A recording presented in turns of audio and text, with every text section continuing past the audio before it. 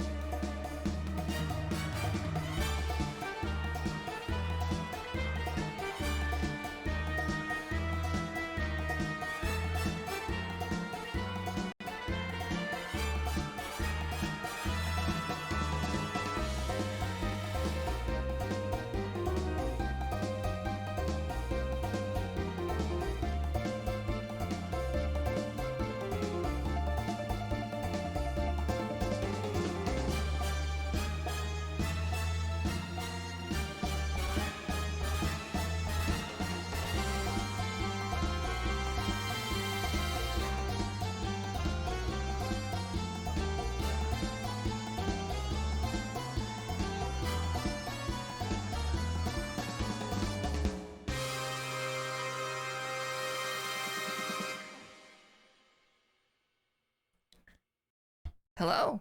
Hi. Whoa! That's too loud. Sorry. I turned the music up too high. Hi, Jarno. Hi, Safety. Hi, Ritsu. Hi, Totally. Hi, Waffled. Hi, Shiro. Hi, Just a Guy. Hi, Jack Daxter. VTuber Laughs. Bottle Goyangi. Valkyrie.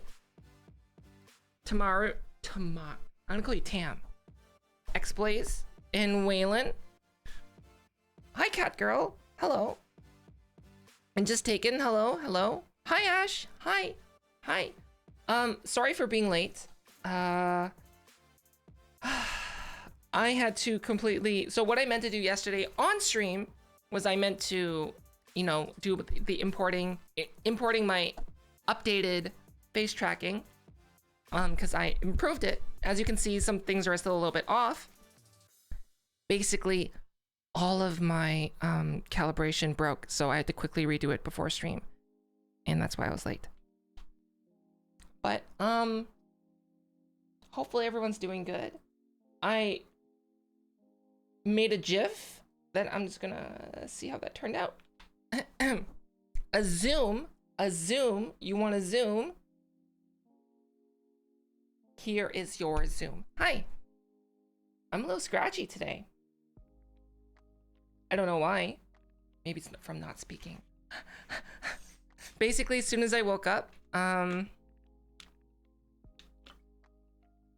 I started working on some of the commissions that I was doing. And that's what I've been doing all day. I think now I finally finished with CC and Candies. I think we'll see how it goes. I'm hoping that they're finished. We'll see if they're finished. Maybe. What did you realize, Oak? Let's turn the music up a little bit. Oh, it's like barely audible. It's so loud for me. Why is it not loud for you?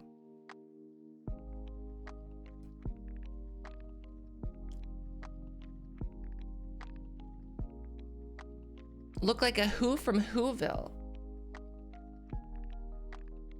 Whoville? Like, I know what those look like. Whoville. People? Oh, maybe. I could see that. I could see that. Except for I'm not very human looking. Maybe. They're more cat-like, I think. But I could see that because the anime style is like that, right? You actually, the only reason I guess you could say that is because most of the VTuber models that you see out there, you see them flat shaded versus seeing them I guess fully shaded. So I guess that makes sense.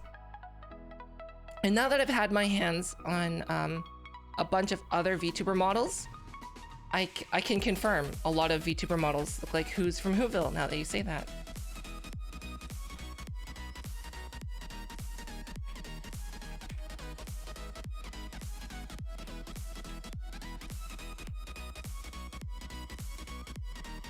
Bum, bum, bum, bum. But yeah, kind of.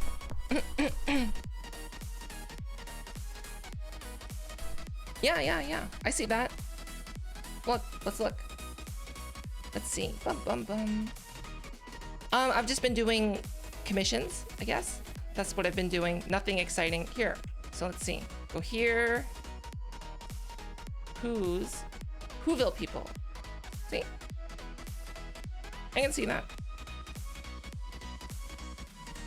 I can see it. Right? I see it. It's because like all the VTuber models have tiny, tiny noses. So it makes sense. And they poke out like this. So I get the comparison. I see it. Right? But the thing is that that's all VTuber models. Right? That's all VTuber models. Yeah, it is the nose area. Well, like, essentially, what I could do, I've actually thought about this. Hi, BZ.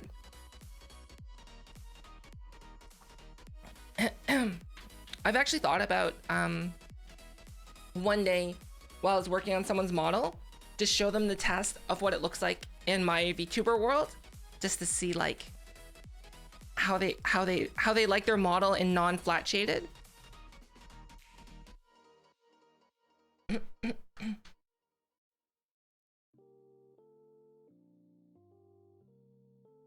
And hi Azure, hello. It's your first time. Well, I'm glad you like it. My mic is a bit off right now in terms of the location. I need to fix it. It's close, but not close enough. Do you know what I mean? Because like right now, it's right in front of my face, whereas like it's on the side of my face, but here it looks like it's in front of my face. I just need to fix that.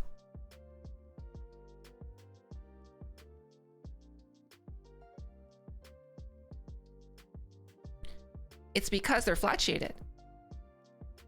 That's basically it. They're flat shaded.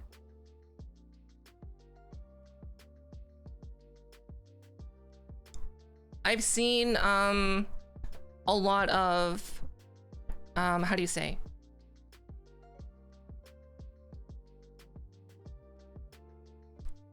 I've seen a lot of I've seen probably a good handful of Genomu's models, just the raw files. And I can tell you, they have very similar noses, like this. They're not exactly the same, but they're, I guess, if you're gonna compare them to whose, then I guess that's the comparison you have to make.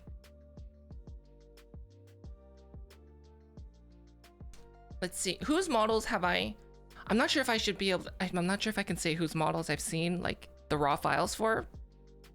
But obviously everyone knows I've seen cC's model, so.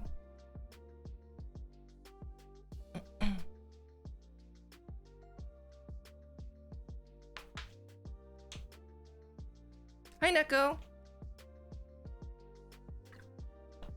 Cause when my model is flat shaded, you don't really see the, I guess, the Whoville effect.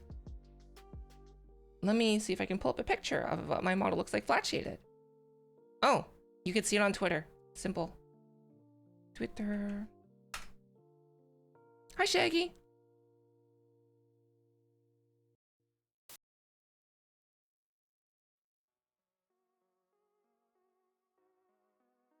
There we go. Okay, so I'm just gonna quickly break the zoom just to show.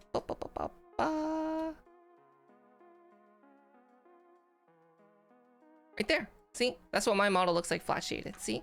Hello. Hi, Fofa. So like, you can't really tell like the depth of things unless there's I guess the texture's there, which it isn't most of the time with the flat shading.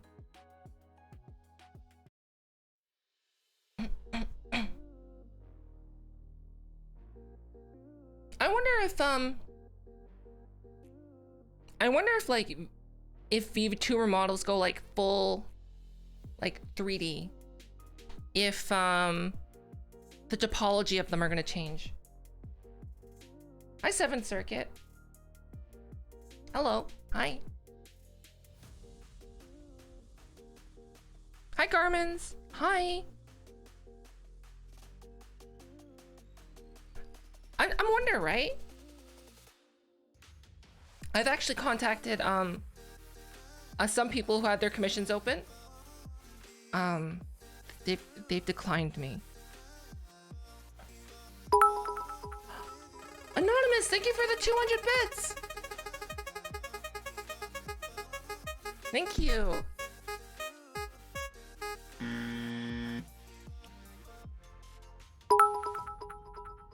Oh, thank you for the 100 bits. Whoa! Thank you.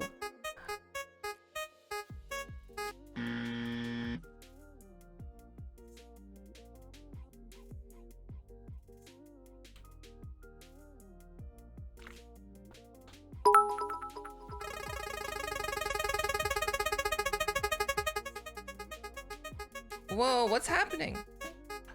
Whoa!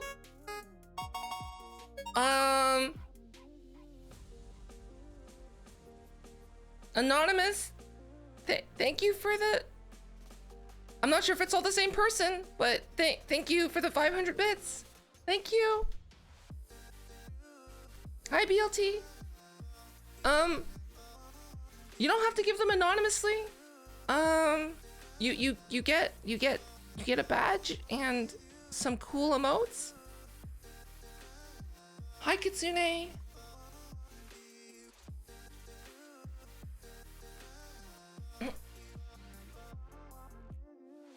I'm doing well.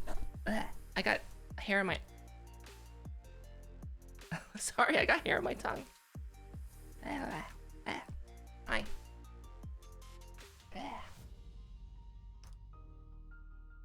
Okay, I'm fine. I'm doing good.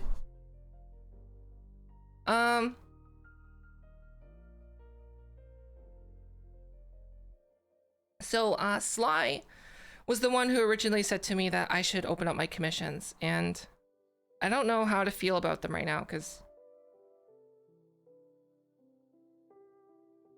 I don't know. Of course. Of course. Okay. Talking about Sly, I'm glad you're feeling super happy. We're going to be poking Sly. So what that means, Sly is in the office next door, and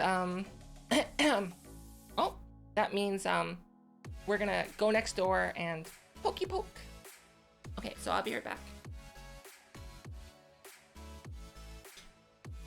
We're gonna sneak and get Sly.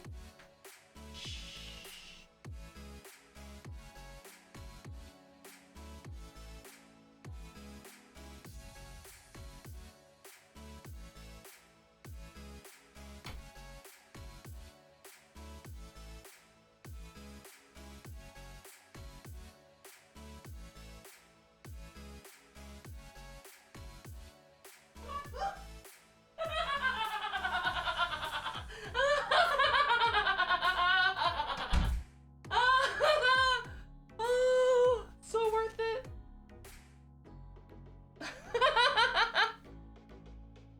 Oh, we scared her.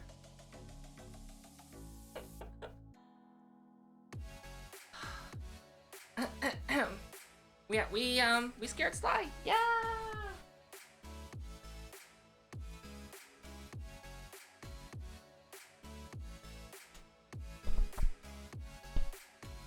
Is this the right? Oh yeah, I just need to. Oh. Oh, thanks for the 10 bits, Oak. Thank you.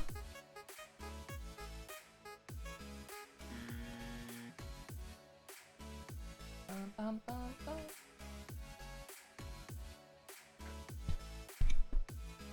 Yeah, see, this is like so, oh, it's so off.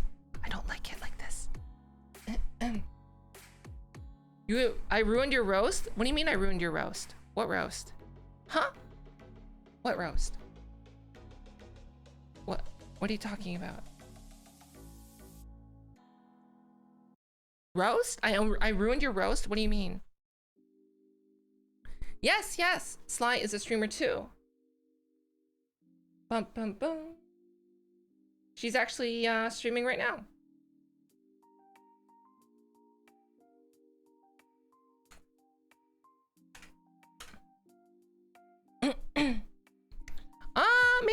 Maybe one day.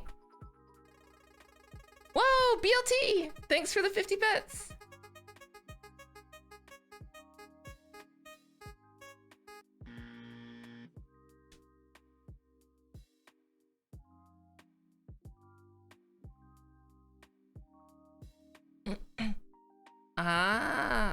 Okay.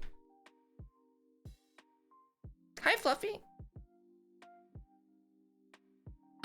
Maybe from the VR gang. Maybe.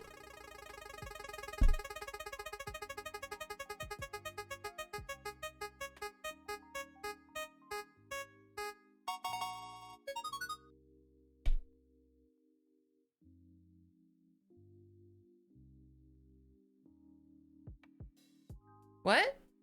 Who keeps doing that?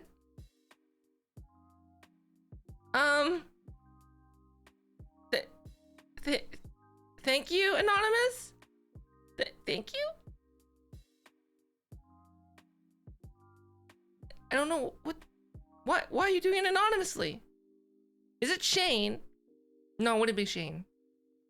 Shane wouldn't do it anonymously. He would want people to know that he's donating.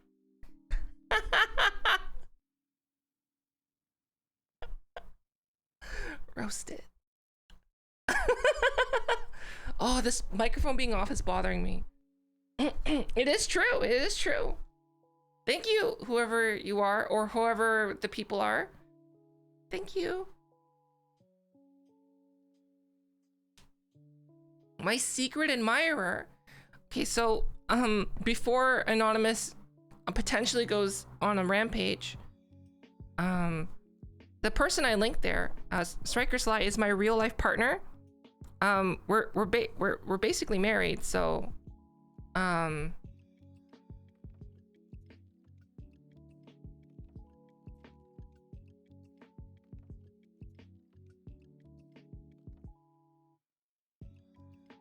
Flaming Taco, hello. Does Shane even have a bits badge? No, Shane doesn't have a bits badge.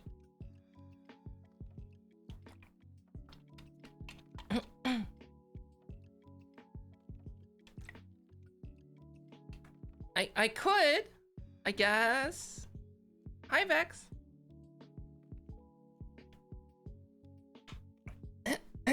You have a bits badge, Shane? Can you drop an emote? If you have the 1K bit badge, then you should have an emote, I guess. Right? You should have an emote, a golden emote. Right? You should have a golden emote.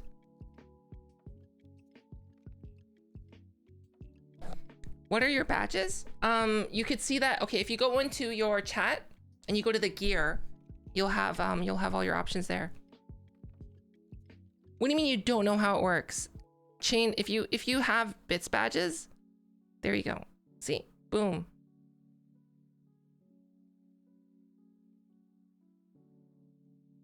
Yeah, see? I have my hand is going crazy. I also moved the chair like more accurately close to my back. So now when I lean back, it leans back.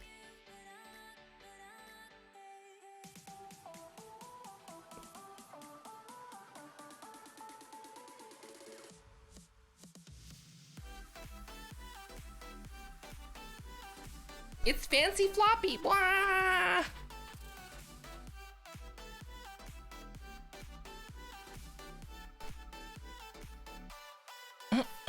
You're on mobile? I don't know how to work mobile. I just remember not liking Twitch mobile because they charge you more for bits and subs. Hi, Pew.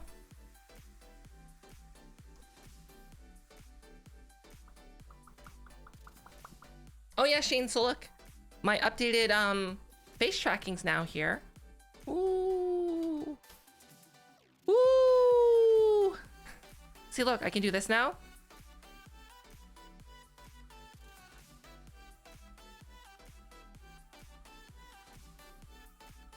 Look at that. Wow. Wow. Wow. It's like such a small thing.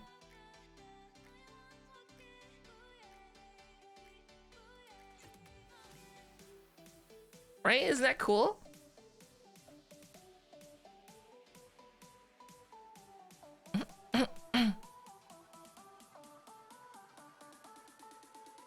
And I made my eyebrows a little bit more expressive. And then I also like made my eye look a little bit more exaggerated. Oh, and then I know people really liked it. I got rid of the cursed smile. So this is the most cursed it gets now. There you go. Hi, Haza. And hi, Ethan. Hello. Yes, it does. It does oak. Basically, the best way to do that, to get around that, is just open Safari or Chrome and then buy your bits there and then go back to watching on the app.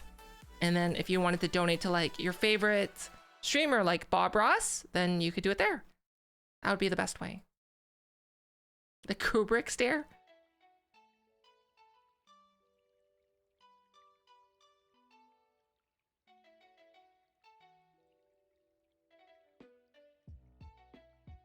Gas.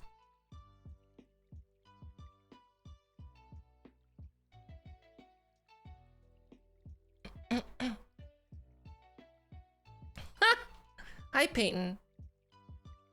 So today we might, oh my gosh, how many commissions do I have? I know I said I didn't want to do them on stream, but they,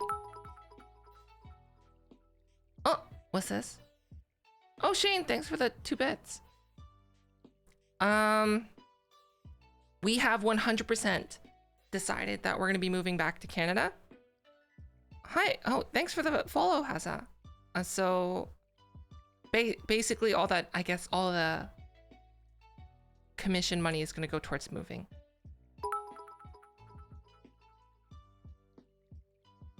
Anonymous, thanks for the 2 bits. 100% that's Shane. That would be Shane. That is a Shane thing. That one was probably Shane.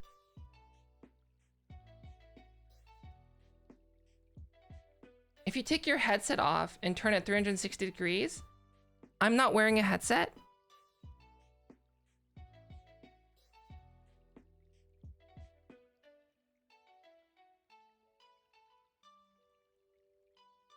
Well, it seems like Shane would be someone who would donate like 2 bits anonymously.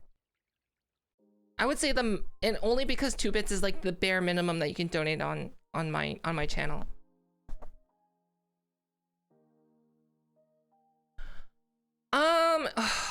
Okay.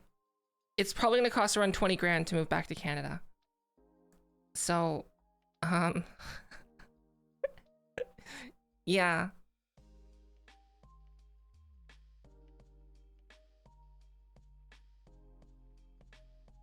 Like, I could take my tracker off, I guess, but I don't want to do that.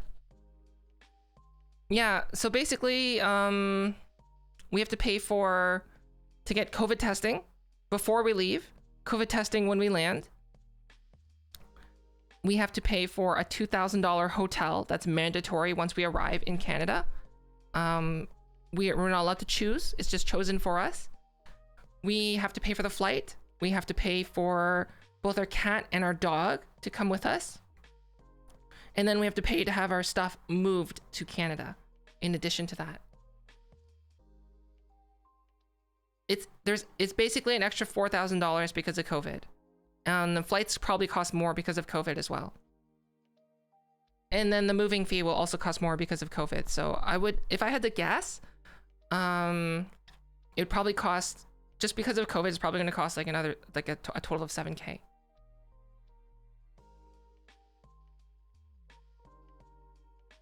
Hi, noob.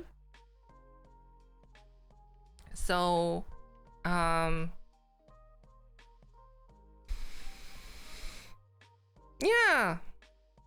Do they accept Bitcoin?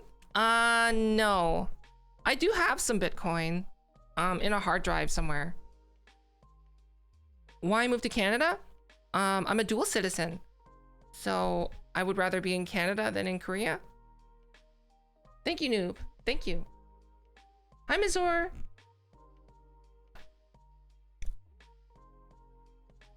Like, I think streaming is, I think streaming is more, how do you say? Probably more, why is, ignore? Okay, to be honest with you, I think streaming is more maintainable. No, 20K. 20K to move.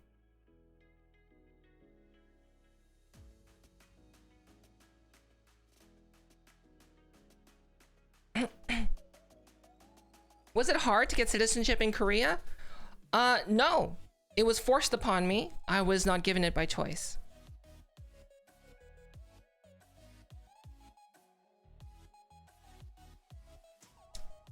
Yeah. That's like, it's a long story, but the sum of it is when I move back to Canada, I'm gonna revoke it because I'm spiteful.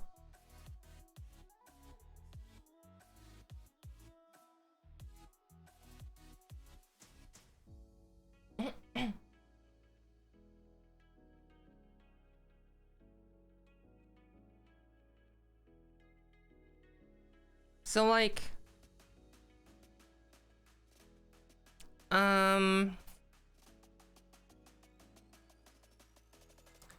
we have to just like, we have to find a place to move all of our stuff, or we have to decide if we're gonna get a house, or if we have to decide if we're gonna rent, or we're gonna have to decide if we're gonna put our stuff in storage.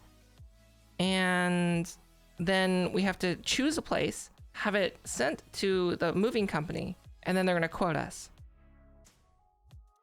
So it's kind of a mess.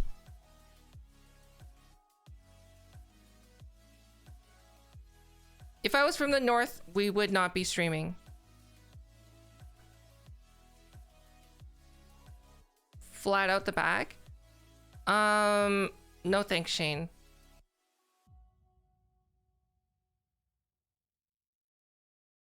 Hi, Azusa.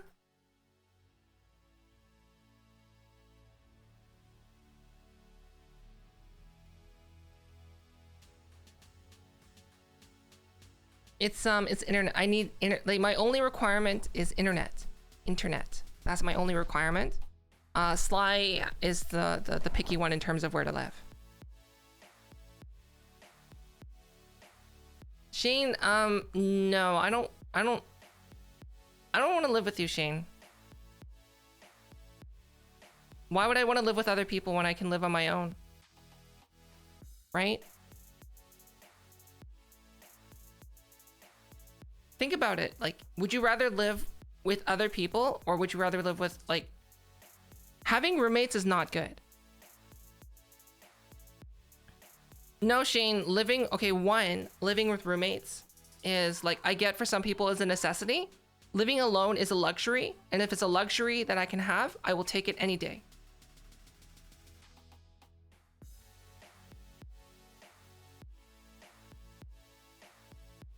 $100%.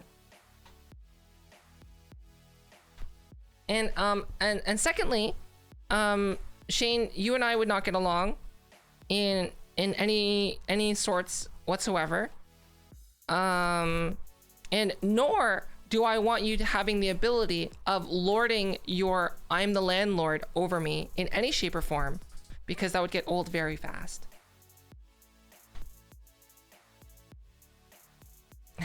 So those are the cold hard facts.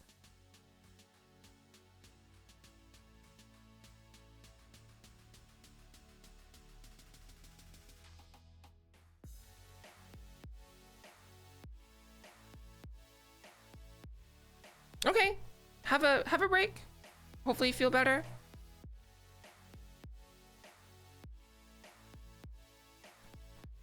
I'd rather not.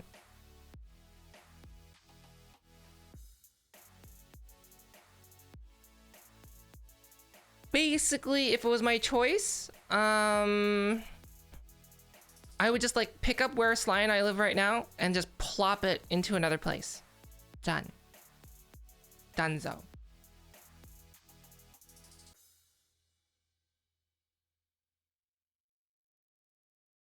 Here's the thing. Hi XL Overkill. You don't really know someone. Like, you don't know your best friend until you live with them. And you might go, oh, Fofa, but, you know, we've had sleepovers or whatever, or like, I stayed over a couple nights, or I crashed over there at place for the weekend. No, you do not know your friends until you live with them. And then basically, like, that is like a make or break. That's a make or break in most friendships.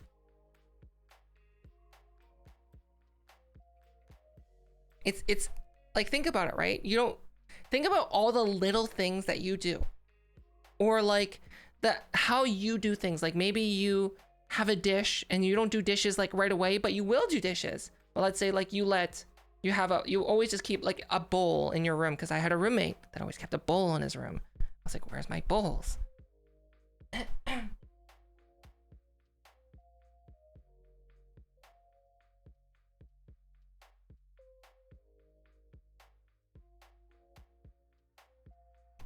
Oh, thanks, Charno.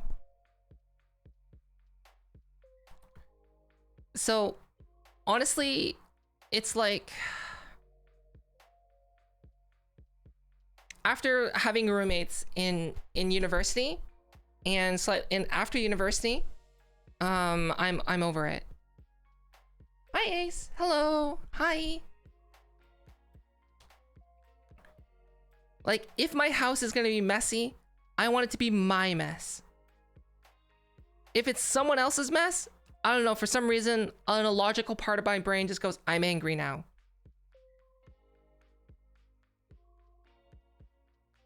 Having a partner is like having a roommate? No. Having a partner is more like having an extension of yourself in some aspects. So think about it this way.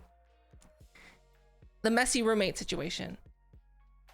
Hi Akash, hello. If you've lived with roommates before and you're like, oh, they're so messy. Like, let's say you're messy, but you get angry at their mess, right? Then, you know, that happens, right? You're irrational. But then if your partner gets messy and you're like, I'm fine with that. Or then that means that's a keeper. Or at least kind of, not really. Don't choose your relationships if you're fine with their mess or not. But you get what I mean, right? Yes, I do have a tracker on my mic.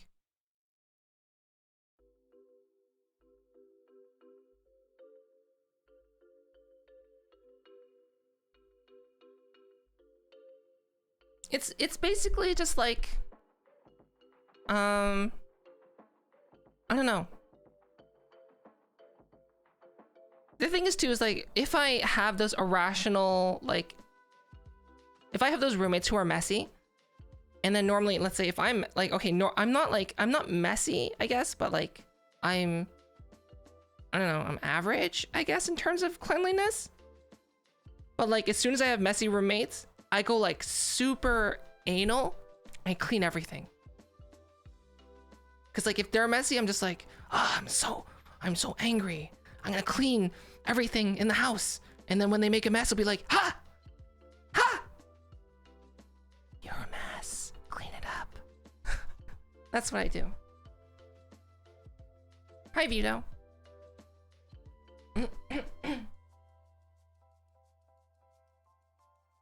Despite by Sly being sinky.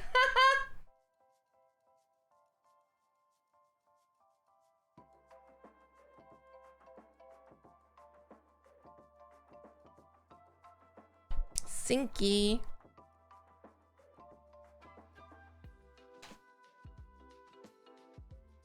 But yeah, I have a tracker on my mic, see? It's just I have the calibration slightly off, so like I'm touching it right now, but it's like it's floating in front of me.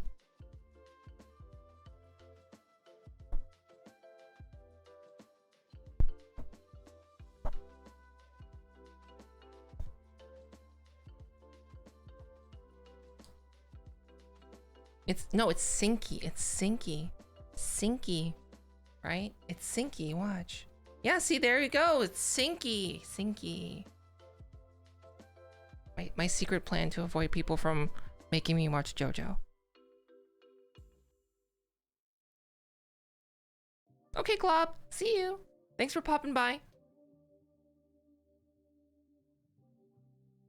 Oh, I didn't check my other app. I don't know if that one's broken. Okay, we're gonna quickly find out. Hi, Delph. Hello. We're gonna find out if my other small version is broken. I didn't test it. Let's test it. Okay, 3, 2,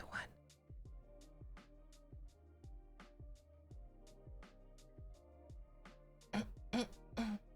hi, Luca. Okay, am I broken? Here, let's find out. No, it's broken. The chair is broken. Look how high the chair is. Look at it. Look at it. It's broken. It's in my body. It's in my body.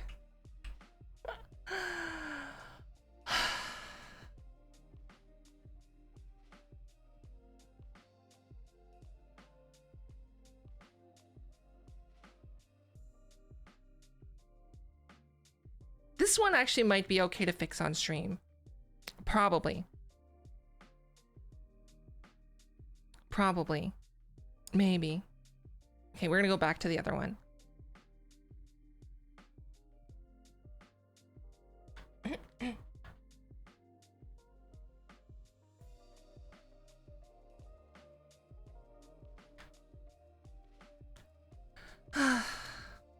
I think my model changed a bit too much for it to be basically, if you don't change your model too much, you can just plop it in.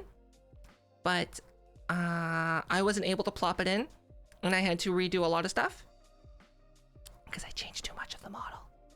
So now, I guess I need to reconfigure a bunch of stuff, which is, I guess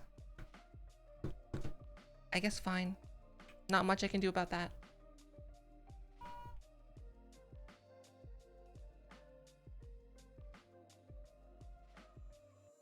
Thanks for the follow, Shinobu. Have a good lurk, Ace. It is. But it will get a real body pillow, you know. Your best chances of actually getting one is one day when I get the draw. I just have to wait for my new model.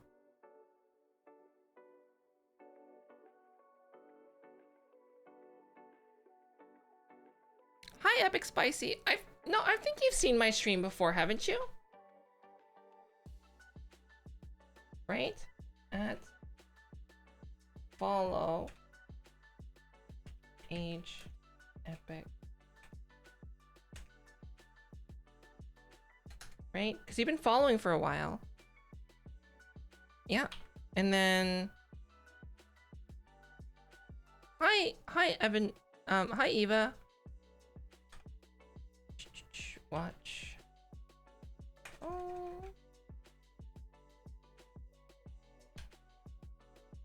Yeah, you've been watching quite a bit. Hi Beast Mode. I guess you're right. Maybe it has been a while. Speaking of which, Shane.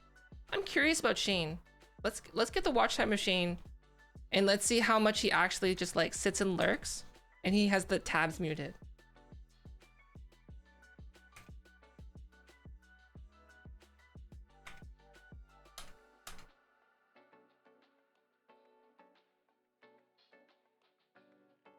Hasn't increased that much, Shane.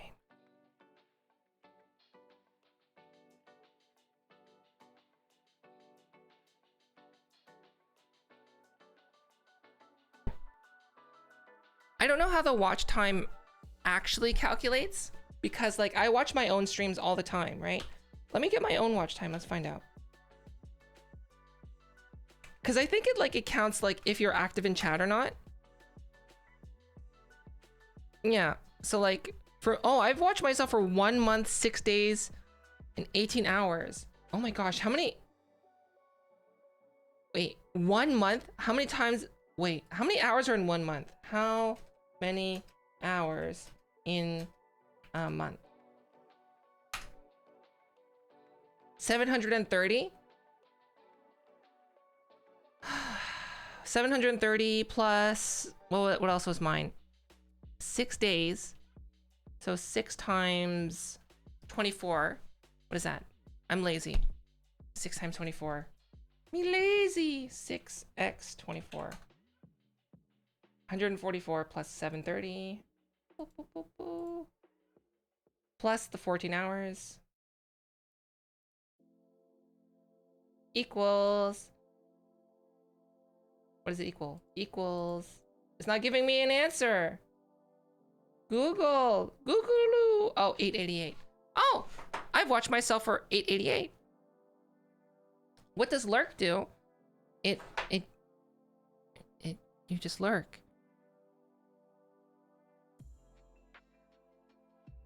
I've watched myself for 888 hours. Goodness gracious. How long have I been streaming? How many hours have I been streaming? I don't know. Can I check this? How many hours have I been streaming on Twitch? Channel analytics. Okay. I'm pretty sure it's more than 888.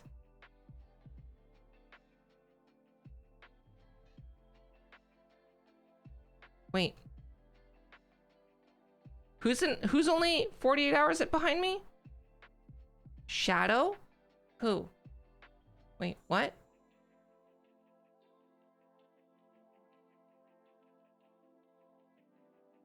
No, they're not. No, they're not.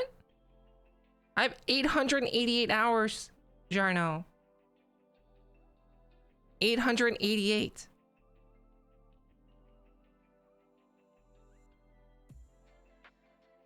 Let's go to creator dashboard.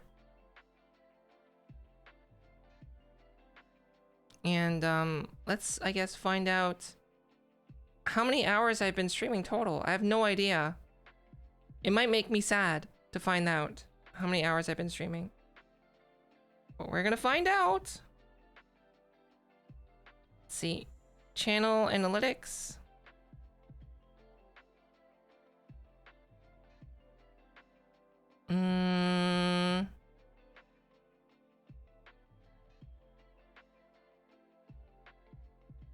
Let's see. Start dates, go back. I think I started streaming last year. In like... Was I streaming last year? Was I streaming in 2019? I don't know. I'm just gonna go back really far.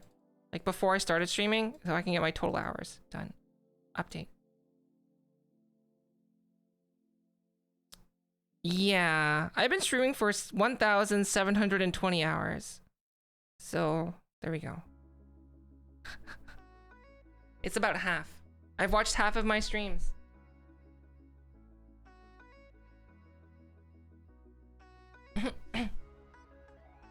Wait, really? It said when they did... Really? When they said it... Wait, hold on. Shadow CH has been watching for 13 hours and... Look. Shadow Man CH has spent 13 hours, 15 minutes watching. That's what it says for me. Oh, wait, what? No, they've been following for longer. They've been following, but not watching. Jarno. You mixed up the follow age and the watch time. Did I stream before the pandemic? Yes, I did. Sound of Raindrops, you should know that. You've been following me before the pandemic started.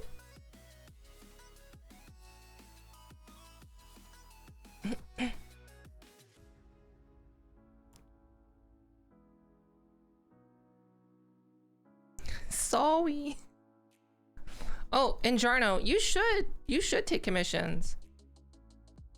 I mean, like, okay, so I know this is not everyone's approach to commissions, but like my commission, like, why not make extra money on the side, right? The way I see it is like, if you have the how-to out there, it's easily accessible, and someone says, hey, Jarno, do you know how to do this? And you're like, here's a tutorial that you can use, like either a tutorial you made or like a really good resource. Like imagine someone's like, hey, Jarno, can you make me a donut in Blender? And you're like, oh, if you just follow this YouTube tutorial series made by Blender Guru, it gives you a really great way to make a donut. And you're like, yeah, but I don't have the time to do that. Can you just make it for me? Do you know what I mean? Then at that way, you can just be like, okay, well, I'll charge this much money because this is what I think I'm worth. Do you know what I mean? Like that way, like you can do it kind of guilt-free. Well, I mean, as long as you're not like, you know, extorting. Hi, Legendary Trainer. Hello.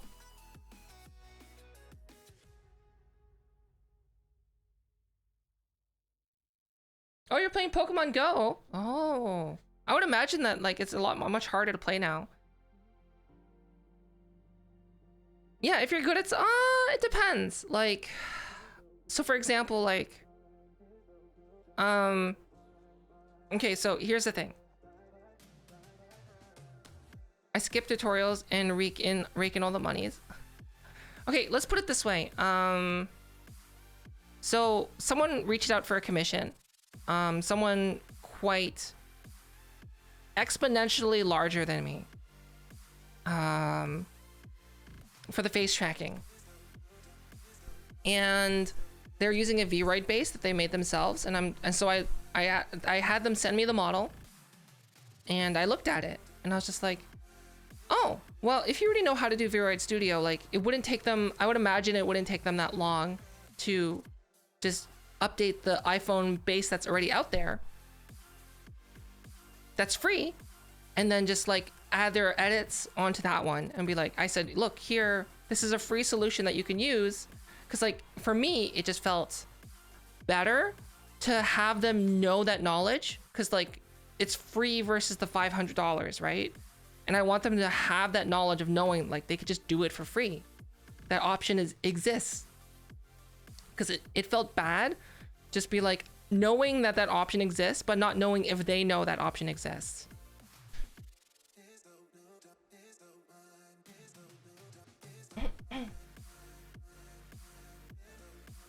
Wait, what about Code Miko? Huh? What? Wait, what are you talking about, Jarno? OMG Code Miko? Did I miss something?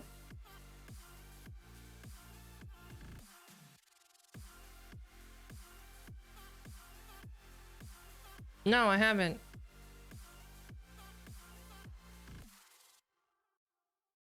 Okay, well, if anyone who doesn't know who Code Miko is, I mean, they're pretty much like the best at what they do.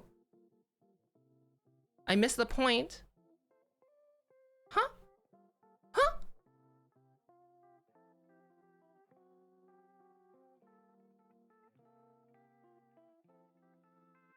Well, I mean, like, who doesn't already know about Code Miko, right? Like, now that I guess it's been brought up. Code Miko is, well, she's a VTuber of sorts, but like she has basically the best setup. She has like the dream setup, right? And like, it's not just like, oh, she just bought a lot of stuff and then slapped it together at work. No, it's like, it's all through hard work, determination, skill, and knowledge.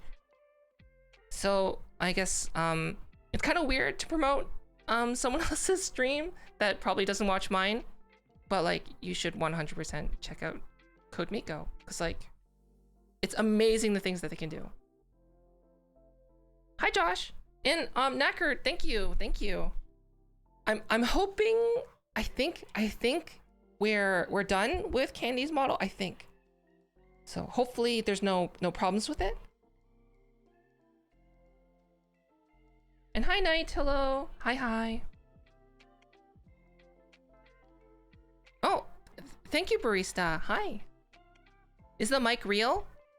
Well, right now, I need to recalibrate my microphone, but it is, see? It's just, it's a bit off in positioning right now.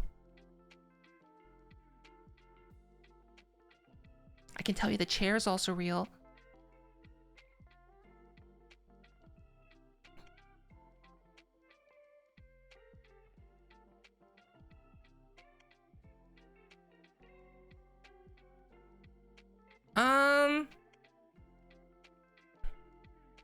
I don't know. I was just thinking about it. Like, I don't know. I think sometimes when it comes down to Unity and C#, I get really frustrated in terms of like what I want to do and what I know I can't do without dedicating time to do it. Do you know what I mean? So like, there's a lot of stuff that I want to do with this stuff. I don't have time right now. Hi, Synchrich.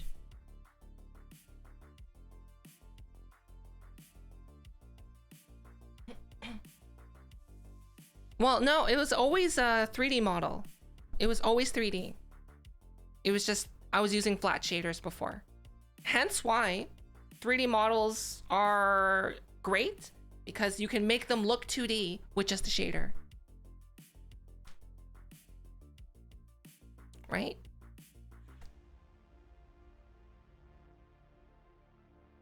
Also, I'm feeling a little strange today. I don't know why. But you can check out sCuFf. sCuFf is a fellow VTuber, and sometimes they stream VR chat, and sometimes they stream other games, and you can see them right there.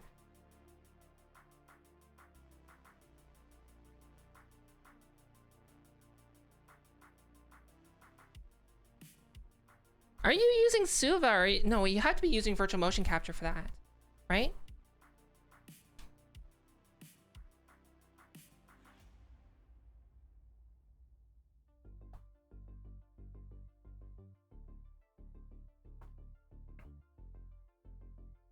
Hi, Godzilla. I'm having coffee. VMC is magic. It looks like magic to... Here's the thing, like, there was a time where a lot of VR chat streamers didn't know about VTubing software. So what I would do was I would use a different model as the model that's loaded in VR chat, but then I would have my main model loaded in virtual motion capture. So I would have, like, on this side right here, right, there would be the front on view, like the green screen camera of my model, like as if the camera's facing me, right? And then it would be POV. Oh yeah, yeah. I had to teach myself how to do inverse kinematics to get the mic to do that. Which, I mean, in Unity, it's not too hard. Eventually I'll do a tutorial on how to do it. Eventually.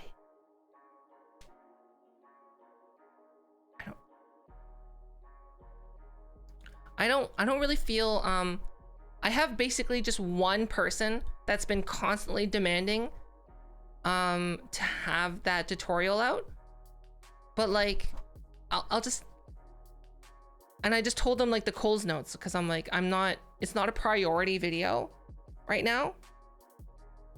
Because like, if you think about it, it's a very niche thing. Because one, you need to have VR. Two, you need to have extra trackers. Three, you have to have this setup, which I do have tutorials on how to make this setup. And four, you have to be willing to put that tracker on your microphone.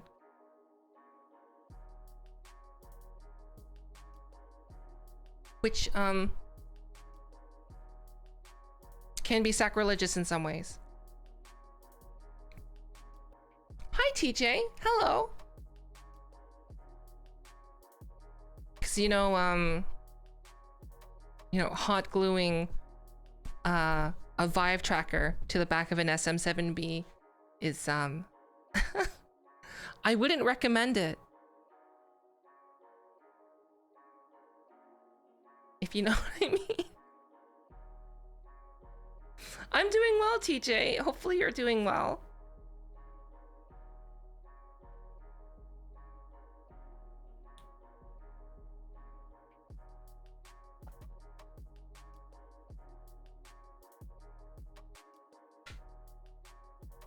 I could have used rubber bands. Not really. No, not really. I couldn't have, no. Basically, like, if you look at the SM7B, it's very similar to this right now. I did a decent job modeling it. I did it like within this is like a 30-minute sculpt, which is basically this. So this is the SM7B, it's smooth. So like, do you know what I mean? It's smooth, and then the only things that, there's not like a really great way to mount a tracker on the back of it. What do you think of the picture you did? Did you upload a new picture to the Discord?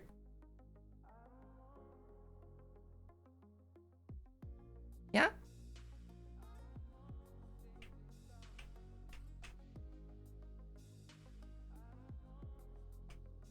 Let me check.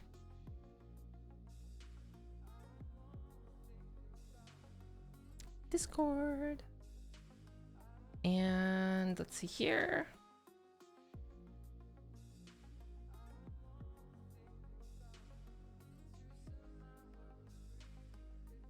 Oh, why is it so sad? I like it, but why so sad? It's very like, it reminds me of kind of like, that would be really kind of good merch. Do you know what I mean? That looked like it would be good on a t-shirt or like a phone or something. But why sad?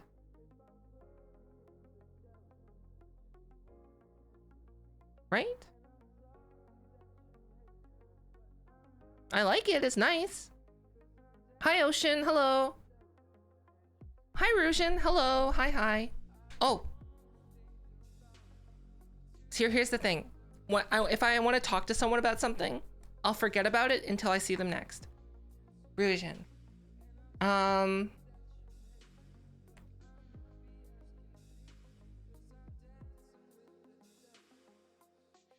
What's your encoding quality on your stream? Okay, I don't mean to like do, okay. What's your encoding quality on your stream? Ocean, how are you though? Are you proud of gluing the microphone? A little bit. I managed to do it in a way that doesn't damage the mic. It does make the microphone very back heavy though. That's the only issue. So it does tilt sometimes, which is the problem.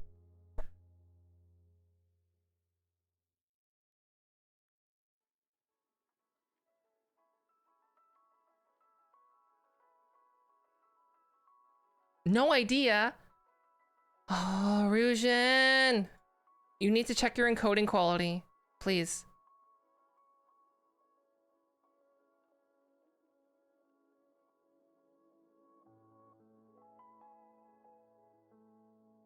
Oh, I see.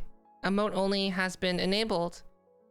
And the only way to get rid of it is if someone redeems emote only off. But Rusian, you can go into Discord. I'm not Discord. If you go into your OBS and you go to settings, and then in settings, you can go to video, and then there you can change your scaled resolution. So at maximum, you should have it at 720p as your highest amount. And then under output, you can go to streaming, and then there you can change your encoding quality. So 6,000 would be your maximum. I would just, I would do a test stream. So what you can do in OBS is under the stream tab, you can go to enable bandwidth test mode. And then you can play with the bit rates there, and then it'll actually give you like a green bar, whether if you're still good or not. Thank you, TJ. Hi, Tyga. Hello.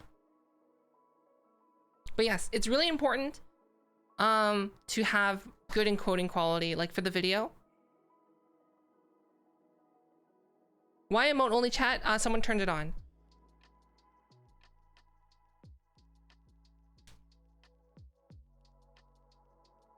If you want, Rusian, we can just message me on Discord, and I can help you. Like, I know I just explained it now, but I can help you if you just send me a little DM.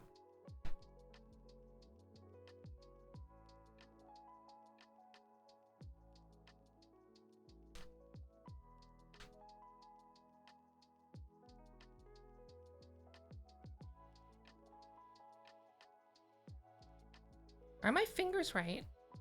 Oh, I need to fix this thumb. Look, because it goes like this. This is normal, right? And then all of a sudden, boop! It's like I'm double jointed.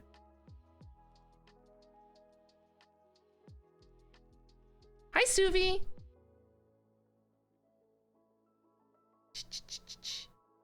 Over bending thumb, gang.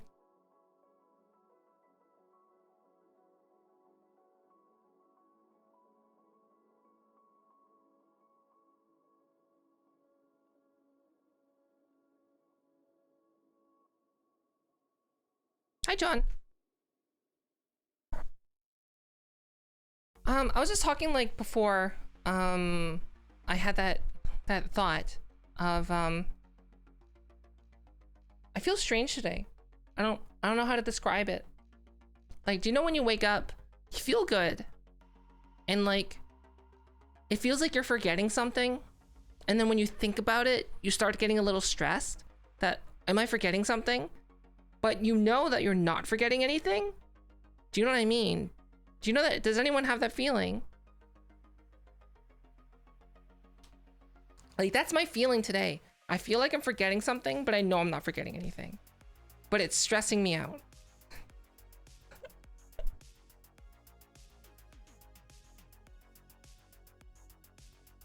Pants? I'm wearing shorts.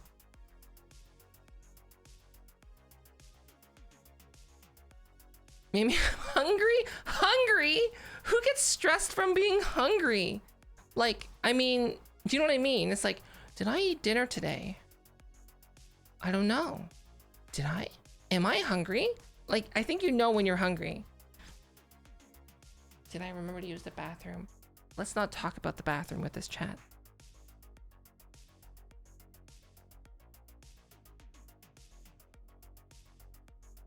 Maybe something about staying up to 4 a.m. multiple times a week?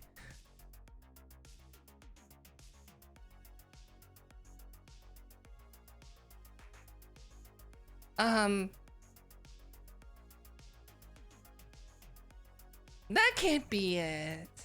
No, no, it's not it. Hi, Legoland. Hello. That's not it. No, it's fine.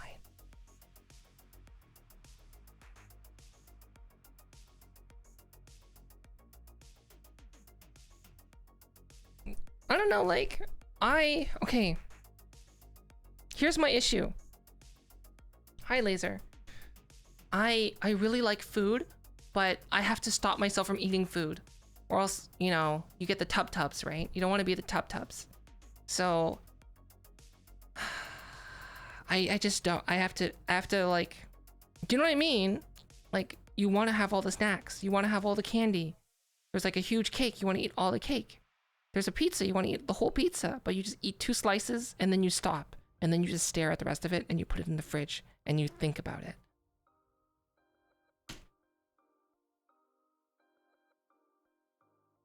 I'm not sleep deprived. I've been getting 7 hours a day. Like, there's a new pizza place that's by our house. Oh, it's so good. We get pineapple pizza from them. We get Hawaiian pizzas. They use like fresh chunks of pineapple and like giant thick cuts of smoked bacon that's been grilled.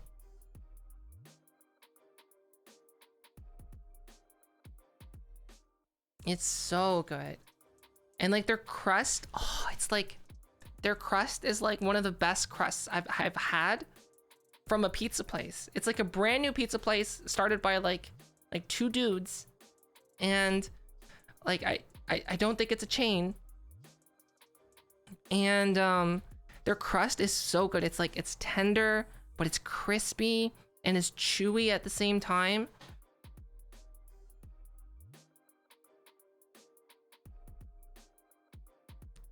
You know, as a chef, if you say pineapple on pizza, a good pineapple pizza is heresy, then you have a very bad palate.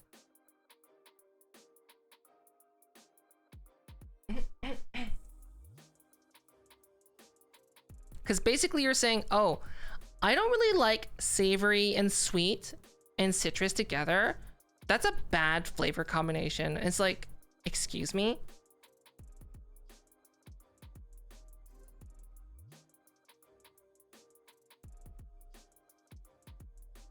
I'm just saying, are you saying, Vex, that savory sweet is not a good flavor combination? Because that's what you're saying.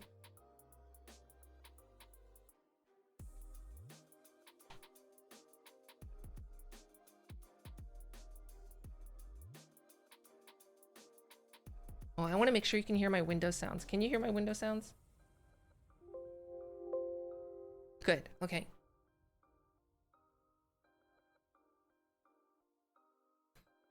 So you're saying Italian has no savory sweet combinations. Is that what you're telling me?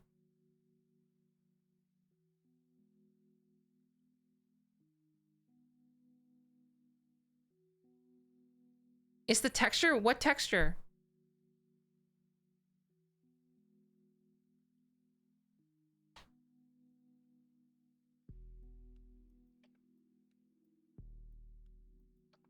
I always think about food taste objectively. Do you know what I mean?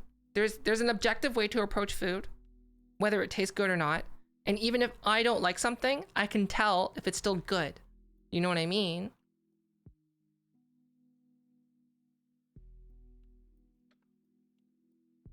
It's not soggy. That's the thing. If it's done well, which this place does it well, the crust is not, the pizza in no way is soggy. It's kind of like, have you ever had a grilled pineapple before? It's basically, it's like you have a grilled pineapple like chunk on the pizza. The juices haven't seeped out of it.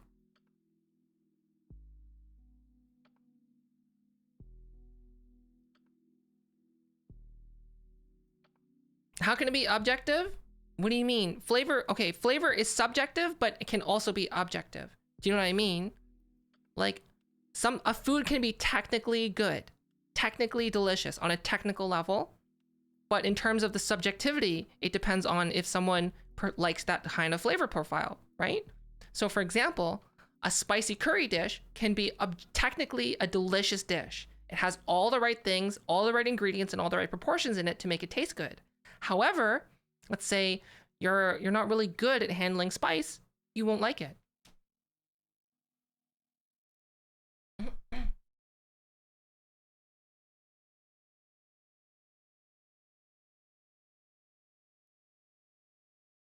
Yeah.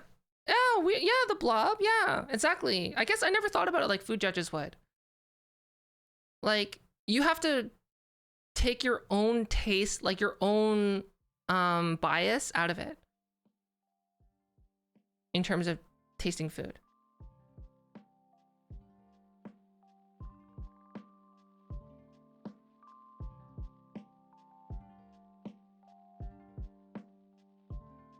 I do think that people's tastes change over time though. So for example, like from what I've read, it's been different for me, but like younger kids don't like bitter tastes. Cause I think like traditionally that's more associated with poison. Whereas like when you get older, you're just like, yeah, bitter's fine. Hi, awesome.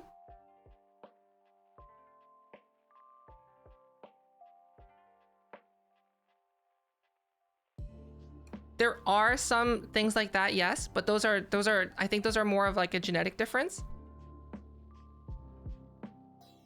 What kind of foods do I don't like? Okay, TJ, see you.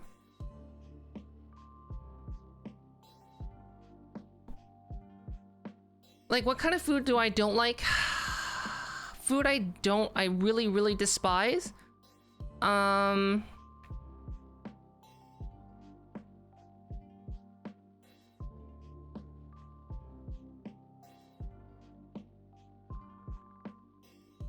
don't like food that visually looks bad. You know what I mean? It has to like visually be appealing. Hi, Ochio. So like, for example, in Korea, there's something called bandegi. Let me show you what bandegi is. Bandegi. It's visually not appealing. It's kind of disgusting looking. We're gonna look at it. Ugh. Ugh. But I've tried it. And like, I can see why some people like it. I can see why some people like it. But like, personally, it's not for me. There it is. Wait, let me zoom in a bit so we can get like a nice look at bandegi. There you go, bandegi. Let me zoom in a little bit more so you can see it. Bandegi.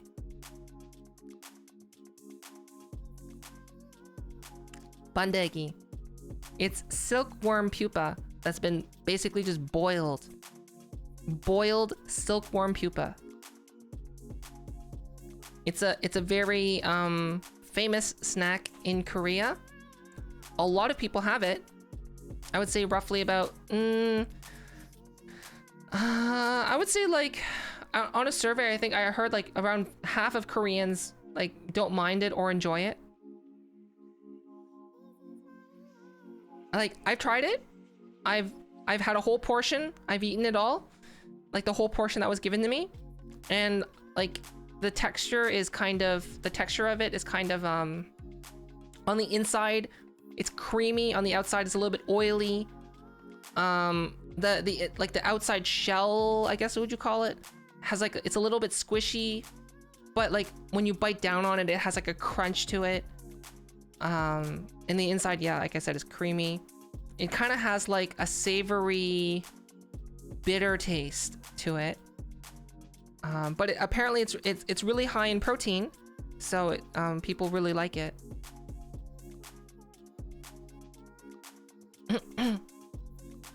It's a silkworm pupa.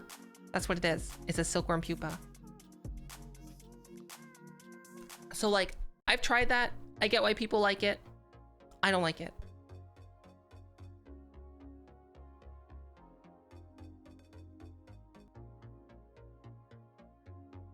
Like, oh, another thing too. If something is too overwhelming in terms of like, overwhelming in like the bad senses. So for example, like blue cheese has an overwhelming factor to it, right? It smells really bad. But like when you eat it, it's like the smell kind of goes away and it tastes okay. It's a little salty sometimes if you get really bad blue cheese. But blue cheese is, overall, I would say if you get good stuff, the good stuff, it's good. However, well, like some people just can't get over the smell. However, there's hongo. Let me see if I can find a picture of it.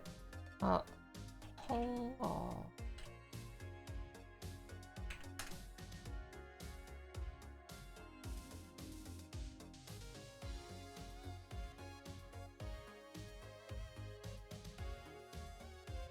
So, hongo is like, it doesn't look bad. It looks like sushi, which we can see right here.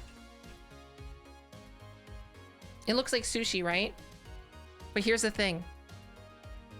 This is fermented skatefish. So traditionally, this skatefish, if you don't want to know what a skatefish is, skatefish.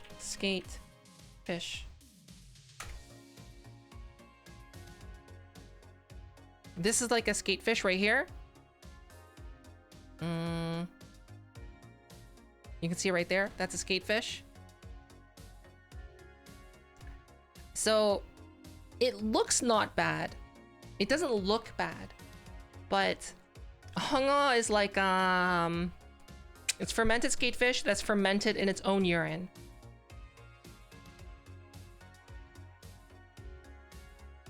So like, you know when you walk into a hair salon and someone's getting a perm? And like, you know that smell that goes into your nose, like the perm smell?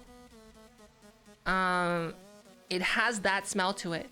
And then you think, oh, well, maybe it'll be okay, right? And you put it in your mouth and you just get a burst of that like overwhelming perm smell like in your nostrils. Like, and it goes down your throat and in your lungs and you're like, ah.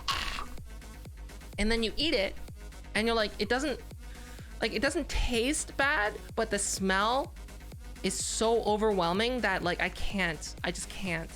Like, I don't like it because of that. I've heard of the 100-year-old eggs. I heard most of them aren't actually 100 years old though. I do like seafood. I really do like seafood. Hi, Kai. Thank you. Thank you for the 14 months. Thank you.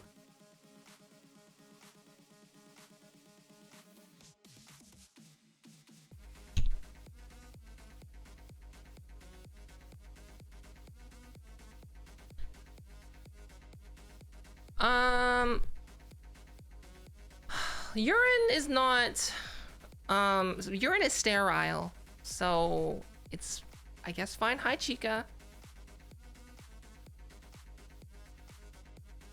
But yeah, so it's fermented in its own urine. That's a Korean dish.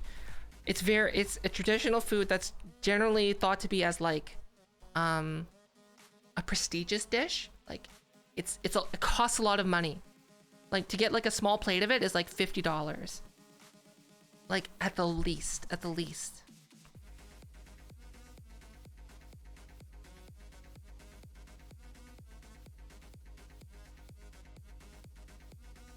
What's that? Surströmming? What is that?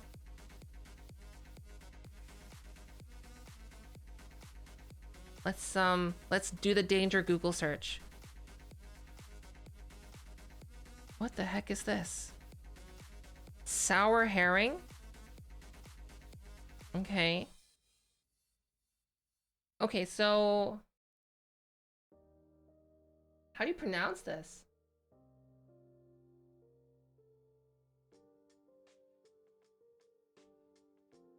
Surströmming? Is that how you say it? Surströmming? Hi, Big Pender. Okay, so it's a Swedish dish. It's made of Baltic herring.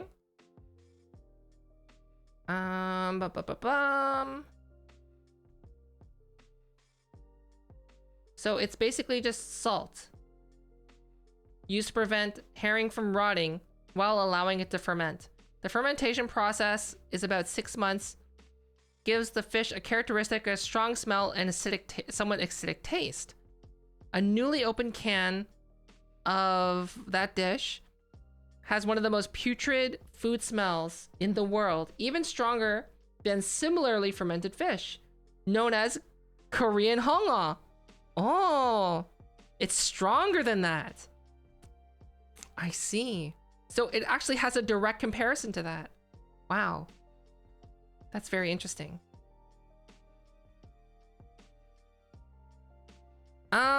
I would be down to try it at least once. I would be down to try it at least once. I know I won't like it, but I'm always down to try new things in terms of food.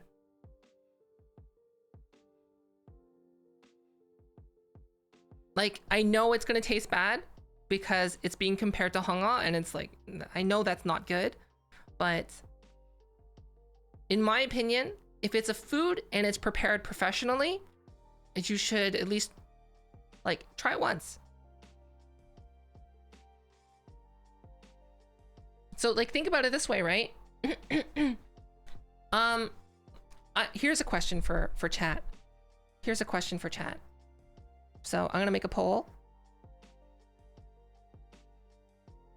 My connection is not private. What?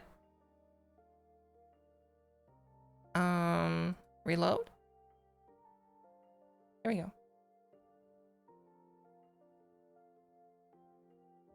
Would you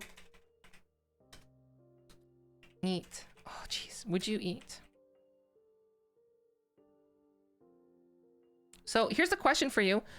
Would you eat pigeon if it was prepared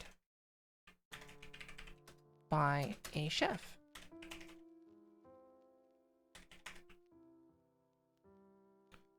Yes. No. Okay, before I start this poll, if you know the history behind pigeon, please don't say anything. I want to get like, I don't want anyone else's opinion to be influenced on that. All right? Because like, I know the history behind pigeon. So basically, here's the thing, right? You're in another country and you go to, let's say someone invites you to like a 3-star restaurant. So like a 3-star Michelin restaurant. So it's not like a really high one, but it's like pretty well rated. And you're in Europe somewhere. You're in this 3-star Michelin restaurant and the chef offers you their specialty without telling you what it is. And you're like, yeah, sure. You're excited. And then you get it and like, here you go, our specialty dish, pigeon. So in this case, oh, why is it not showing? Poll? Would you eat it? Why is my poll not working? Poll? Poll? It's not showing up on screen. Hello? Poll? Thanks for the follow. Poll? Where is my poll? It should show up on screen. Hello?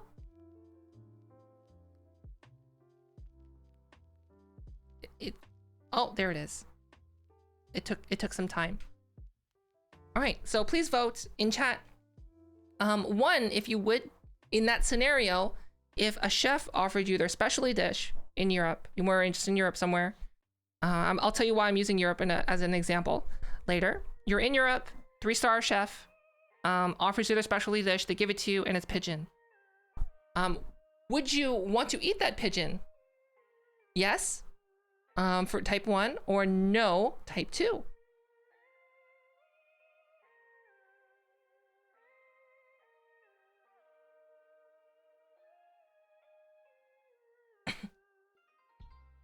I see a lot of ones.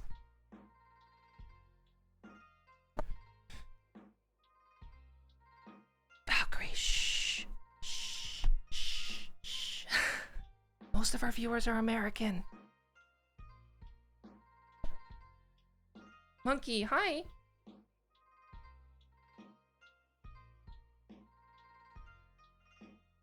If Gordon Ramsay's gonna...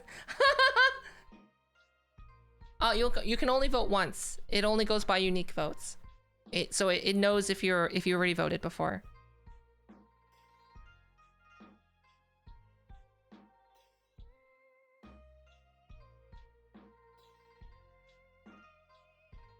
Hi, corruption. Welcome to Costco. I love you.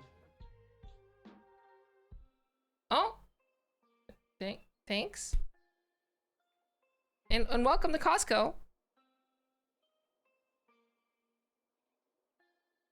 right, we're gonna finish the poll here. So a lot of you answered yes. And those of you who answered yes, I'm guessing you know the history or you're adventurous. So essentially, pigeon actually used, so the reason, okay, think of it this way, like in most countries now, when you see pigeons, you think of them as a pest. Right, they're everywhere. They're like Anakin Skywalker's sand, right? It's grainy and it gets everywhere, right? And they're kind of like in Canada and the United States, essentially their status is like flying rats. They eat garbage, they're everywhere, they poop on stuff. And like, yeah, that's basically the problem. Now, if you're thinking, well, pigeons aren't native to North America or some other countries. How did they get there?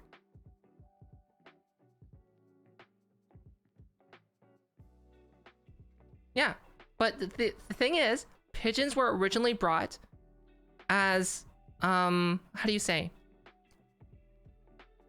As livestock. That's how they were brought over. They were brought over as like livestock. Hi, Madge. Oh, I guess carrier pigeons too, but they were also brought over as livestock. So from Europe. So as an example, in Egypt, that's where they actually keep pigeons like they do chickens. Like they raise them, they feed them, and they eat them. Right?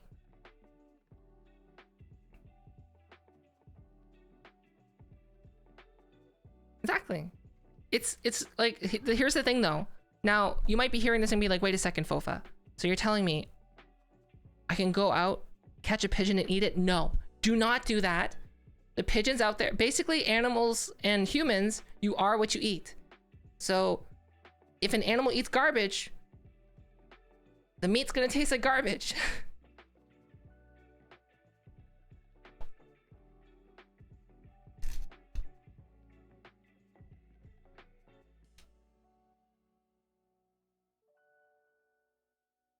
Yeah, they shouldn't be used as a food source. 100% pender. Yeah. So the pigeon that we see now, no. But that's why I'm saying specifically Europe, because in some parts of Europe, they still farm pigeon and they still keep them and raise them like livestock. Basically, they're just chickens. They're like small, delicious chickens.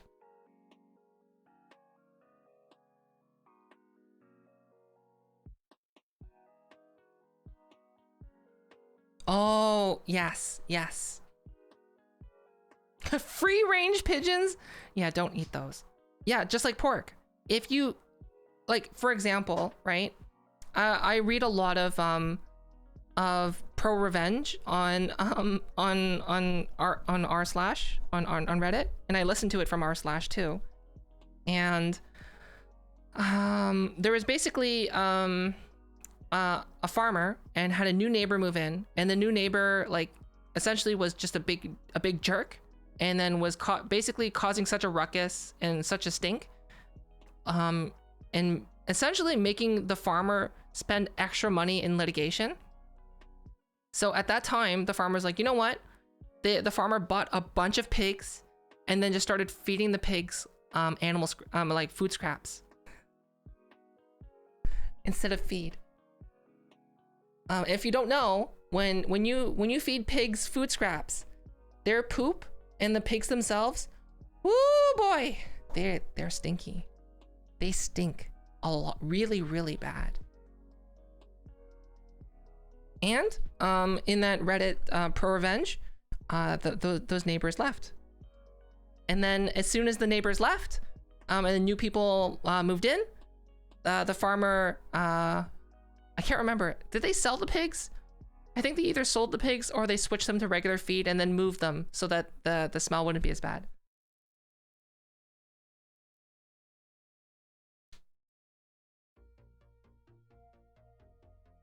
The farmer had bacon the next day.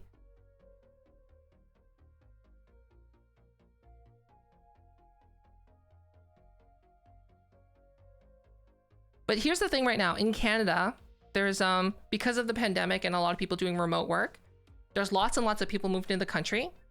And here's the thing that's happening right now in Canada. People are moving to the country because the housing is cheap, and they're like, oh, I can work remotely, so I can have a nice big country home and not have to be in my tiny condo in the city. And so that's what they're doing. And they're like, oh, these houses are so cheap. They're like a quarter of the cost of my condo in downtown big city Canada. Let's go for it. And then they move all their stuff in, and they go and they're like, it smells like garbage. And then they start petitioning like the town hall to like make regulations about the smell in farmland. And I'm like, are you kidding me? You moved to the country beside farmers, and you're complaining about the smell. City slickers. See, I'm a city slicker. But like, I'm logical, right? I know if I go to country, it will smell like poop. It's gonna smell like animals and poop. Like, I get it. Because like, you know, essentially farmers like have animals that poop. They have stinky animals. The animals poop. They pick up the poop and they spray the poop all over, and they grow their crops in poop. Like, I understand that. So like, if I were to move to a country, I would just know that everything's gonna smell like poop.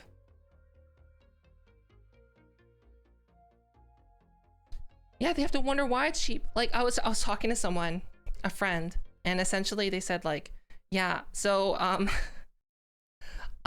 this like super wealthy the super wealthy family from the big city bought a house next to a chicken farm.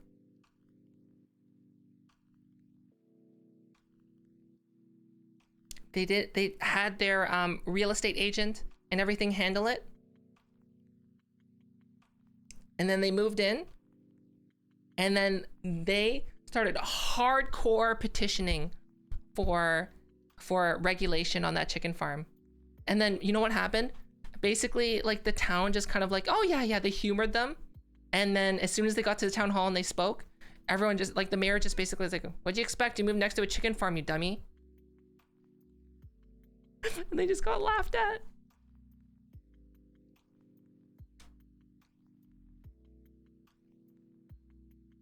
Export is soybeans.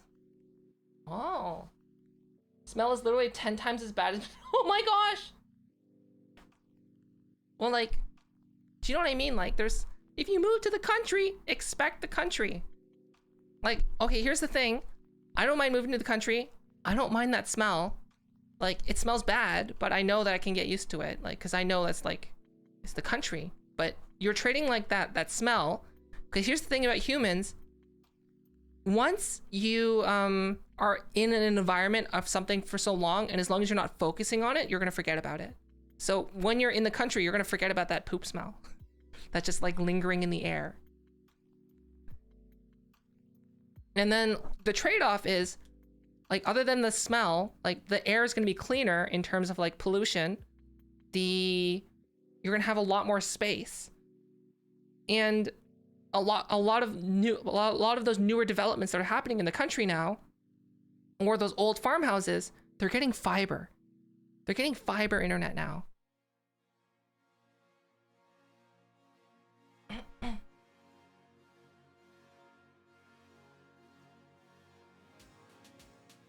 I don't mind living in the country. It's like you get a big house, you can get fiber internet. And like, if it smells outside, just don't go outside. Hi, Dean.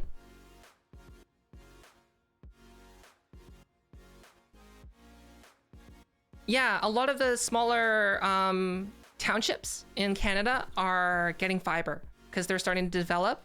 Because basically they're like, hey, all these dumb people who are trying to buy up like land, let's like some of them legitimately come to the country because they enjoy the country, and then a lot of them come because they see cheap house and they go, yes, cheap house. What is up, my fellow countrymen, farmers? I too enjoy the country, but what is that awful stench? That's basically what they do. Where can I get a Starbucks around here?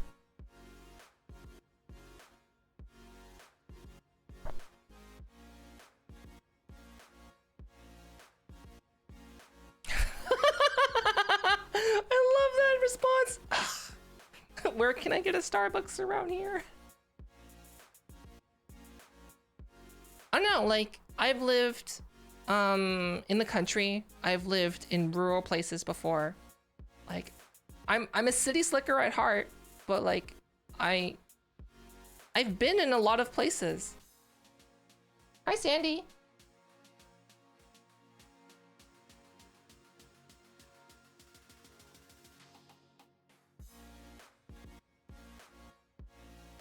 When the infrastructure, they complain. Here's the thing though, right? If you move to the country and it suddenly becomes super built up, what do you have to complain about? That means your housing and land value has just skyrocketed. So if you really want that country lifestyle, move. Sell the house for a profit and move.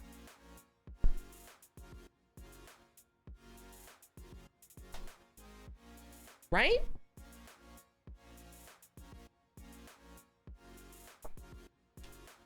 Because like right now, here's the thing, is that the only thing that will always have value, that will always increase for the most part, the most stable thing you can, okay, before you listen to this, I'm a VTuber. I'm a random person from the internet. Do not take financial advice from me. But in essence, the only thing that you can get that will essentially have a hard time decreasing in value is raw land. Just raw land. I'm not talking about a building. I'm not talking about like infrastructure. I'm just talking about land. Just the land. Not the house. The land that's under the house.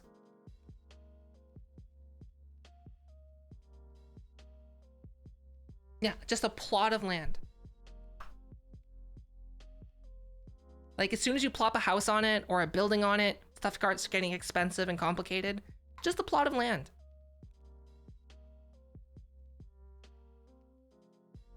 register it as like, I don't know, non-resident. As long as you don't as long as you don't get it zoned as residential or commercial, like the taxes on it will be really low.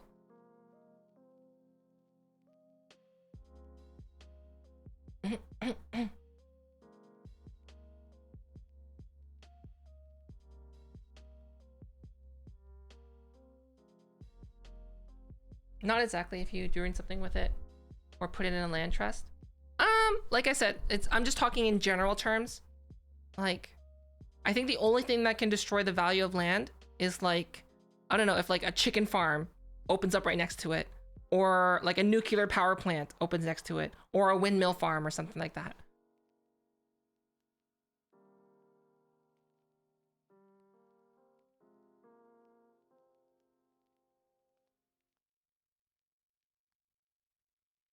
Hi, Chicky Fingies.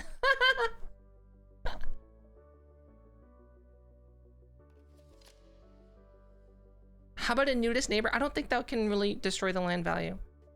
Just like, I'm talking about raw land value. Here's the thing about like, I don't want to live in, as much as I like the idea of suburbs, I don't want to live in a suburb. Because like, when people have too much time and they have nothing to do, people get nosy and uppity, and I don't like that.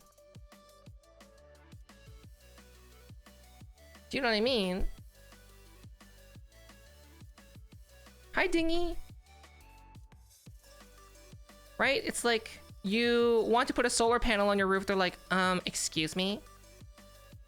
It's like, well, I have all the permits for it. It's like, well, did you consult the neighborhood, blah, blah, blah? And it's like, no. It's like, well, as per regulations by the condo board, you're not allowed to do that because it's, you know, it ruins the view. I've had a friend who lived in a suburb, and they had like, they're all condos, but like condos, I don't know how to describe it. They were houses, but it was like a condo at the same time. But essentially they had a board, like an HOA. And to be clear, this person, my friend, owned the house. They bought it. And like one of their neighbors, like just had nothing to do, and they were unemployed, but what they would do is spend all of their time just like making complaints to people. So for example, my friend played drums, but he moved into this condo knowing that like you can't make loud noises. So he bought a set of digital drums. That like really expensive digital drums. Like there were real drums, but digital, they didn't make any sound. Literally all you heard, like he would be like drumming out hardcore, and literally this is all you hear. Like if you were standing next to him.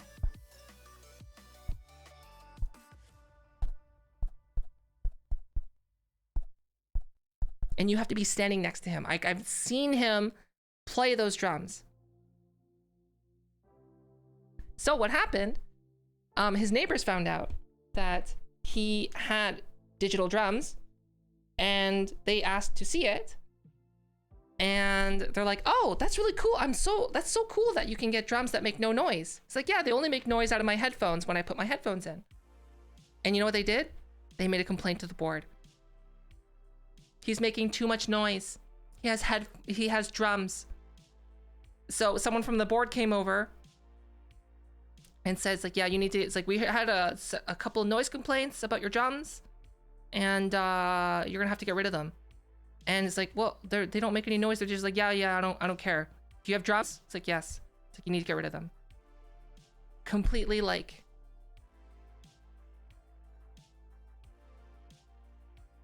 And then those same neighbors, hi X2, they found out that he wasn't mowing the grass to stand. Like, I kid you not. I kid you not. This is what actually happened. They found out, they went out and they measured his grass. They measured the length of his grass. And it wasn't 2.5, wait, what is 2.5 centimeters in inches? for us, for the the imperial people. 2.5 cm to inches. What is that? Is that an inch? Okay, it's about an inch. So it wasn't an inch long. It was a little bit over an inch. So they filed a complaint. Because according to the rules, it has to be an inch, 2.5 centimeters or less. And they came at like 8 p.m., knocked on his door, and they're like, excuse me, we had a couple of complaints about the unsightliness of your yard, of your front lawn. And he looks at the front lawn. It just looks like a well-kept lawn, right? Neatly mowed, has some flowers. And then he's like, I don't understand. It's like, is there something wrong? It's like, yeah. He's like, you haven't been keeping your lawn up to standard. It's like, I don't understand what you're talking about. And they whipped out like a little ruler and they put it down. It's like, see? See? See?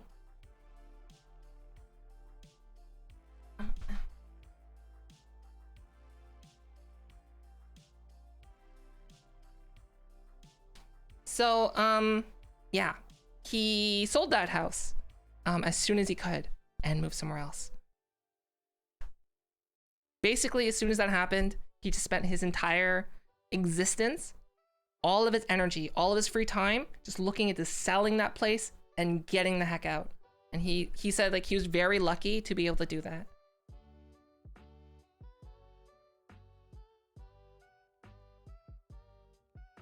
They win, but here's the thing though, like they can start fining you.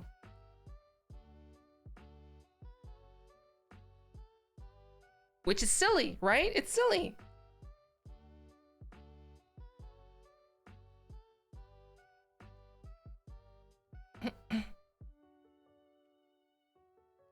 Hi Snuffy. Hi Examo. Yeah, it's really silly that happened. There are some benefits to this though. There are some benefits to having those kind of things, right? So they do protect. It's just sometimes the power, like the problem is when people have power, sometimes power can be abused, but the power is good.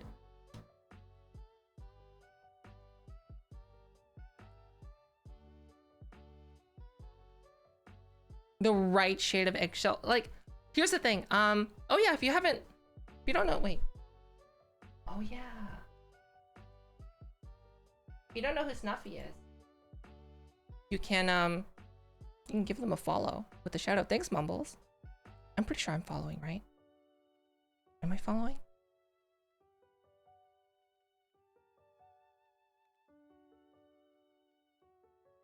Snuffy, your model was made by the art gun, right?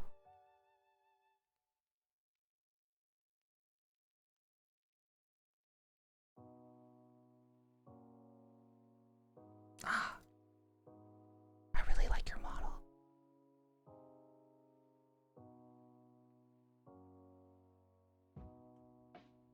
I don't know. I think some people just, when they're like, think about it, right? When you're bored and you have nothing to do, what do? Right? What do you do when you're bored? You find something to do. And sometimes you don't find productive things to do, right? Sometimes, like what do I do when I'm bored? I'm just like, I either do stuff on my computer, like I tinker around with Unity or Blender, or sometimes I cook. I just mix a bunch of stuff together and wonder what it tastes like.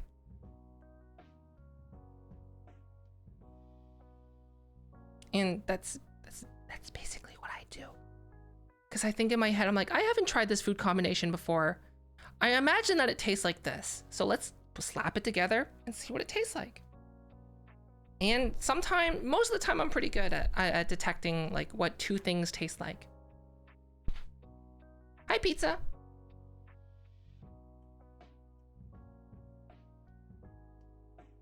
No cup tracker yet. All but G. Yeah. Yeah, actually that's what I did when I was in university during the summers off. And like, I only worked part-time. So I only had like 30 hours a week in the summer. And so during my off time, I would just be like, I've never made my own pasta before. Let's try making pasta. And then I was like, I've never made chicken soup from scratch before. Let's just try making chicken soup. I would just do stuff like that. Hi, Diva. Hello.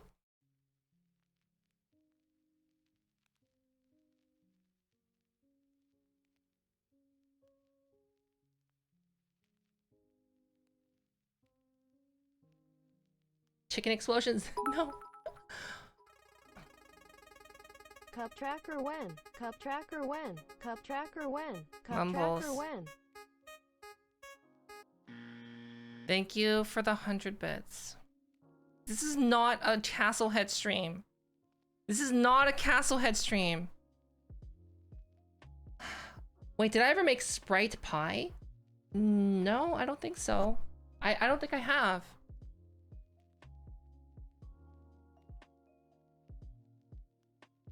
This is not a Castlehead stream. This is not a Castlehead stream. No. Not a Castlehead stream. Sprite cake. I know, haven't you talked about this before, Z-Man? I think you have. Sprite cake. Sprite, wait, Sprite pie? Sprite. I think you even explained it to me before. Sprite.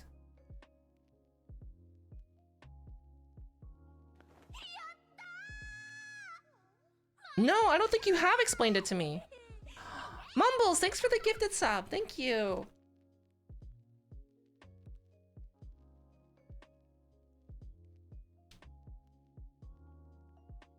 A Sprite pie. Okay, so it looks like is it a southern dish from the United States? All right, if I know the ingredients and I've made pies before, let's take a look at this recipe. It could be fun for me to try. Okay. Sprite pie. What is it? It's also known as a water pie. A recipe from the Great Depression. Okay. Dun dun dun. Water pie is one of those magical things from the Depression area. Blah, blah, blah, blah, blah. What do you need? Oh, it's one of those recipes that doesn't just list things out for you. They want you to read the paragraph. No, I hate those recipes. Okay, you need butter. Butter's pretty luxurious for Depression era. Okay, so it's water, sugar, flour, butter, and vanilla. So I'm assuming instead of the water, you would use Sprite.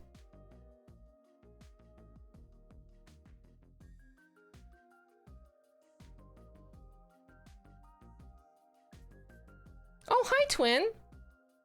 Hi. Yeah, if you don't know who Twin is, oh my gosh, that must be an old clip. That's Twin Tails. They're a fellow VTuber and an artist, and a really cool VTuber, so you can check them out. A water pie. Okay, so basically you're just kind of making like the filling out of flour and water, flavored flour and water. Okay. I'm down for that. That sounds like it could be good. It sounds like it could be good. It could be good. Hi, Suvi. Where the gal made it with hot sauce, beer, and soda.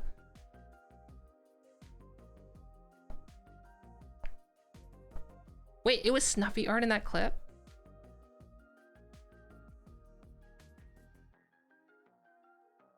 Clip bombed.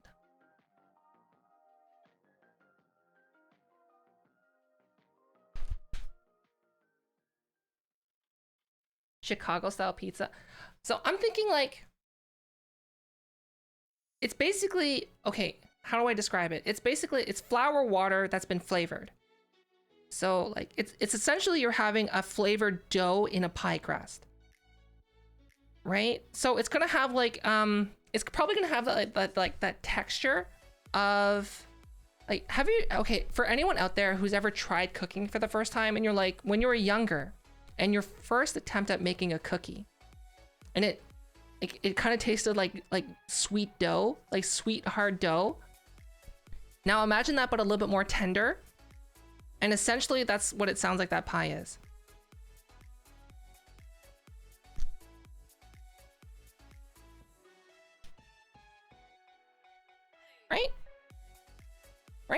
Water pie? A very brave statement. What do you mean a very brave statement? Well, like, okay, here's the thing. When I first started cooking, like this is like when I was young, like really young. Because I think, like from what I remember, if I remember it correctly, is that my mom just let me cook whatever as long as I was being supervised. With her silliness, and of course, it being pie, I should try it. Okay. I could, claiming that a hot dog is a sandwich. I would say a hot dog's more of a wrap than a sandwich.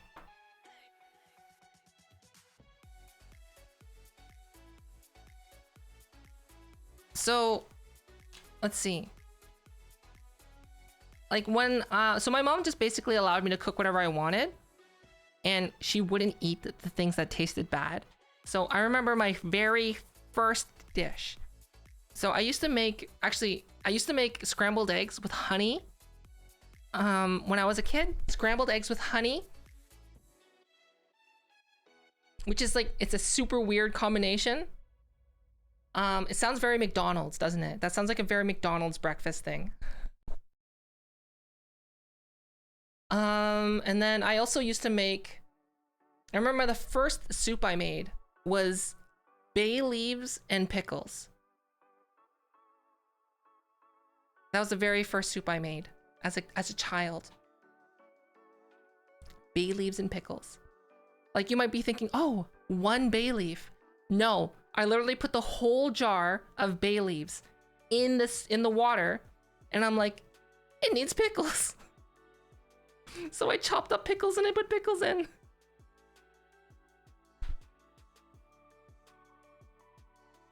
Wraps are when you neatly fold your sandwich. Yeah, I can't argue with that. Wraps are just like sandwiches, like weird cousin. Did I eat it? I did eat it. I did eat it. And then my first cookies tasted like baking soda and baking soda dough. How did it taste? It tastes like pickles and bay leaves in water. Cereal is soup, or is cereal a salad? Cereal could be a salad and the milk is the dressing.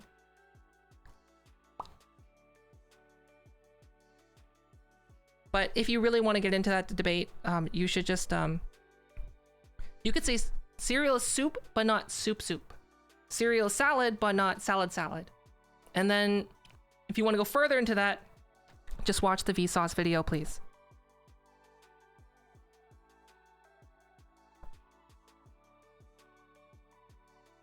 I don't put dressing on my salad.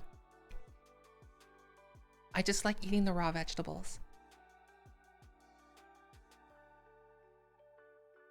I think the only time I like putting dressing on it is when I make my own Caesar dressing. And to make your own Caesar dressing, you need anchovies. Vsauce? Vsauce is not a VTuber. Vsauce is like, hi, Vsauce, Michael here. That guy. The guy that's like balding with the thick rim glasses and the beard.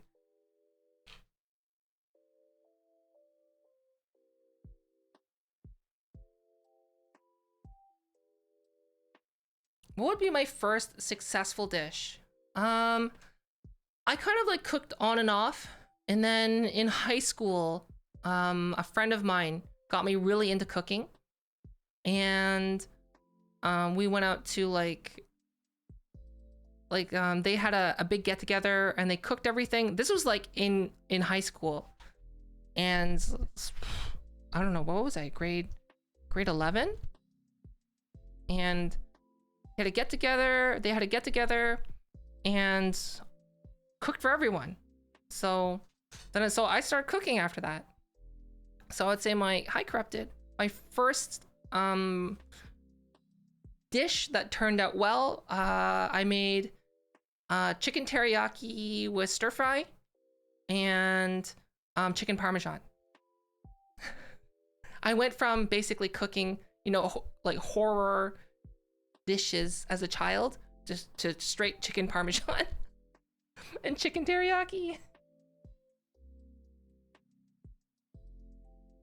Because I just thought about it. I'm just like, what goes in the chicken teriyaki? I've eaten enough of it. And I'm like, it's probably this, this, and this. And I tasted it. I'm like, yeah, it's this, this, and this. And I just made it. Oh my gosh, someone made a poll. What is this poll?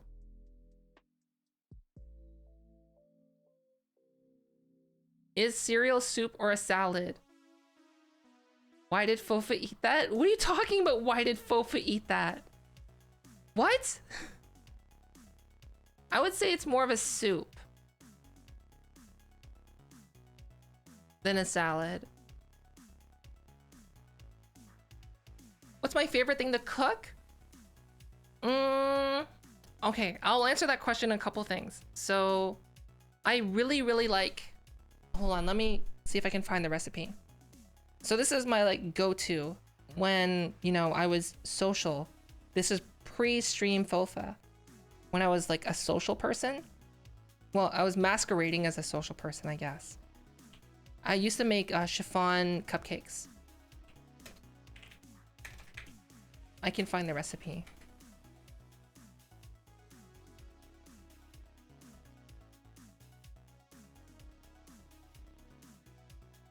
Here's the recipe. I'll post it in chat.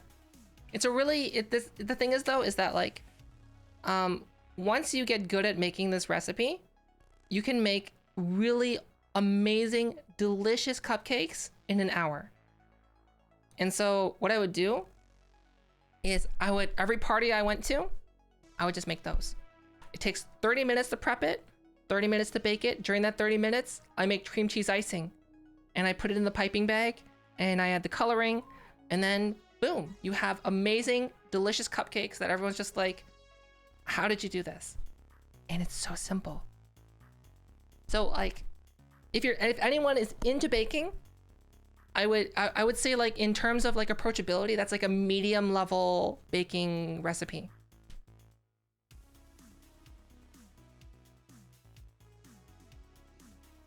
Orange as a milk replacement for cereal. You pretended you liked it.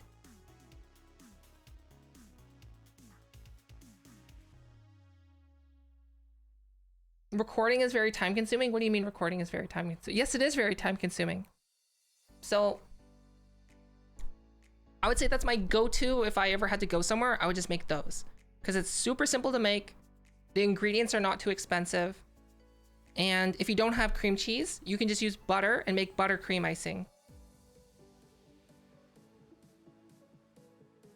Hi, Oma. And I would say my favorite thing to cook would be Japanese style curry because it's easy and it's delicious. Basically, like, you know, when you watch anime and they serve that curry, I make that same kind of curry.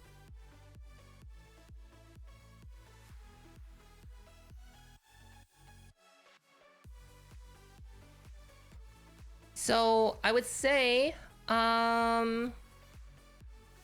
if you want to get it, basically, if you want to start eating healthy and making your own food, there's an easy way to do it.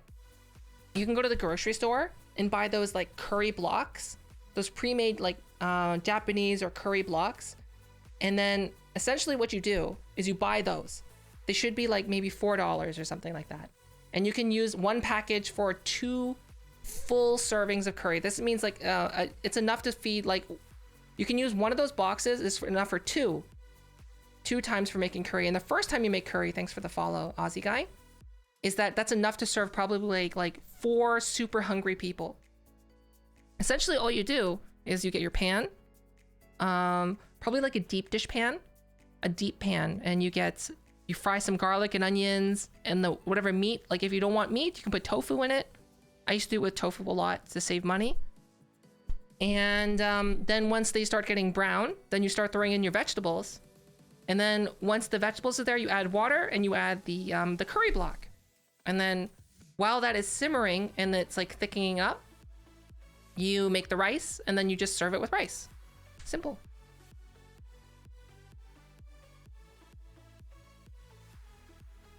Yes, yes. if you have rice.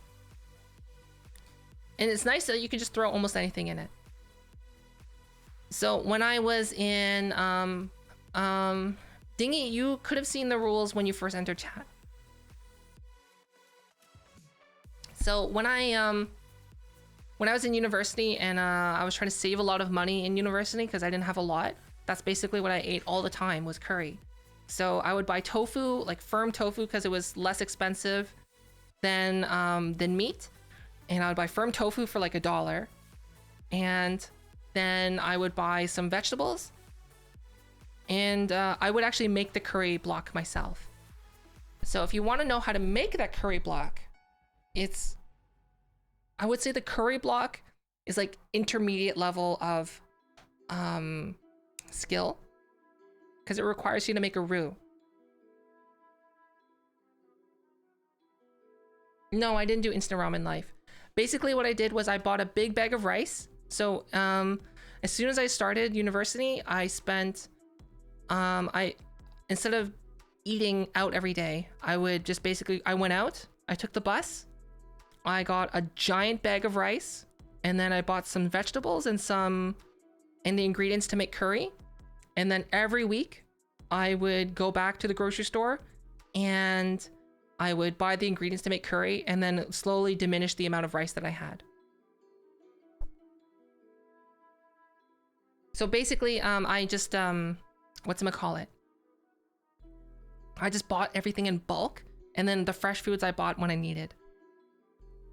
Was it much cheaper to make your own block? If you make the block of curry in bulk, if you make a lot of it, it's cheaper. But if you're only making it like once a week, and like, I don't know, like, and you don't want to commit to, let's say, a whole year of eating curry, then I would say I wouldn't say it's worth it. I personally just like making it. So to make a roux is basically, if I can remember correctly, I have it written down, is you get butter and is it butter and flour, and then you mix it together until it turns into a paste on the stove on low heat. And then you start adding in your spices, and then it should turn into like a thick paste that you can put into curry as curry.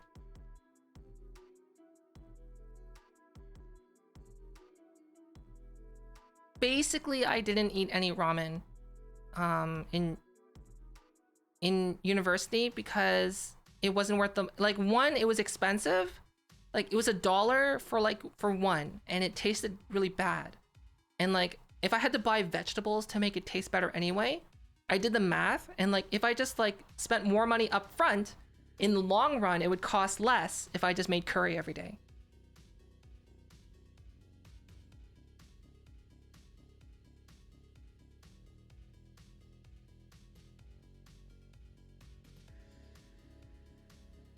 That's what I did. Right? Just make your own curry.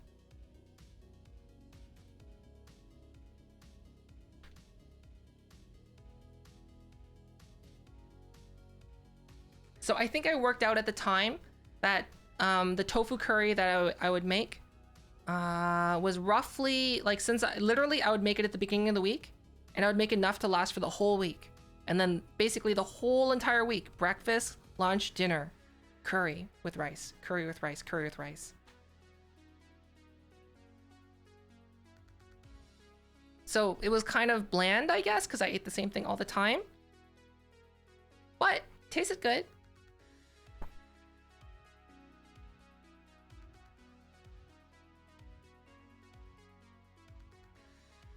Well, I guess I just cooked once a week. That's all I did. If you can't buy the spices, then buy the curry blocks, like the pre-made curry blocks.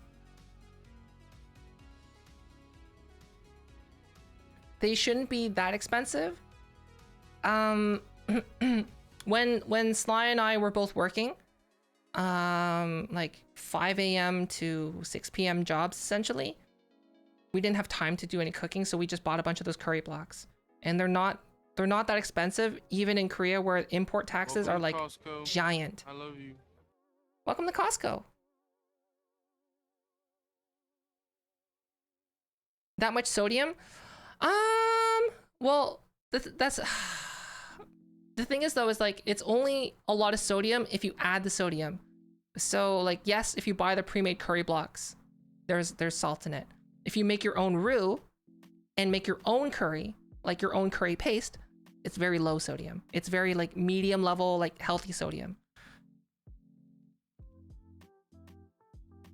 Because if you think about it, you're getting unsalted butter, you're adding flour to it, and then you're adding your spices into it.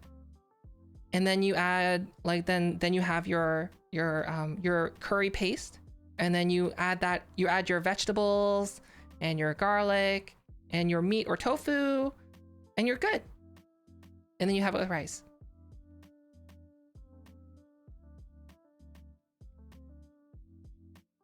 Yeah, it's a great way to eat healthier than you would normally.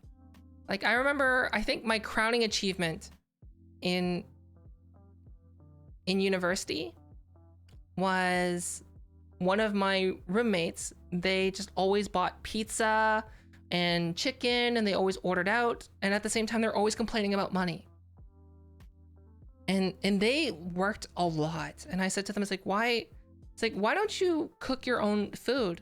And they're like, what do you mean? It's like, isn't that expensive? And I'm like, no. It's like, well, whenever I go grocery shopping, it's expensive. So one time I'm like, okay, well, let's go grocery shopping together, and we'll get groceries together, and like just tell me what your plan is for the week and what you're gonna do with the groceries, and we'll see. Like basically, I guess I was like mentoring that person, my roommate. And then I saw the stuff that they bought, and they were just buying a lot of like pre-made stuff. And like and all these like pre-made stuff that they can finish within a week. So like the frozen chicken fingers and like a whole bunch of other stuff. So then, and like they would buy frozen pizzas. And I'm like, why don't you just make the pizza? And they're like, well, I can't seeing that be less expensive than just buying a pre-made pizza. So then I'm like, okay, well, he's like, you go with this. You go with your pre-made pizzas. I'm gonna buy the ingredients to make pizza from scratch. And my bill was higher than his at the time. And they were like, well, see, it's more expensive. And I said, just you wait. So I made like pizzas like once a week. And meanwhile, they ran out of their ingredients for pizza. And I was making pizza out of those ingredients. I was making curry. I was making pasta, all from that like same base ingredients.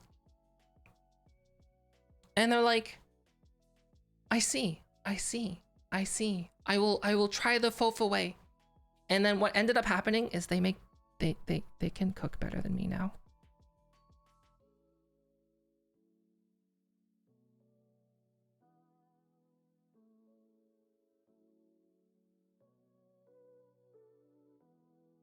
Yeah, Albachi, exactly.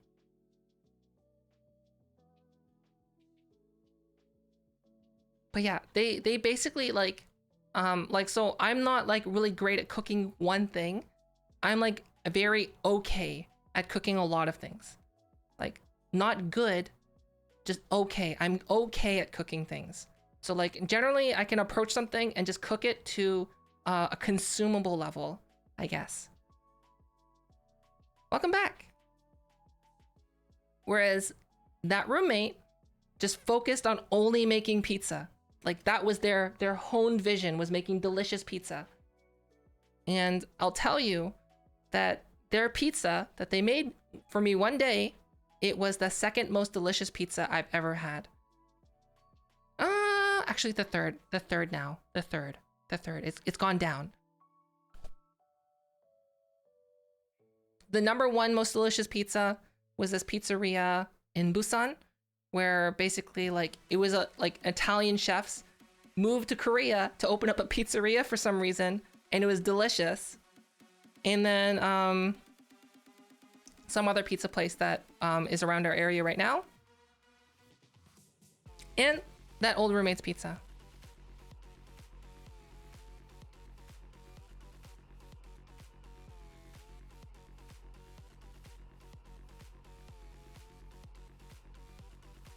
Yeah, it's amazing what you can do with ingredients. So basically, like, if you are low on money, essentially buy rice.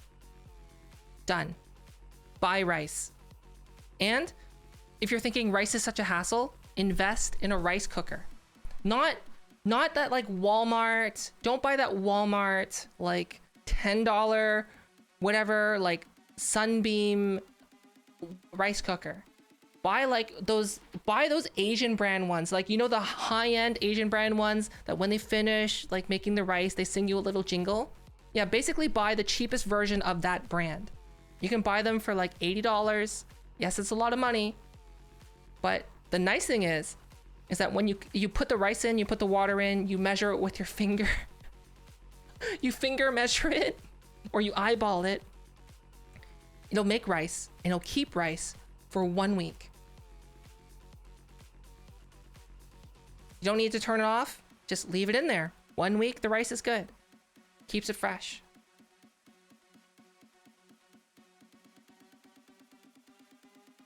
And then that's basically going to be like if you don't have a lot of money, that's going to be like the best investment you'll ever make.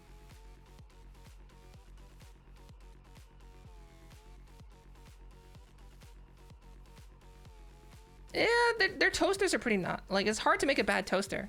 Have you tried growing your own herbs? I've tried. I'm not very good at keeping plants.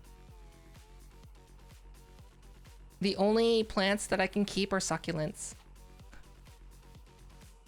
Succulents and trees. So we used to have trees and like indoor trees. And succulents basically, like, they're like cactuses and stuff. They're impossible to kill.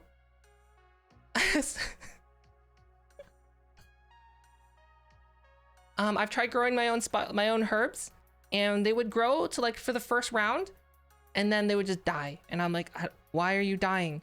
And then I kept doing research and like, how do I take care of these plants? And they just kept dying. And I'm just like, you know what? You know what? You homegrown king herbs, I don't need you anymore. That's basically what happened.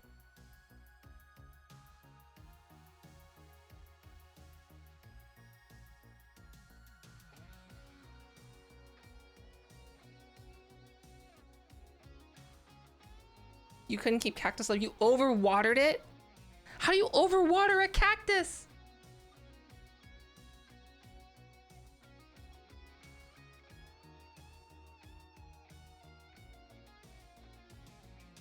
But yes. What else? What else would be a good investment other than a rice? Get rice. Fresh vegetables. But like, don't get all fresh vegetables. Only get vegetables that are like in season. So for example, like that means you have to be willing to change things, right? So like sometimes potatoes can be super inexpensive. You can get like 20, I think sometimes I used to buy like 40 pounds, 20 to 40 pounds of potatoes. So that's like 10, 15 kilograms of potatoes for like $10 when I was in university.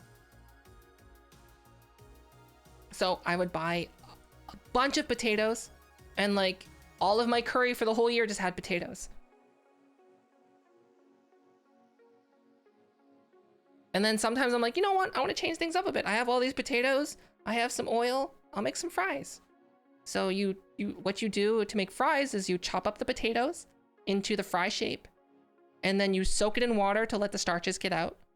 Then you put a little bit of extra oil in your pan, being careful that that the oil can splash. You throw in your dried after you soak them in water, you dry them, because you don't want to put water in oil, because that's really bad. It'll cause a lot of splashing. So you drain and dry the cut up potatoes that are in fries, put it in the oil, you fry it until golden, then you strain them out, like you use a tongs and take them out and let them sit for a bit, and then you fry them again. And that's how you make delicious, delicious fries from like super cheap potatoes.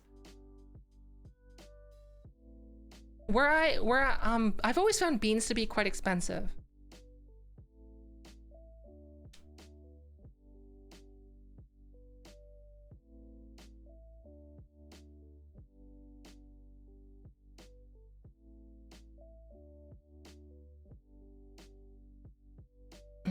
Yeah, cheap.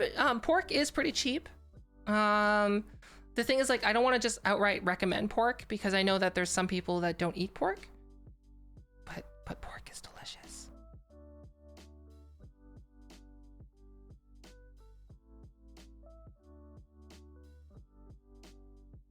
And then sometimes, oh, I remember once I was visiting one of my friends' farms and they were like, hey, one of my other friends is inviting us over to help clean the potatoes, their potato crop. And I was like, he's like, do you want to help? And I said, sure. I had nothing better to do. So we went to the friend's farm and they toured us around, like checking out their cabbages. They're growing Napa cabbages too on another part of their farm. And then we got to the potatoes, and unfortunately, this is the thing about people who don't know anything about farms, I guess, is that farms will not sell nice looking produce. They won't give them away. They won't sell them. So like, you know, all those like potatoes. So since we're doing potatoes, all those potatoes that looked a little bit odd, even though they were perfectly fine, they were just oddly shaped. We would still clean them and put them. We wouldn't clean them. We just put them off to one side because people don't buy oddly shaped things. So and then and it's like I said, what's happening with all those potatoes? And it's like normally they would go to the animals, but this year we don't have any animals. So do you want them? And I was like, sure. Got free potatoes.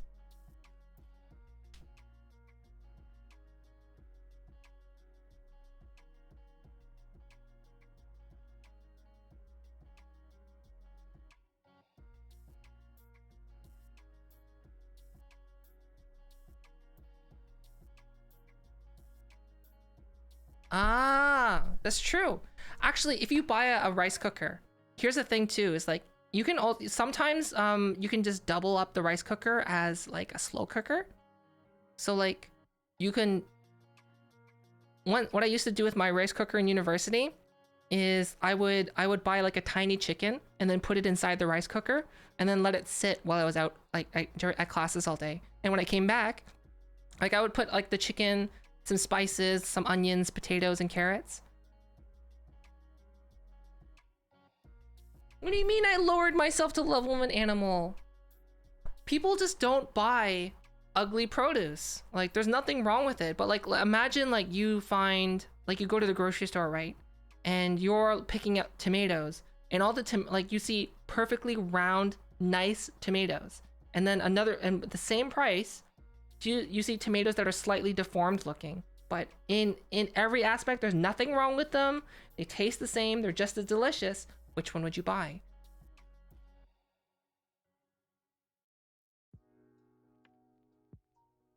And Crazy Potato, thanks for the follow.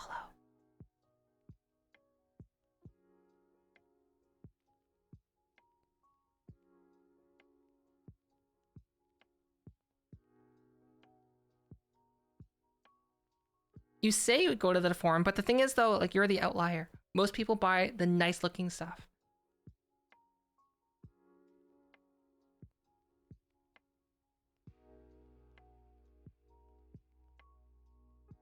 It's actually like if you actually look at where all of our food goes, like if you actually like, I think there's a documentary about it too, where like the food's journey from the farm to your table, and like it's outrageous how much food gets thrown out and how much food gets wasted.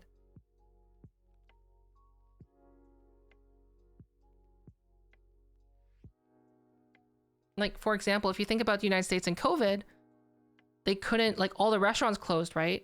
So what did the farmers do? Well, they couldn't sell any of their crops, so they just destroyed it. And then they're like, well, we can't be behind on the next harvest, so we're not sure if like restaurants are gonna open it up or not. We don't know if there's gonna be as much demand, but we have to make sure that we can meet the demand if it's there. So they just replant all they replant all the crops again, like as if nothing was happening. And literally, like they just destroy the crops because they have nothing. They have so much crops, they have so much food, they have nothing to do with it. And it's crazy to think that our society and our system is like that with food. Like, I understand why it works and why it's like that. But at the same time, like, why are we so picky when it comes down to the look of our food if it tastes the same?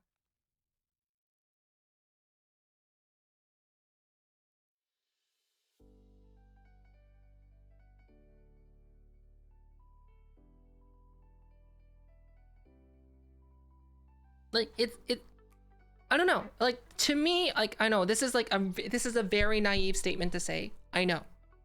So like, all of you boomers out there, like, please, like, I understand that what I'm saying is naive. I understand the logistics behind it, but like, it's still crazy to me to think that like we make all the food in the world. We throw out so much food, yet there's people still starving. But yes, I understand like the logistics and all that nonsense.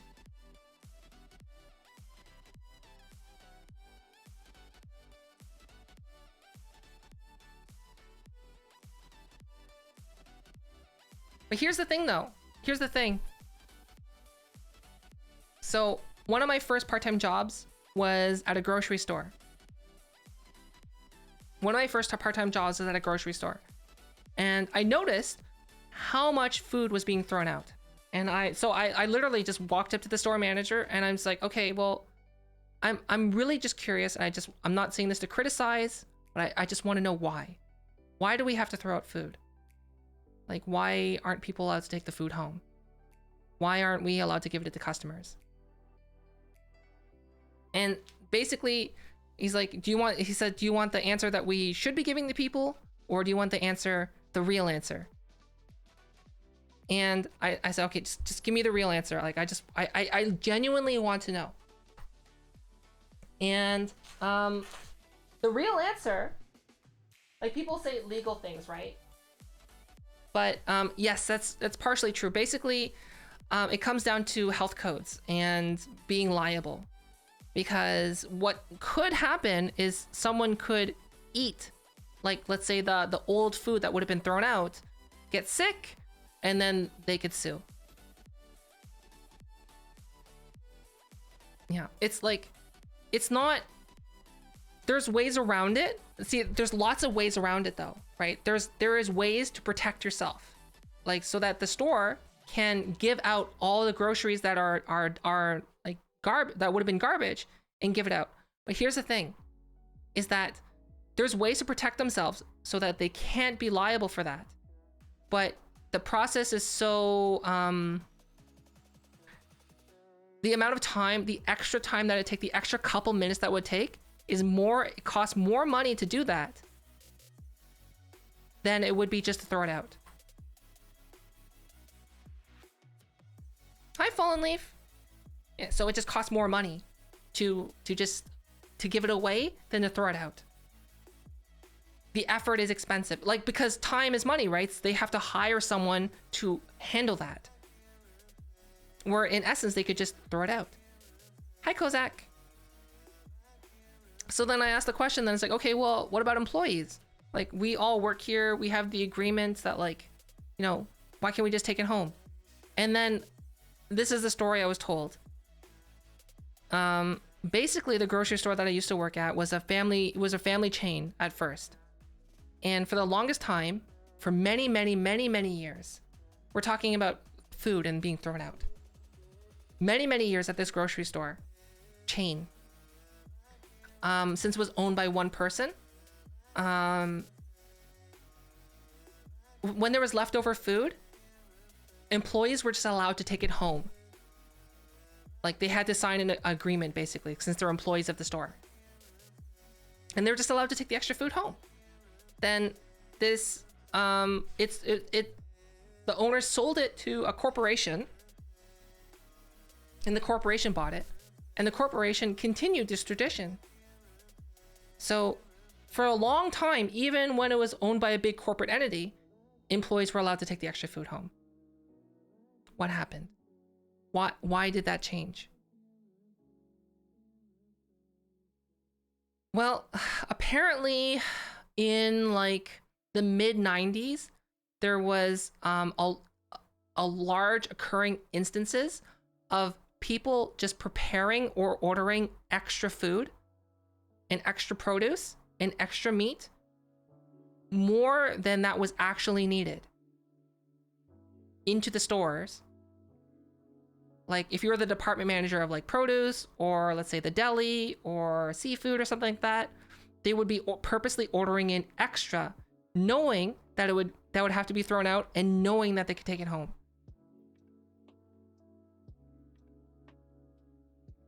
Yeah. So after a few instances of that, the only reason like this is all logged is because at this particular grocery chain, they were unionized. So like they had to keep logs for everything like that.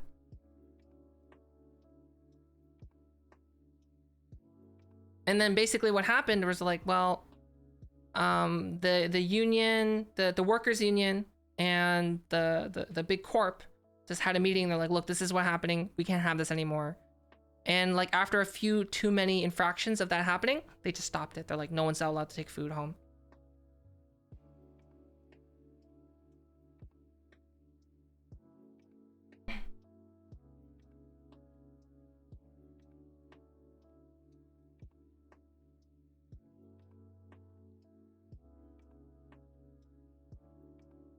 This was in Canada. In Canada. So, I mean, like, I was like, wow, that stinks. And then the store manager was like, yep, I was there. He was a grocery boy and he worked for the store his entire life. And he said it was a really sad day when he saw that happen.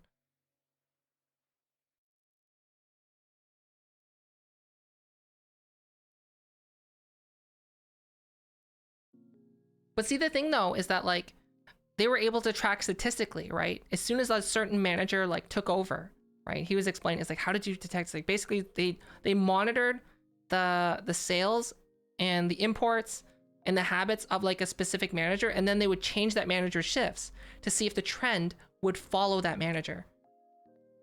And then it did. And they're like, okay, well, the problem's obviously this manager. It's like they found out that it was purposeful, like it wasn't like mismanagement in terms of like, oops, I don't know what I'm doing. It was like, oh, I'm doing this on purpose so I can get free food.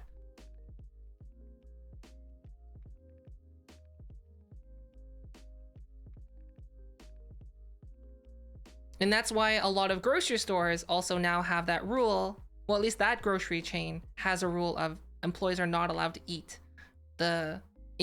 eat any of the produce, like the product. Which I'm like, that's so sad. And then, you know, since it was a corporate entity at the time, then they became hyper focused on loss prevention, which is like, you had to reduce the amount of loss that you had at the end of the day. So like, I remember one day, like I had some extra things that were like, had to be thrown out at the end of the day. And like, I had like one too many more than normal and I got yelled at. It's like, that's what it's like. They try to reduce the loss, but in essence, everything gets thrown out.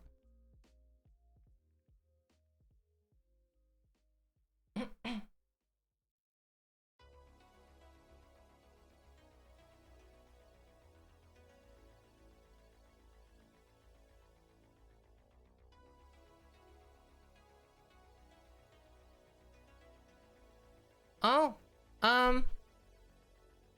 wait, I missed what you originally said, Big Pender.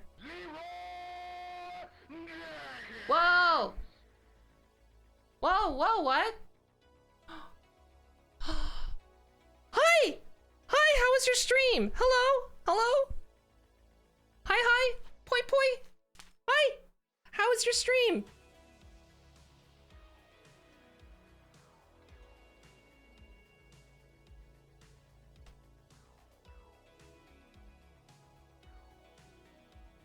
So if you don't know, oh my gosh. Hill? Wait, hi. It was good. I'm glad you had a good stream. Yeah, if you don't know who they are, 100% you should check them out right here. They're a fellow VTuber. And they also have really nice art. Thank you for the 100 bits. And 100% you should check them out. You can see them right here, or you can click on the link in chat. Poi poi. So, hi everyone. Okay. I know we had I know we had this discussion before. But I'm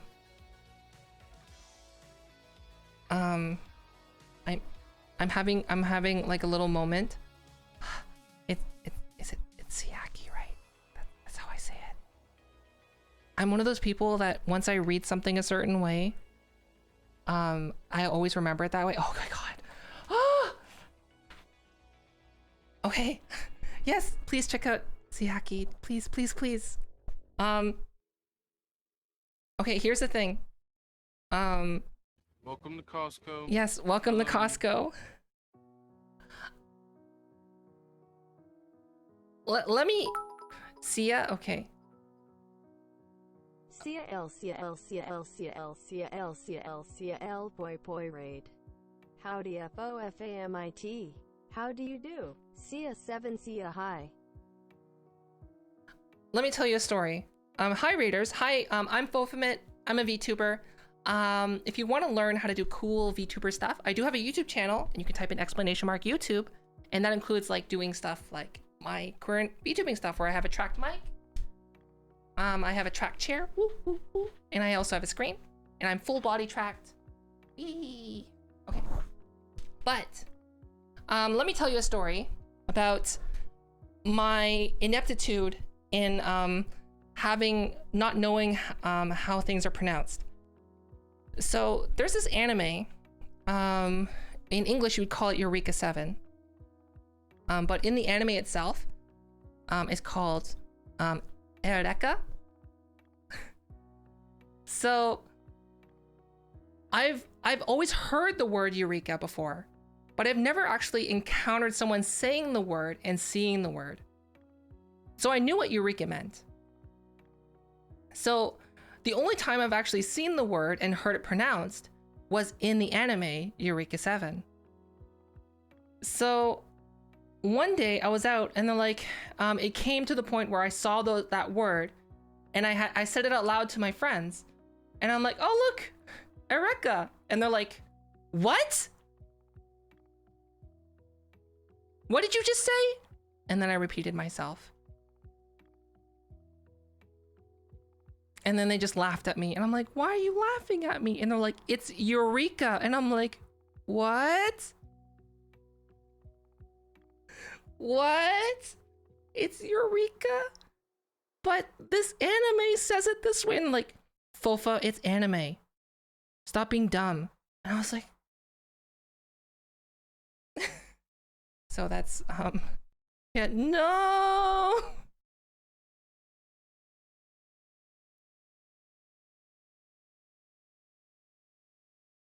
But yeah, thank you for the raid. This is like, yeah. So I was telling, earlier we're talking to chat about, we were talking about food waste at grocery stores, and how it's like very unfortunate. I don't know how we go. Oh, we were talking about food and combining food. We're talking about food this entire stream so far. What were you streaming, by the way, Sia? It's like that in your language? Okay.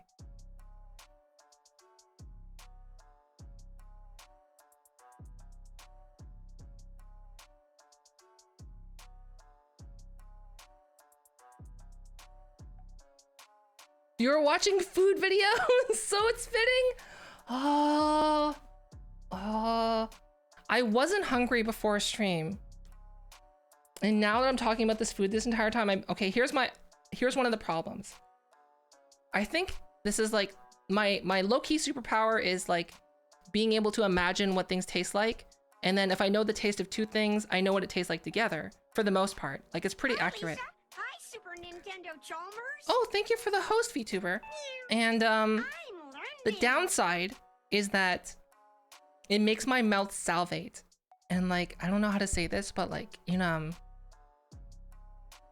when I think about food, if you've noticed, like there's been a lot of like, I don't know, I don't know how to say this in like a not weird way. My mouth produces a lot of saliva. Is that weird? I've been thinking about food this entire time.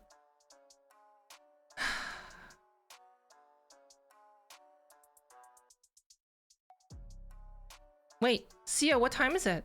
Wait, what time is it for you? Is it? This stream is PG-13. That's not bad. Mouth watering. People said it mouth watering, right? This is a thing that actually happens. 12:31 a.m. Oh, she's on Aussie time? Ah, okay. Yeah, it's 10:31 p.m. for me. You know, I totally have a normal sleep schedule, and I don't go to bed at like midnight every day or 4 a.m. or 5 a.m. Nope. I have a normal sleep schedule, which is fine.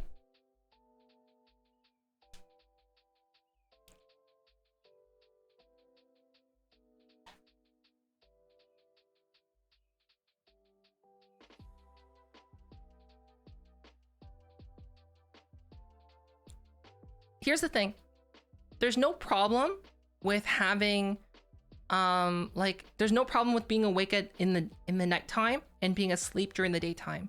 And I really dislike people that have that misconception, because as long as one, you are not hindering other people in terms of like, I guess, like as long as you know, are productive, and as long as you're getting 7 hours of sleep at a regular time, it's fine. Doesn't matter. Oh, also, for new people that are here to my stream, let me show you my stream setup. So this is my stream setup. I briefly mentioned it, but yes, I have a, oh, I hit my monitor. A tracked microphone. Right now the calibration's a bit off. I had to change some things. But let's put the mic over here. I'm gonna sound a little bit distant now. Then I also have a track chair. You can see it right here. And I can hit it. Boop. I also have my screens right there. It's in a similar place to where my, sorry, I'm turning my keyboard off. It's in a similar place to where my real keyboard is, see? So my keyboard.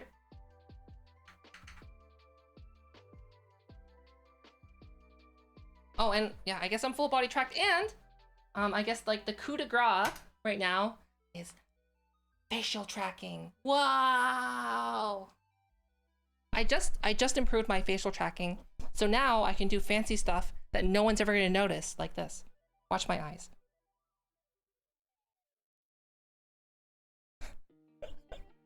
Right? Ooh, so exciting! Wow!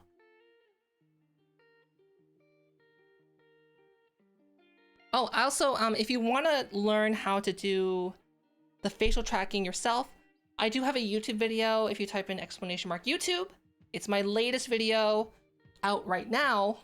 And it basically just talks about my tips to learn how to make those shape keys. And I briefly talk about like the paid alternatives than making it yourself, or the free alternatives. In essence though, all those like paid alternatives, like the plugin called Faceit, which everyone's been talking about. Faceit is an amazing plugin for Blender, by the way. Even with that plugin, it's not going to be plug and play. It's not going to be like you plop your model in, you press a button, then boom, face tracking. It's going to be a lot of preparation or a lot of cleanup or both. Essentially, all it does is for people who already know what they're doing, who knows how to make those shape keys, it just saves time. Boop. And Yang, thanks for the follow.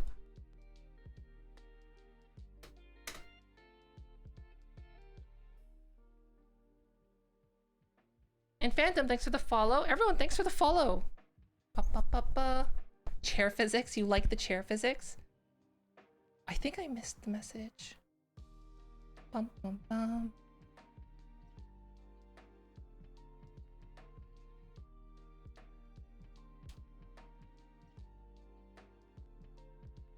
And hi, Stairvoid. Hello. Oh, yeah, you attempted a headpat and you failed.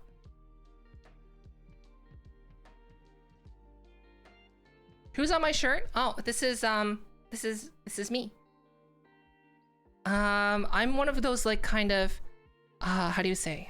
I was one of those VTubers that had a backstory, and then I just kind of like I use that as like a way to build up to like a reveal, and then I'm like, all this backstory and cool stuff that I was doing. I'm lazy. So, cause like it's just so much easier just to be myself on stream rather than like have that backstory, right? So essentially, like the backstory was like, I was like I was a person who was streaming, and then like something strange was happening during stream. So every so often, I would have like corrupted, like I would make the video would become slightly corrupted, or like it would like sometimes I would legitimately blue screen, but I would fake like disconnects, or like my avatar would suddenly become cursed and things like that, and like it would slowly become worse and worse and worse over time, and like people in chat were like, Fofa, what's happening? And I was just like, I don't know what you're talking about the entire time. And then eventually I'm like, I became acknowledged, and I'm just like, wow, there's actually a problem happening. How do I fix this? And then if I don't fix it, then I'm deleted forever. And then there's like a whole, like I came up with like an interdimensional like neural link where I downloaded an alternate personality. But then what happened was it failed, and then Sly, Striker Sly, my real life partner, we used that point as a reveal to reveal like, hey, we're actually together. We live together. Hey, that's my real partner. So she was set up in we used that in the middle of stream. She swapped into my VTuber stuff. And then she's like, hey, everyone. And like, everyone's like, what the is happening? Is this Striker Sly? What the is happening? I don't understand. What the right? And so that was a reveal. That was kind of fun. And then after that, stream progressed as normal, and then eventually like the full change happened, and I like did a full like syncing, and there was like dancing, and I'm here. And then ever since then, I basically just went, I'm Fofa now, hello. Everything's fine. Hi, Leaf. So like this is like the story of it sounds like one of those like middle school like Chunibyo like backstories, right? Like I should have an eye patch on, and then when I take the eye patch off, it's a different color, and then it like unleashes my power. Hi, Dragon of Flames. And one of the first people to discover how the like the corruption meter worked was Dragon of Flames. Right? Edgelord teenager. So like that's why like this is like a corrupted Fofamit like trying to escape from the corruption that was happening.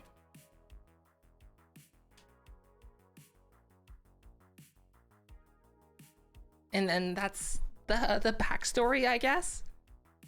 Cause like I would say at the time, like English VTubers weren't really like, let's be honest, a lot of us were doing VTubing at the time. None of us like labeled ourselves as VTubers. We're just like, oh, we're just streamers with our avatars.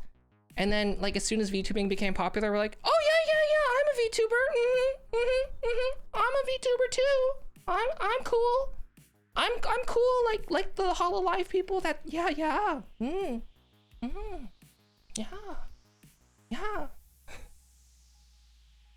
And that's how, because like there's a lot of people who came from VR chat or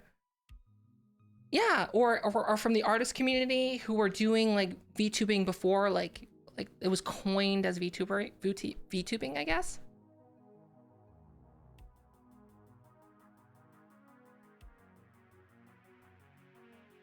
Hi, Holmes. Hello. And Grand, hello.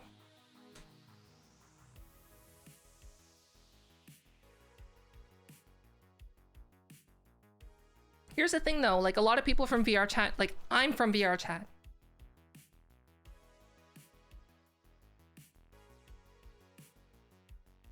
But here, I don't know. I think there's like a weird standard for VR chat streamers for some reason. They're like, because if you think about it, right? My setup is not that much different from a VR chat setup, right? Like the only difference, I guess, is track chair, the screen, and facial tracking, and you know, track mic. But like in essence, a lot of those things can be like faked in VR chat because you can just go into a world that has all those things as placeable objects. You can just conveniently place a real world prop chair from a VR chat world and put it where your actual chair is. Hi, Flashy. But like when people see that, they're like, oh, that's such a cool setup if you're in just chatting. And they're like, how are you doing that? And they're like, this is VR chat. And they go, oh, you're playing a game? I'm gonna go watch someone else now. Goodbye. Hi, Flashy.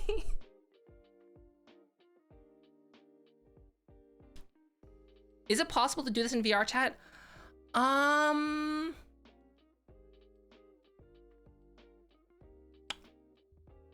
Technically, yes. Technically, yes. Technically, yes. I do know that it's possible to have Twitch integration in a VR chat world. It's like, I know Great Moon Aroma has something like that. It's a VR chat world that when people like donate or sub or do bits, it has like the VR chat world integrations. It's technically possible. So it's there. But I think a lot of people just go like, oh, you're just playing a game. It's not special. But like, it is special, right? They're still in a model. They're in their virtual avatar and they're like in VR. It's cool. But when all of a sudden, like if you just like DIY your own solution, people are like, oh, it's so cool. I don't know.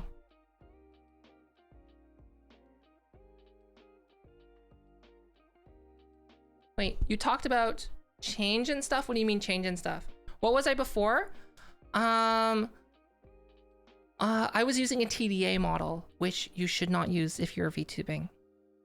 I was using I was basically like, you know, the VR chat streamer that had a TDA model, and I'm like, I made my own models. Look, I took the head off of this TDA model. I took the body of this game model that's been ripped from a game, and I slapped them together and changed the textures. I'm a model maker now. That was me. But you should not be doing that. Could you do a track cup? No, you couldn't.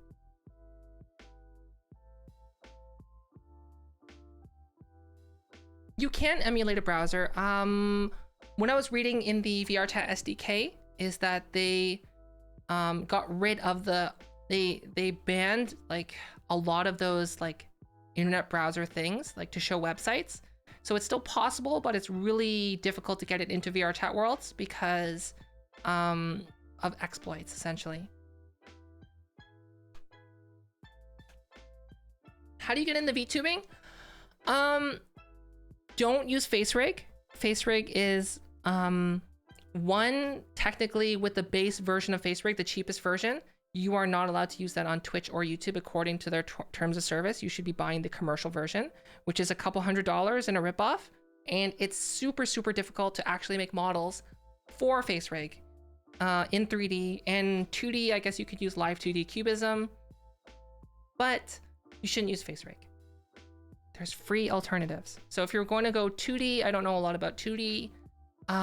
You want to use Live 2D Cubism if you want to rig your own model. And then I think you can use VTube Studio.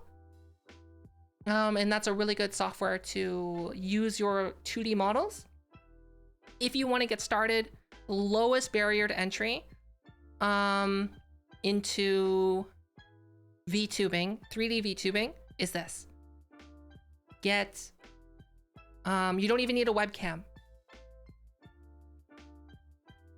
is download VRoid Studio, spend a couple hours customizing your own model, making your own model in VRoid Studio, because you'll have all the rights to it, so you made it yourself.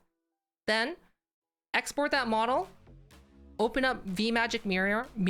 I have a YouTube walkthrough on my channel, !YouTube. And VMagick Mirror, you can load your model in, requires no webcam. It tracks your model based on your mouse and keyboard inputs or your gamepad inputs. And like it'll move your character as if you're moving your gamepad, like your mom used to do when you played like Mario Kart with your mom.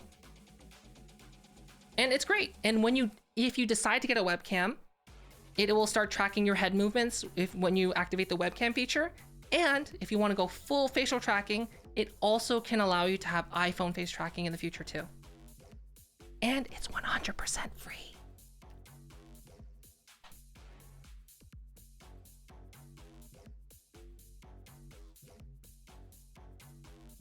I have heard of AI Angel.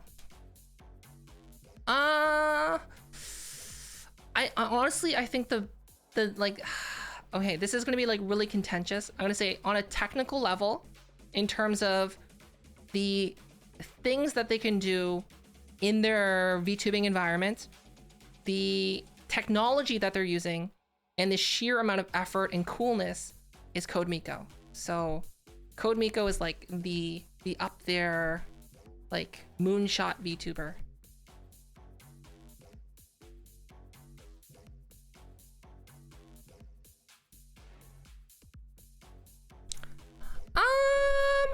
I don't know. There's like being recorded constantly. Like the thing is though, you have the control over the record button. Like right now, if I wanted to, I could just press the end stream button and stream would be done.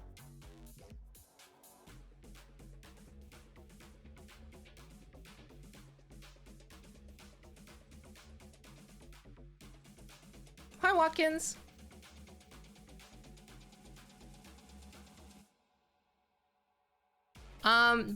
Yeah, AI Angel, I have mentioned them before.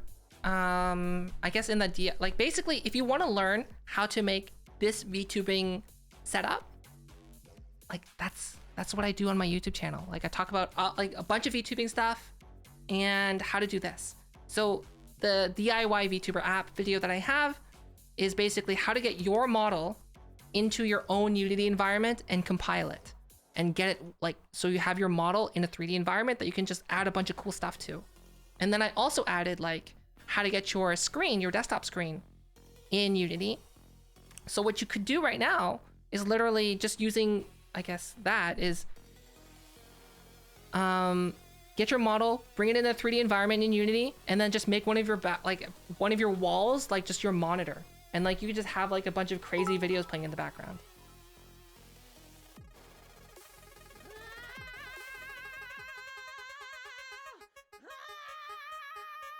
Colin, thank you for the $4.99.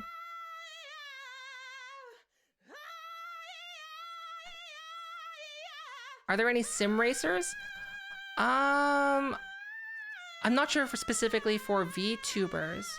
To be honest, I don't know.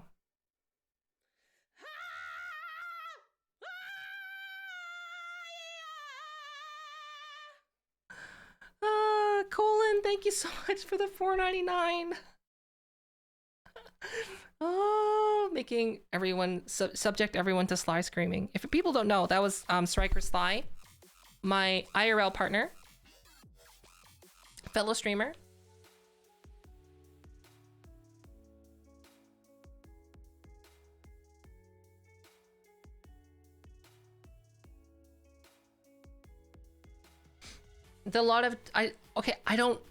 They don't stream on Twitch. That's the thing. They don't stream on Twitch. They stream on YouTube.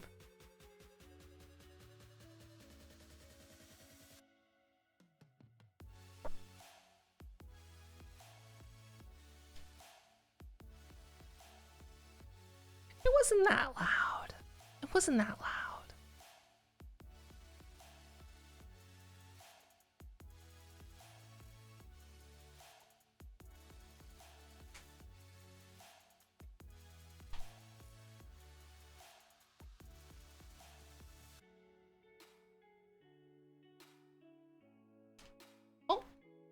Sorry. I'm glad you like that. Thank Colin for redeeming that. Honestly, when I had the conception of making that, I'm like, I don't know if this is actually going to be a thing, but I asked Sly to record and sing that. And so she recorded and sang it. And then I took the audio track and then I played it through my I used her avatar and I played it through the avatar's like mouth, I guess. And then I just did like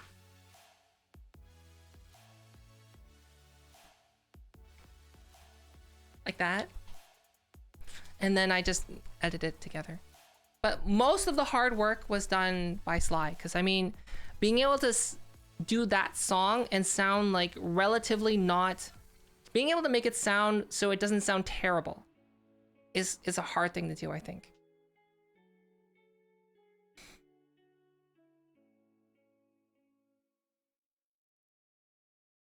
Thank you, Mumbles.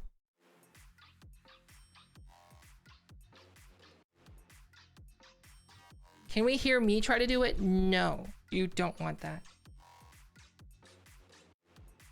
Okay, see you, Billy.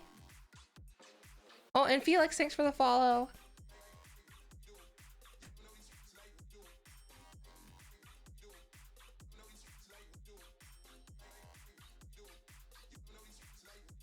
How did I zoom out earlier? What, like this? Like that?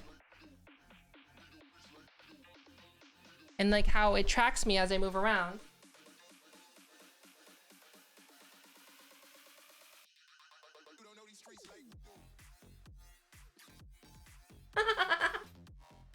Is that what you're talking about?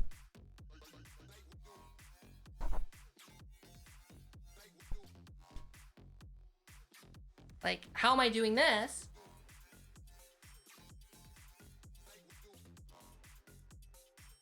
It's a camera script. And if you want to know how this camera script works, basically, Jarno, the moderator in chat, helped me out with that. So basically, I found a script from GitHub, and then I modified it, and I spent hours pounding my head on the keyboard trying to get it to work, and I couldn't get it to work. So then I'm like, Jarno, please help me. And Jarno's like, this is how you fix it in 1 minute. Click, click, click, click, fixed. I'm like, wow. And that script is in our Discord server. I think in the hashtag in the Unity channel. Eventually, I'll do a video on it, and like, I'll do it like and like it'll be out there. But like, it is currently, you can get it yourself.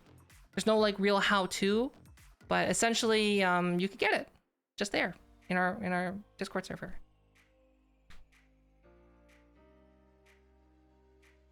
I'm still using the old version, correct? I know someone released a new version in the channel. I know that, but I'm still using the old version.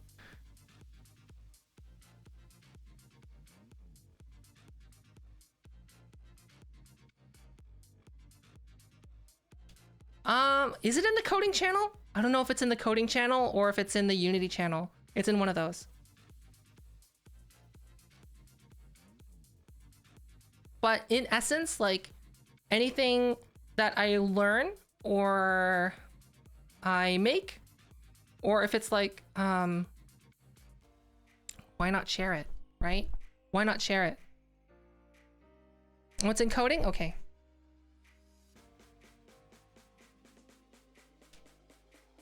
Okay, Celestia. Hi.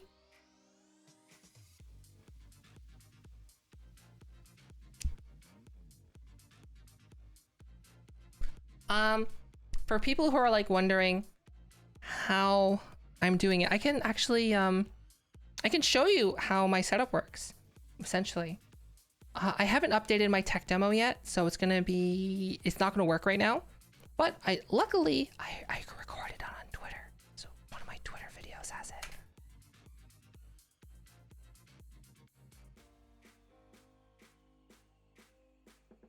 So let's move the camera, to here. Is that like good? Sure. Under my chair, one behind my back. I have someone. So like this is how my essentially this is like my IRL how everything works.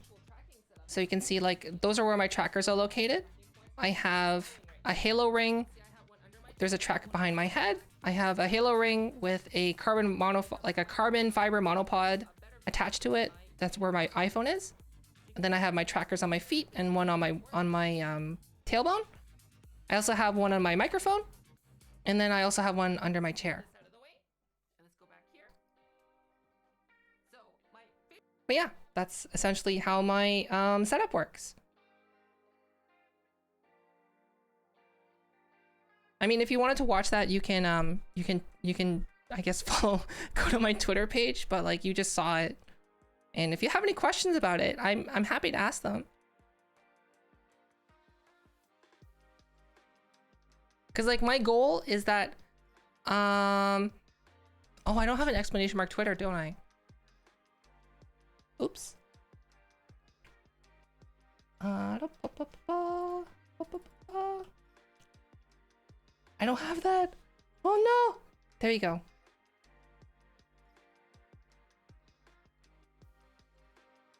But yeah, my goal is like if someone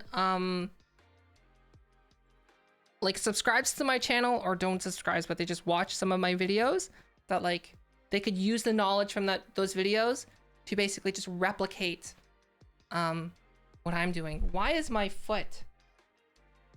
Oh, hello? What? Oh, one of my trackers turned off. Which one? This one? No. This one? Okay.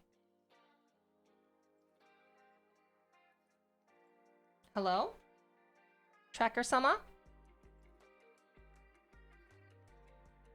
Tracker-sama, thank you.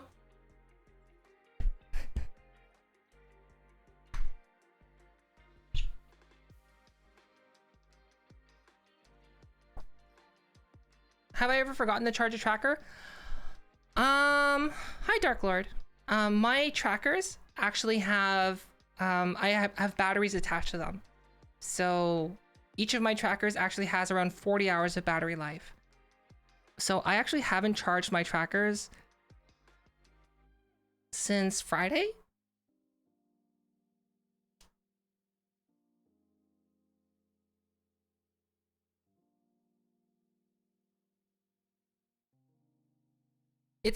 It's basically, I can show you. Hold on.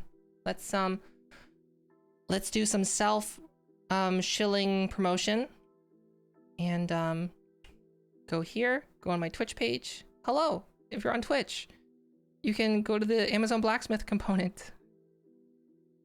And then here, you see I have like VTuber recommendations. And then if you scroll down, you're gonna see that oddly enough, I'm recommending Anker Power Slims, power banks. So essentially for each tracker, I have a power bank, one of these power banks. And then I'm using these like coiled USB cables that goes from the power bank that you see right here to coiled cable into the tracker. And then like, how am I holding these in place? So this universal like sports armband for holding cell phones, I'm using those. So the battery goes in there, it holds the battery in place, and then the USB cable goes to the tracker with the coiled cable. Yeah. And the reason I did this is because at the time, what are those things called? Like Rebuff Realities, what is it called? Rebuff Reality Trackstrap Plus? Yeah, these things. These things, do they even have them? Yeah, these things, the Rebuff Reality Trackstrap Pluses where they have batteries built into the straps.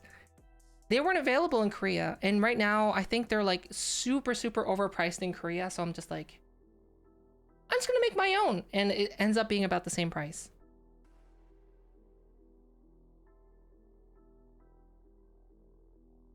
But here's the thing though, the only wire that's attaching me to the computer is my headphones. That's it. Just my headphones. I used to have wireless headphones I can't use them anymore. But yeah, just my headphones are the only thing that's attaching me to the computer.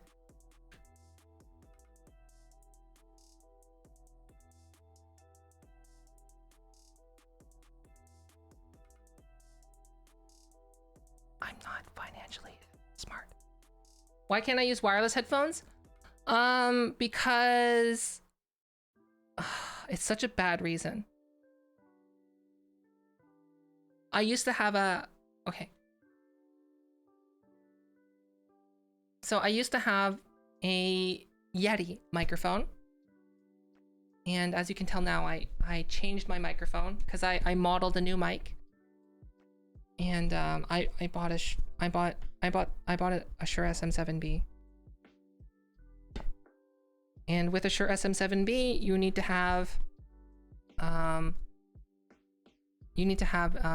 good preamp and a USB XLR interface. Hi, hamster.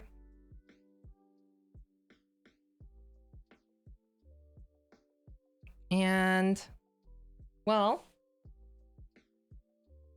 so we got Go XLR minis. And in order for me, the way those work is basically there's only one way that you can monitor your sound to hear what stream is sounding like, and is to plug in directly to the Go XLR using the 3.5mm headphone jack. So Bluetooth doesn't work anymore. That's basically it. It's the worst reason. Well, like it's a bad reason because like it's like so Fofa, you're telling us that you're just flexing on us right now, right? That's what you're doing? Thanks for being such a jerk.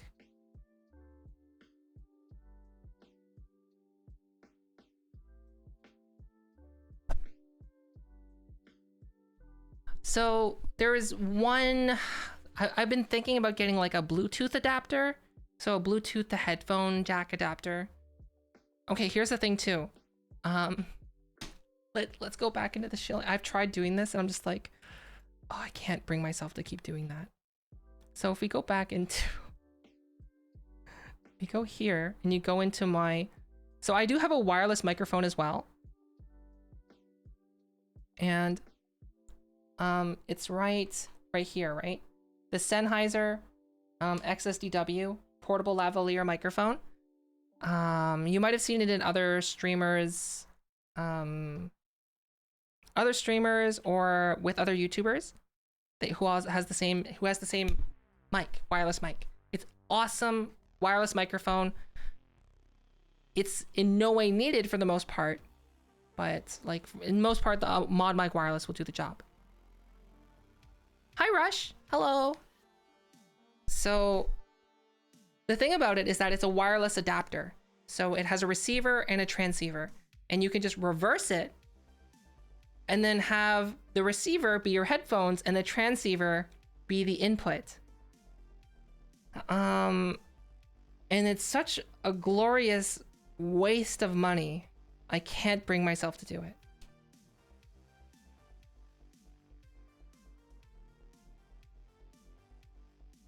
Yeah, I know, Vic Freeze, there are. Can we get a shout out for Rushzilla, please?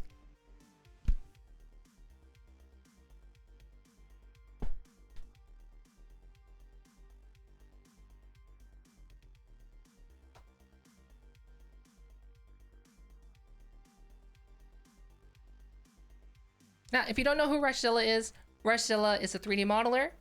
You can check them out right here.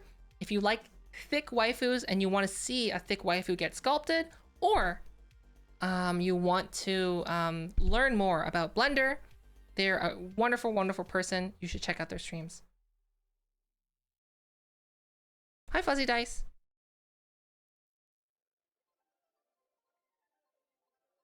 I don't know.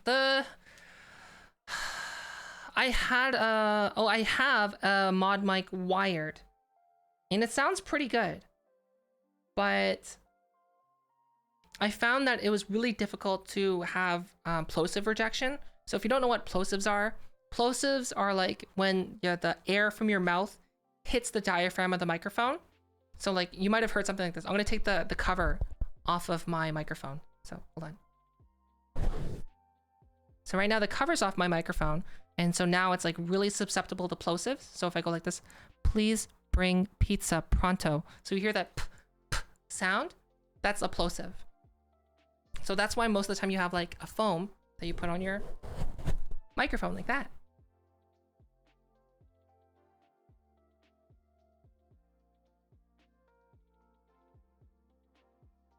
Beatboxing? I don't know how to beatbox. And that's the issue that I had. I heard that like the issue with the Mod Mic Wireless is great. Overall, well regarded. I'm sorry, Synchrich, that you're having problems with yours. But overall, most people highly recommend it. The issue is in order to get good sound, it needs to be really close to your mouth. But at the same time, you can't have it directly facing your mouth, or else you're gonna get a lot of like plosives.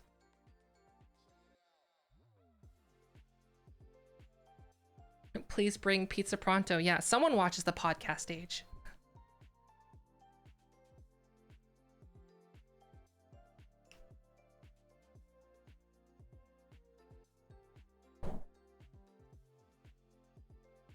So I was having issues with that. So I'm just like, okay, well, how do I get a really nice wireless microphone and also have like it be wireless and be convenient?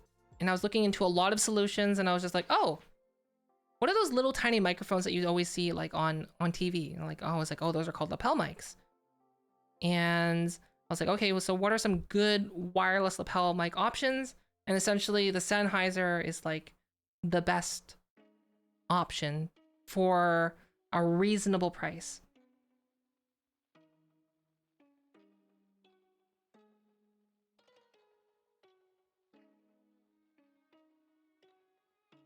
Oh, Insignia, that's a good recommendation.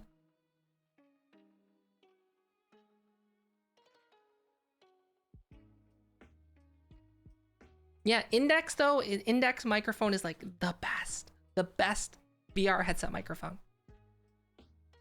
Better than a Mod Mic.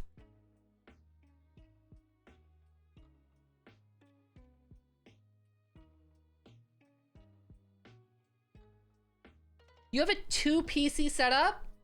Get out of town.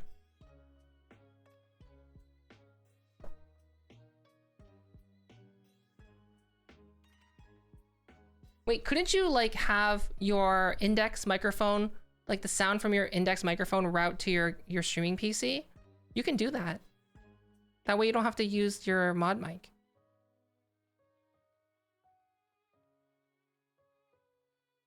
Yeah. Exactly what random ICT is saying. You can just transfer it over. Not even over network. You can just literally set your gaming PC to like output, like have like a line out, listen to your microphone in Windows, and then have the line out going into the line in on your streaming PC, and then have that go into your stream. Like that's basically how that would work.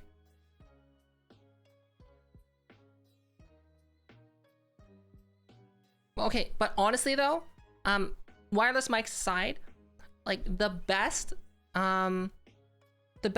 microphone that you can get features wise is a Elgato Wave 3.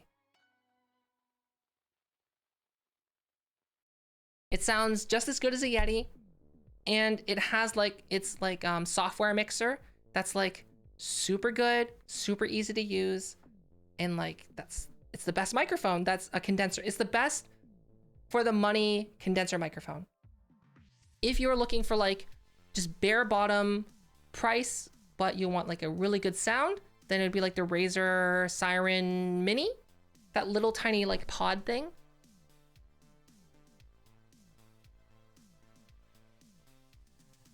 Okay, the reason why Sly and I went XLR is because we're both quite loud when we stream. And even though sometimes you can hear Sly in the background of my stream, and sometimes you can hear me in the background of Sly's stream, it's been reduced significantly. The downside to XLR I've been finding is that I can't walk away from the microphone and like have you clearly hear me. But I guess that makes sense though. The thing is, like, when we were getting looking at microphones, if you want, like, if you're a VTuber and you don't care about the look of your microphone, this is basically like your best bang for buck setup. You get a Red Scarlet, you get a Focusrite, I think it's called like a Focusrite Red Scarlet Solo for like $100, and that allows you to go USB to XLR, and it can drive. If you get the latest ones, it can drive an SM7B, so you don't have to worry about future compatibility. And then you get an SM58.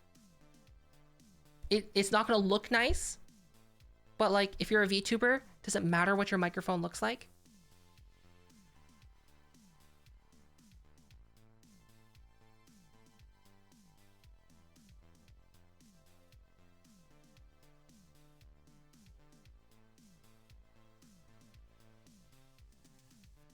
A USB mic wireless. The thing is, to make a USB mic wireless costs just as much as buying a wireless mic.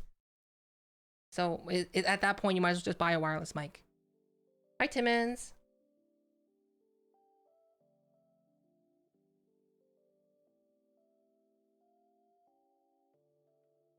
Hi, Ken Baron. I'm talking about I'm talking about microphones. I'm talking about microphones.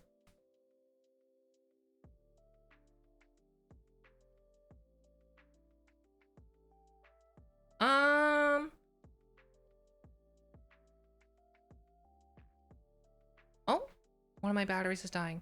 Hand. Oh, okay. I need to turn my waste battery on. There we go.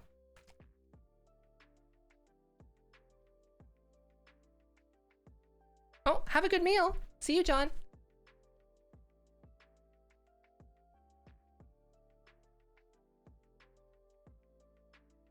Like I said, a Go Gadget waste battery. I've been good. Hopefully you've been doing well.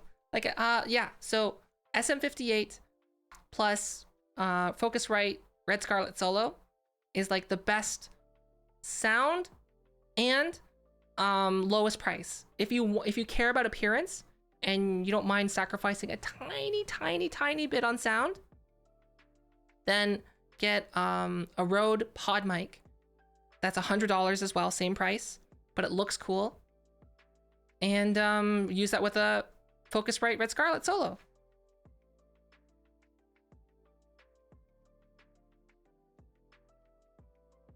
Oh, yeah, I haven't seen Beef in a while. Like I've seen them on stream, but like I haven't hung out with them in a while. It's my favorite fast food, McDonald's.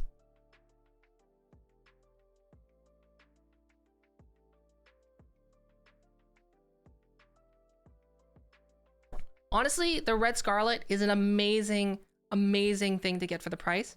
The only reason why we felt compelled to get a Go XLR was being able to do this. So right now, you're gonna hear, okay, so you're gonna hear Windows sounds, by the way. So I'm gonna turn this up.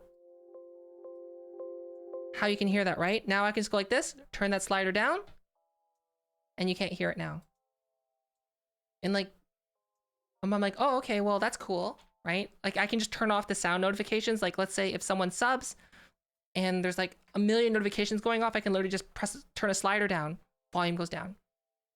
But let's say, oh, I want my music to be louder, slider, or turn it down. Or like, let's say if I want to, like if I'm in Discord, I have a separate slider for Discord chat as well. It's like, it's a nice to have. It's not a need to have, which is the big clarification I would like to make. It's a nice to have, not a need to have.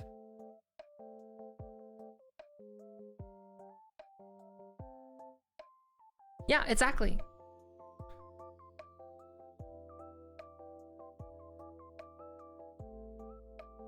You just own it for the software? Wait, you could do that? You could do that? That's so big brain. Oh, but gee, that's so big brain. Because I always thought like the software would need to see that, oh, you could even just still have it connected but not use it. Wow. That's big brain. That's such big brain. That's so big brained. I should have thought of that. Cause like I already have a stream deck. That's such a big brain move.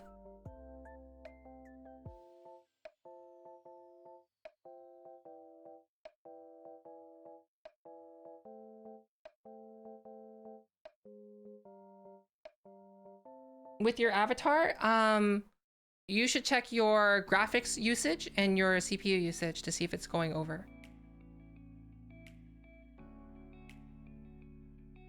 I don't really like using VSTs. Like, I know this is like a little heresy. I just like having a flat sound. So like my sound profile is just flat. On the back of the SM7B, I just set it to flat. It's just a flat sound. Because I've always been personally a fan of like the flat sound profile. So like, that's why I really like, my favorite over-ear headphones is the AKG K702s. Because it's like, it's a very analytical flat sound.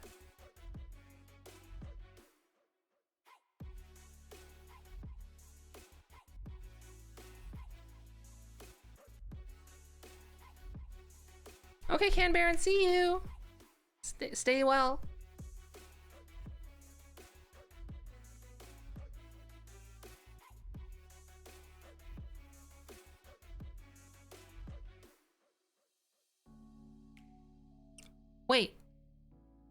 Wait, Rush. I thought our conversation concluded with you don't need a stream deck. I'm so confused. Right?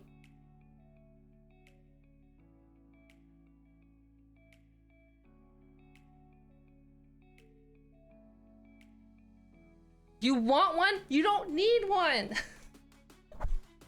Honestly, like, I only use it because I have like a bunch of hotkeys like already loaded on it. So for example, like this button right here, like it automatically loads up the website and it automatically activates an overlay. And I could be like here, do streamers need a stream deck? Oh my gosh, my typing's so bad with gloves on. And then I can be like, option 1, no. And then here, option 2. And then I can start the poll. And then you see it appear there. And then we have the stream. It's like, it's just one button. That's like what the nice thing about the stream deck. But like, you don't need it. You can, yes, you can customize the buttons. Do you like my options? Do streamers need a stream deck? No and nope. Because it's true. You don't need one. You don't need one. It's not a need to have, it's a nice to have. Anyways, we're gonna end that poll because that was just for a meme.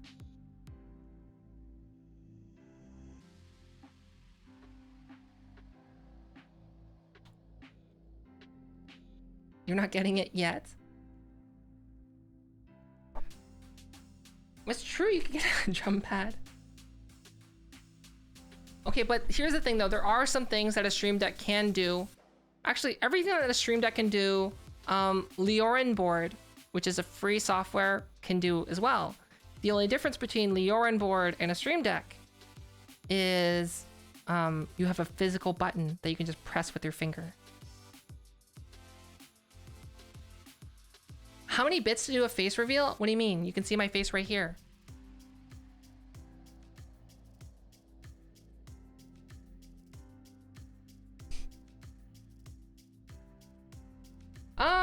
Yeah, the Rode Pod mic is like the best, one of the best mics for its price. Like it's in terms of like, if you're looking at the looks, I would say if you're looking at getting an XLR mic, look at the Rode Pod mic and the Shure SM58. And the only difference between them is like the SM58 sounds slightly better, a little bit more clearer, but the Rode Pod mic looks better. So like, I don't know. It's like, it's basically like, the difference is almost negligible. They sound like, with just a little bit of tweaking, you can make them both sound just as good. Super Nintendo Chalmers. Meow. I'm learning. Thanks for the host. But like, yeah. But in essence though, the only time you'll need an XLR microphone is if you're in a loud environment and you want to isolate your voice. That's the only reason. Otherwise, like an Elgato Wave or a Blue Yeti is like more than you need. In essence, you can just get that Razer Siren Mini and like that's $50 for an amazing microphone. It's just USB, plug it in.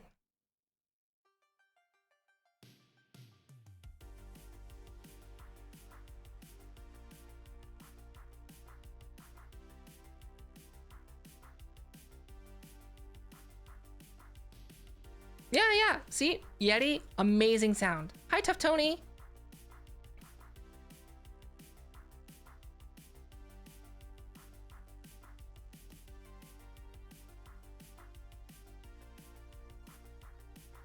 Like, the reason why we have a Yeti is because we bought Yetis before the Elgato Wave came out. And like, in terms of audio quality, the Yeti and the Wave are the same. Same audio quality. They both plug in through USB. What's the difference? They both look good. The difference is that the Elgato Wave has software. Awesome software. The Yeti mic has nothing. Just plug and play.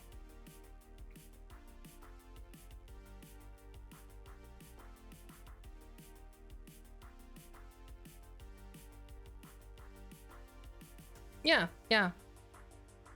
And like, I never thought of it that way, as Abaji in chat says, Insignia090 says, is they use the software mixer, they keep it plugged in, and they use the software mixer to control their new microphone.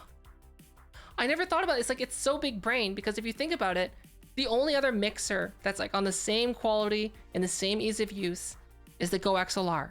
And like, the Go XLR Mini is like a lot of money, whereas like, with that, if you started with an Elgato Wave and you're upgrading to an XLR microphone in the future, it's literally a zero cost upgrade in terms of like getting that mixer part.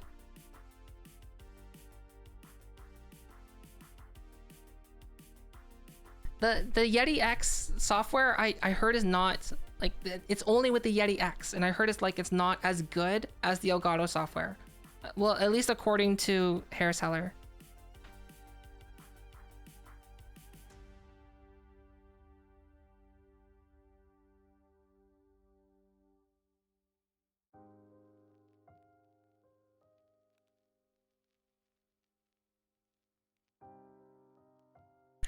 I don't know. Logitech is not really great on their software side, to be honest. They're really great at making good hardware, but like on the software side, they're always traditionally, like in history, from my experience, they've always been very lacking. So like now that you know, Logitech like controls them, I guess. Like they own Blue microphones. I don't imagine there being a lot of great success on this hardware side, because like, if you think about it this way: Logitech gaming division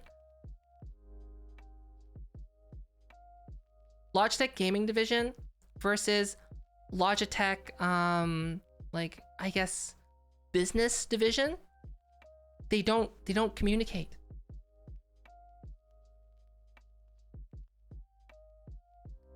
Hi, Philly.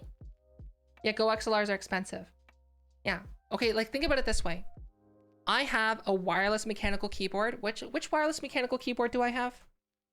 I have... Let's turn it off. I have the Logitech G16. That's the keyboard I have. And it comes with a wireless adapter. And then I also have a wireless mouse, but my wireless mouse is not a gaming mouse. So if I had a G series mouse that's wireless, it'd be able to communicate with the same adapter. However, I have a Logitech MX Ergo, which is like part of their like for office use lines. and it has its universal sync adapter. Why can't they communicate together? Why? You know, it makes sense, right? But no, I have to have two wireless adapters, a plugged in for a keyboard and mouse.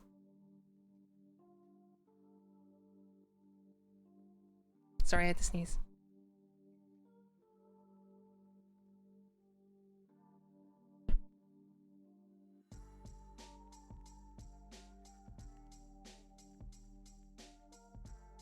But they're the same company. It's the same company. They're both Logitech devices, like native Logitech devices.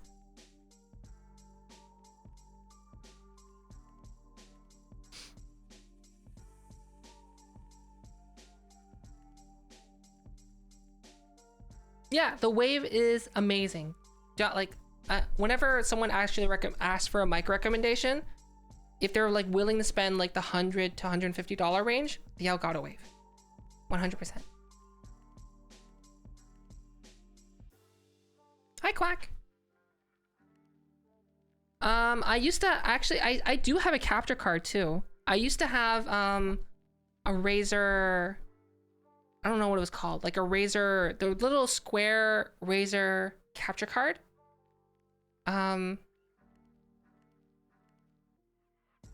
I got it so that like I can go in a Skype call and share my play with my friends together.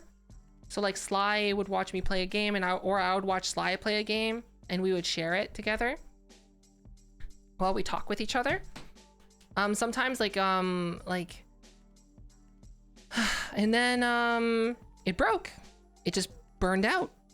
I'm like, I didn't know a capture card could just burn out like that. So after that, I bought a Elgato, and I haven't had any problems with it. Yeah, it's an external. It's a USB. I don't have room for an internal one because I have a I have an ITX motherboard.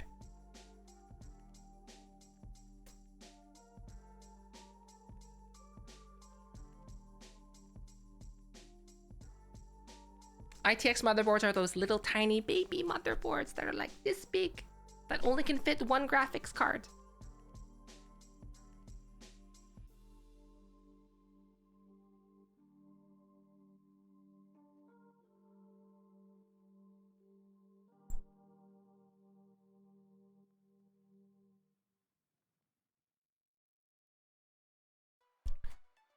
I have ITX. I have an Oh, here's the thing. I had basically the equivalent of a DAN case for streaming, overheated like a monster. So I ended up getting knocked to a D15, stuck it into a giant fractal design Define R7. And what I'll tell you is that that little tiny ITX motherboard looks even tinier in the Define R7.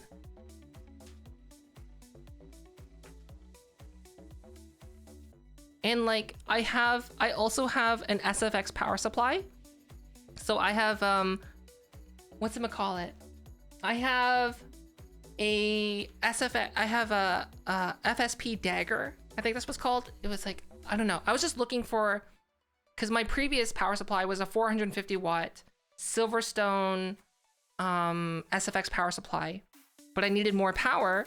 So I was like, okay, I was looking at like, what is that? Tommy Guru or something, the power supply website that you go to get reviews. And they highly recommended this FSP Dagger power supply. That was 600 watts. So that's what I use right now. But the thing is too, is like, it's so tiny inside this case. And like, I had to route the cables in a very special way so that everything can fit in nicely.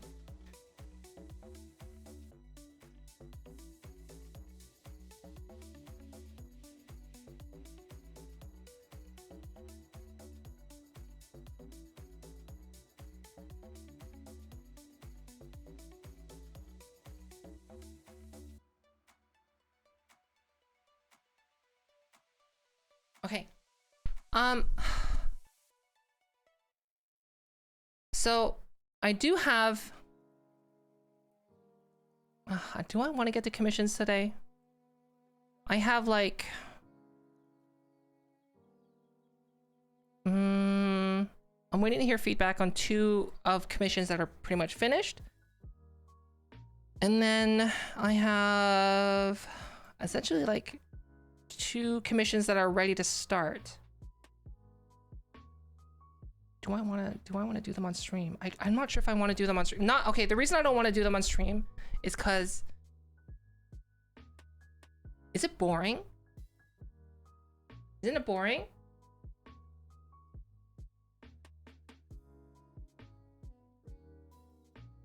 It's not boring? What, watching me like open up a model and then like rigging it? Is this something to watch?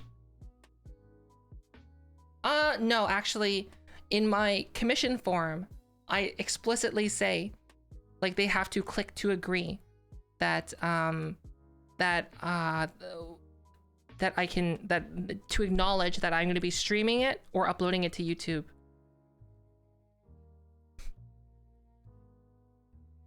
So I do have an agreement with my commission form, basically saying like, hey, oh, my battery on my chair. It's like, hey, because like, here's the thing, I don't really have the time all the time to, I guess, work on it outside of streaming time. Because like right now I'm falling behind on YouTube videos.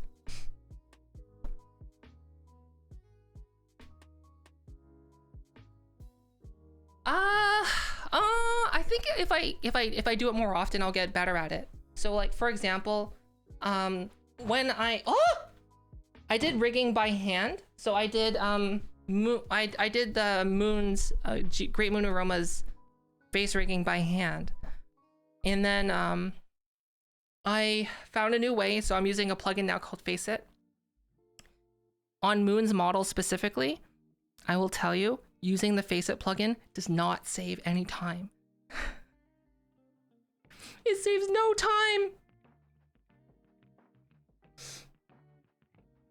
Hi, Better5.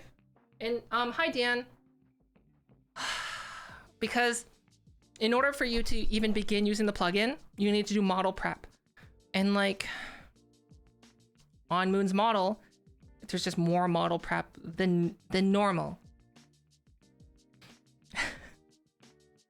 So like the time that would have been saved from using that plugin is completely negated from the model prep. And then also, like on other models that there's little prep, it's maybe shaves like 20% of your time if you know what you're doing.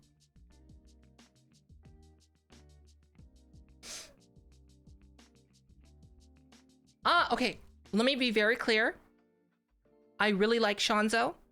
Even though Shanzo at times can be very blunt, like I think that's one of his like charming features. Shanzo gets distracted. Like, let's be honest, they get distracted from stream. They'll literally stop. They'll stop what they're doing in modeling. They'll look at the camera per se, and they'll be like, yo, straight up, we need to talk about this. And he'll go on a tangent for like half an hour.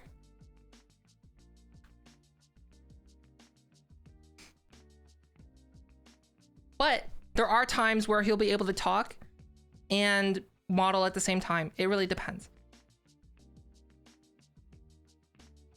But like, we've seen that. We've seen that. Yeah, kind of like me. So like the first time I was working on Candy's model, I was more focused on the model, so it was getting done a lot faster. Whereas like the second time when I was just doing like 2 minor touch-ups, it took so long because I kept getting distracted by chat. Well, that's one of my majors, is philosophy.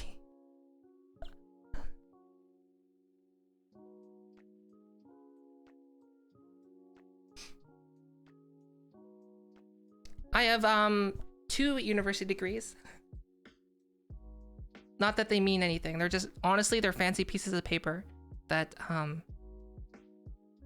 essentially have no actual meaning in the world. Because like, if you get a university degree, right, and then you go travel the world for like 5 years or something, or you sit at home and you just game for 5 years, and then you try to go out and look for a job. They're like, oh, I see that you have this university degree. Tell me about your work experience. And they'll be like, huh? I have fancy paper, costs money, give job. And they'd be like, no.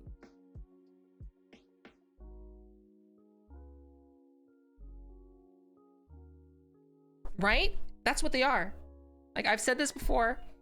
I know people, a lot of my friends went into graphic design, or they went into art. They went to college/university, they went through the system, they got a job. I also have a relative that as soon as she graduated, when she was in high school, she was doing freelance work. She was like hustling. And then when she graduated high school, she spent all of her time dedicated to focusing on graphic design, freelance work, trying to improve her work, using the library resources. And like, basically she built her own business on graphic design. And she's just as far ahead as all those other people because she pushed for it.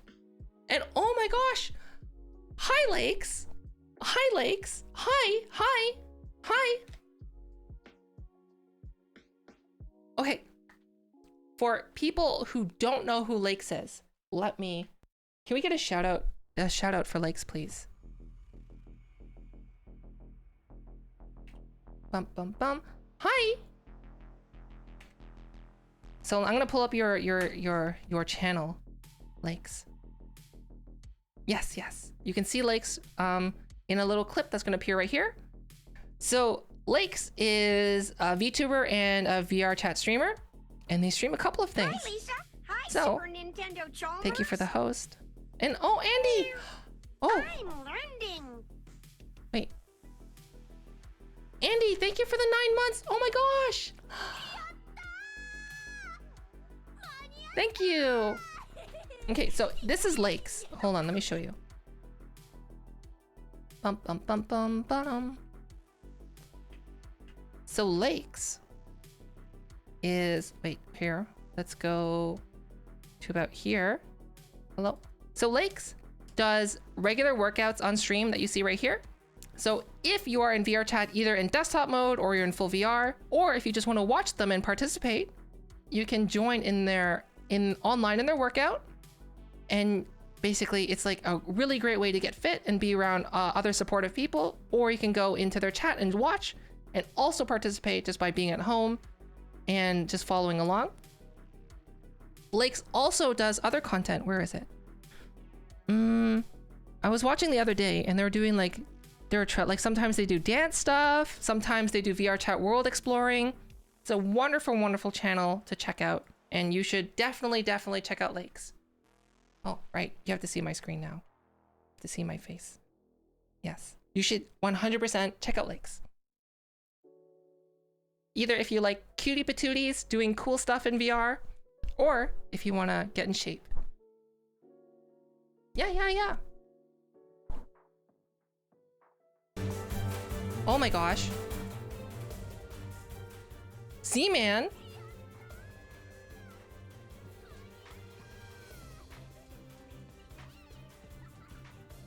Z-Man.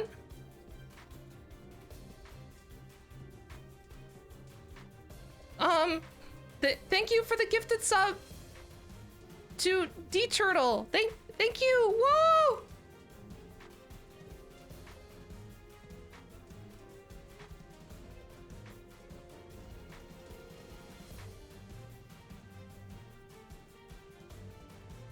Wait, what? Sly, no head pats. We've talked about this. No head pads. Stop. No. Sly, no head pats. Not in public. Please, no head pats. Stop. No, stop.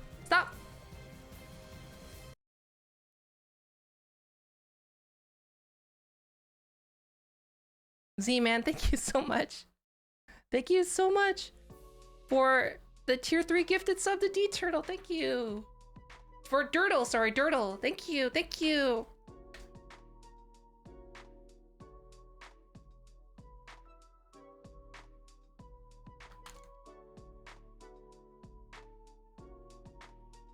head pats in public. Thank you so much.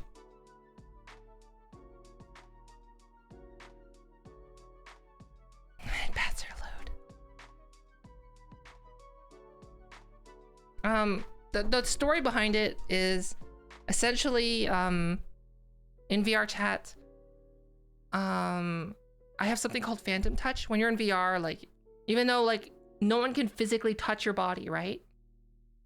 When you see someone like approaching you and your hands near them, or you're in proximity of other people, you still get that same feeling like you're being touched. I don't like that. And it's just become a long running joke. Cause like in VR chat, like one of the universal greetings for other people is head pats, right? That's how people like greet each other in the game for the most part, or hugs. I don't like either of those things. So like I'm very like, I guess, I make a lot of enemies.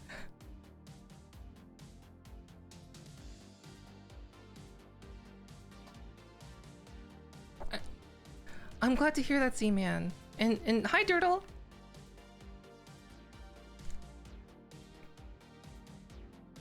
Yeah, so like there's a content creator named Thrill, and I really like the content they make. And I finally got to meet them one day, and I instantly got on their bad side because I declined their head pat / hug. They wanted to hug me, and I'm like, I just backed off. I'm like, I don't do hugs. And they're just like, instantly, like their demeanor towards me changed. I'm just like, I should have just accepted the hug.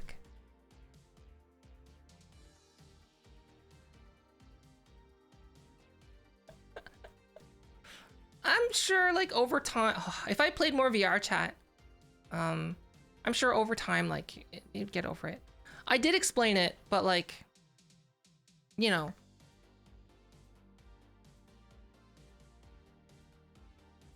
The Korean excuse, what, the hover hands? Here's the thing about Korea though. Have you ever seen Korean couples? I think this is like a Korean couple for like, for heterosexual, like man-woman relationships. Is what I've noticed is that a lot of Korean men would put their hand on the back of the neck of their girlfriend as they're walking. And I'm just like, why is this a thing? Why? But like, it's weird, but they do it. Yeah, exactly, Synchrich, exactly. Because Attack on Titan.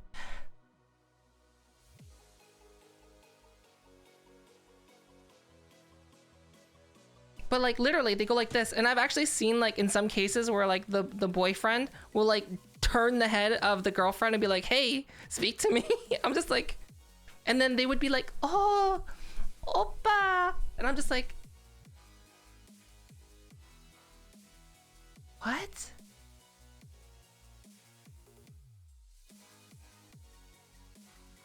You've seen it in Japan? It's like the whole daddy culture. No! I dislike it. But yes, once again, for people who don't know, you should 100% check out Lakes.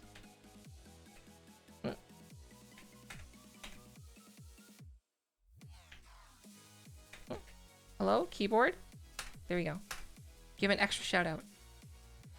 You can see Lakes right here. What clip are we gonna pull? Ah! It's a Christmas workout stream!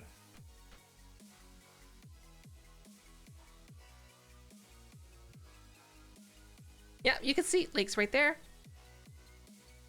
Yeah, by the nape of the neck. I don't like that. I really dislike it.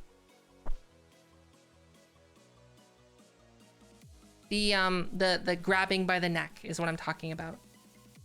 So sometimes Sly and I, when we see it, we do it to each other in public, and like we're like,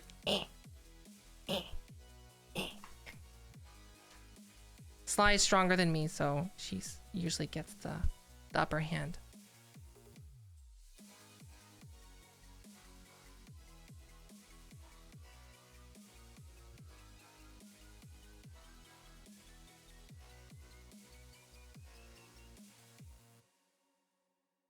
a huge shift in men trying to become more dominant and alpha. You know, I had a friend who like was really nice, right? He was a nice guy. And then he started watching like these pickup video, like pickup artist things, and then basically just became a huge like a huge bag. And I don't know, like he just became a total, like, I guess how you'd say it, like a dude bro? A dude bro? Is that the right word? Dude bro? And nothing changed other than more people dislike him now. But he thinks he's like cream of the crop. He's like the right? And he's like, I'm way better than everyone else. Like that's the aura that he gives. So the only thing that's happened is he's lost a lot of friends. But like he thinks he's like some sort of wizard now with picking up women. But he's still single. So like obviously it doesn't work. Like, you know what does work? Being yourself. Being yourself.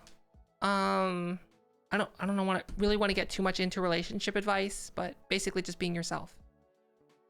And the most important thing is just because you do something, just because you're nice to someone doesn't entitle you to their attention, if that makes sense.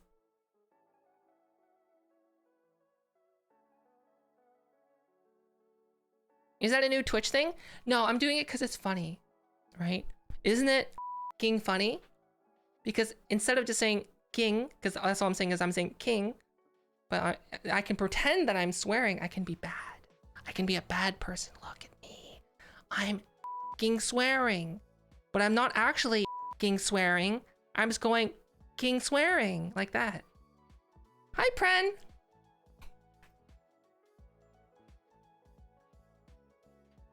Wizards are always single. Whoa, Lakes. Whoa. Whoa, shots fired.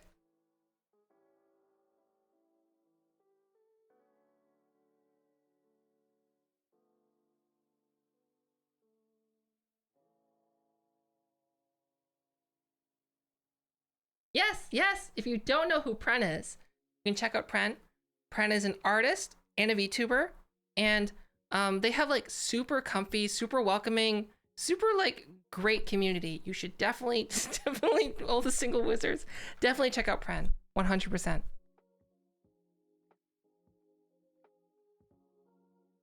Hi, Abyss Streamer. Hello. I'm just like, sorry, I broke my setup a little bit today. That's why I was late. Because like right now my microphone is not properly tracked. So right now the microphone's between my hands. As you can see, it's not completely right.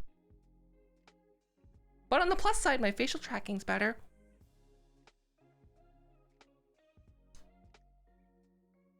Hi, college. Well, Sly says, love yourself before you love someone else. Yes, 100%. You need to learn to love yourself before you love someone else. Because if you don't love yourself, how can you learn to love anyone else, right? It just makes sense. But the thing is though, learning to love yourself is one of the hardest things you can do. Because you can sometimes trick yourself into thinking you love yourself, but in reality, you're just like trying to cover things up, right? You need to like be okay with being alone and being yourself and getting to know what you really like and what you really dislike and try to grow as a person. Doggo? Doggo? What time is it? Okay. Sly, what time do you want to take Doggo for a quick walkie?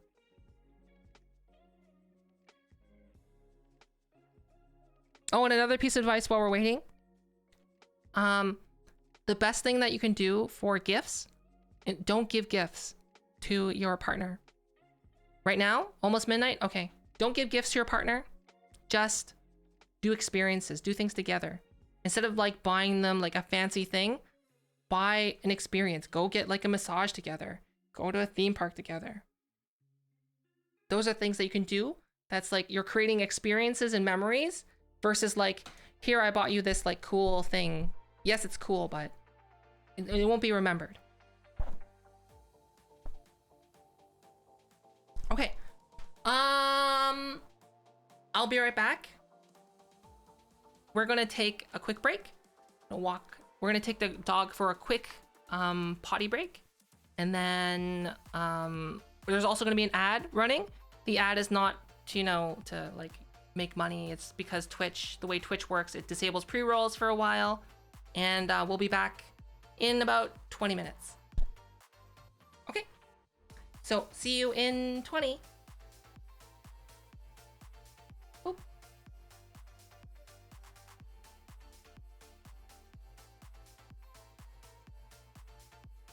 See you soon.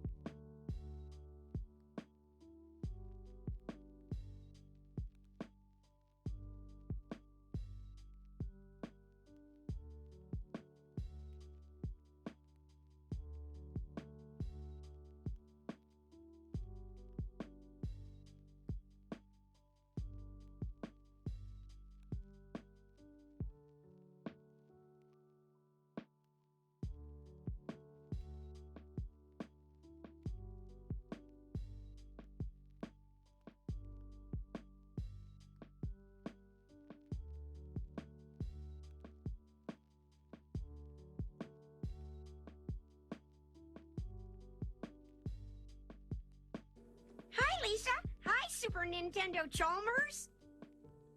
Meow. I'm learning.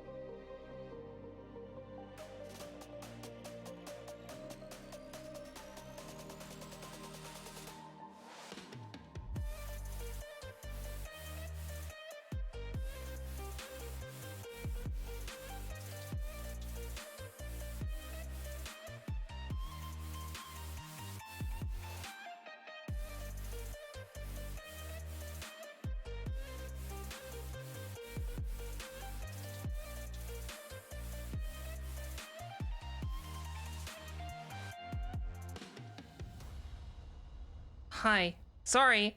Hello. Hi. I'm not calibrated right now. Hello. Hi. Hi. Hi. Sorry, I was here. I was just slowly putting, my... Oh my gosh, the music's so loud. Hi, Lisa. Hi, Super Oh. Nintendo Chalmers. Hey. Did we get a shout out for Letty? I'm We learning. did. Yes, awesome. If you don't know who Letty is, Letty is, a fellow streamer, and they sometimes they stream League of Legends, and they also do ASMR.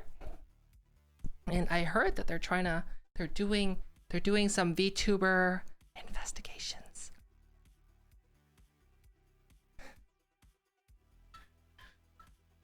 Investigations. I have to put my hands on. Hands on!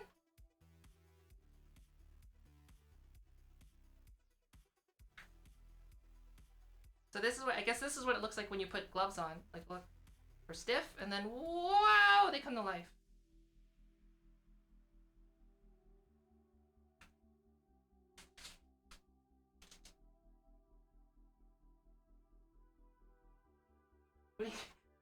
What do you mean you're ahead of me in time?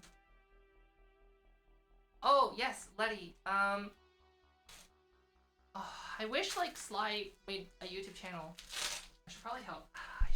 I should probably, like, help Sly with the YouTube channel. She doesn't have enough time. Like, if Sly, you know, didn't work, she would have enough time to do the YouTube channel thing herself. But, you know, she works full-time as an elementary school teacher. And, not much you can do about that. Because, in Korea, if you aren't a citizen, basically you're stuck here on a visa. That's basically the sum of it. But I could probably find that clip. I if you want to know how to do that shout out thing.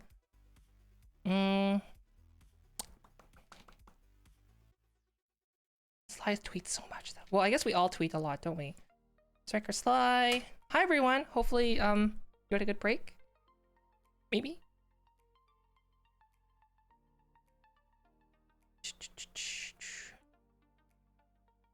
I guess it would be a media post, wouldn't it?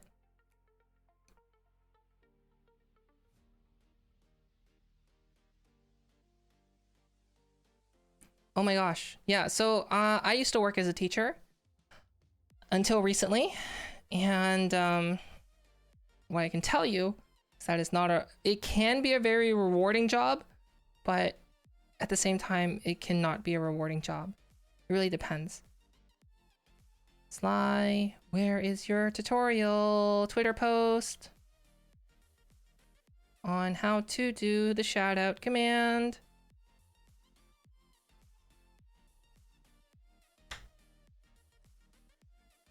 Hi, Sly.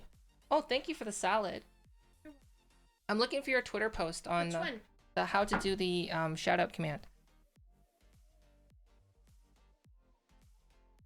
It's like way down here. You just want me to send it to you? There's that. You want me to send it to you in DMs? Oh, I just wanted to link it out. Okay, this one right here. This one? Okay. Yeah. Thank you. Okay, so if you wanted to know how that shout out command worked, then you could check out Sly's Twitter. Occasionally, she will post informative videos on how to do certain things.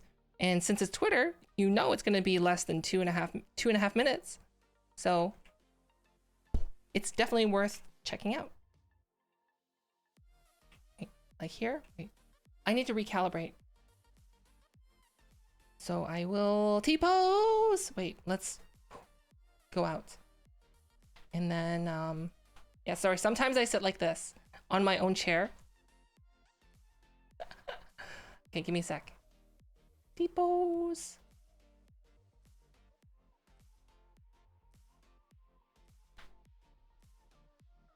Bum, bum, bum.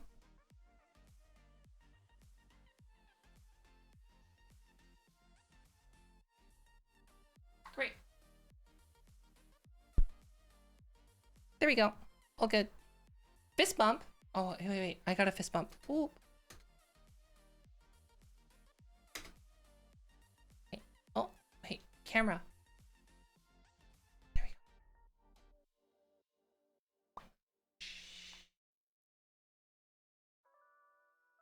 Yeah, it's a super great. You got a new CPU and motherboard combo.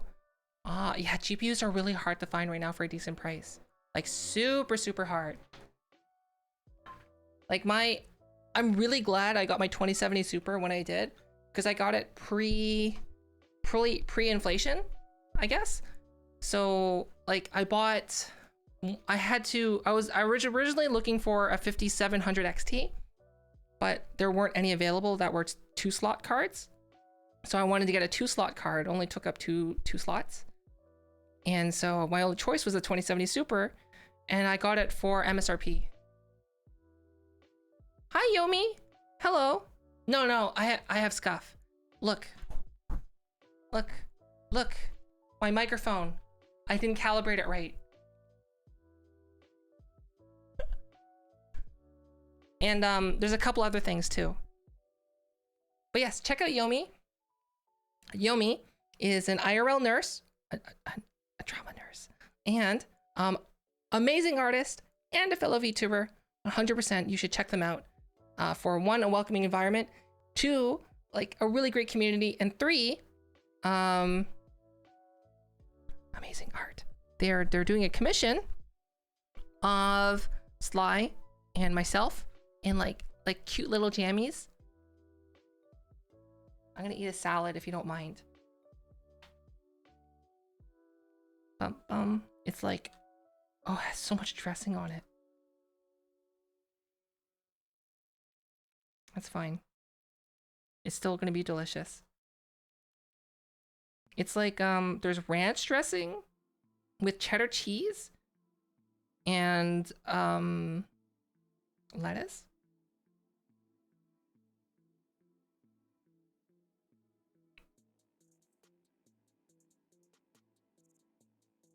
Mumbles.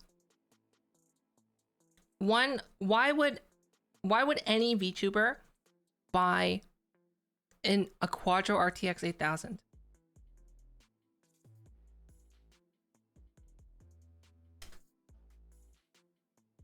Here's your zoom. As a leap motion? Okay. You need to get Oculus Link and virtual motion capture. Virtual motion capture.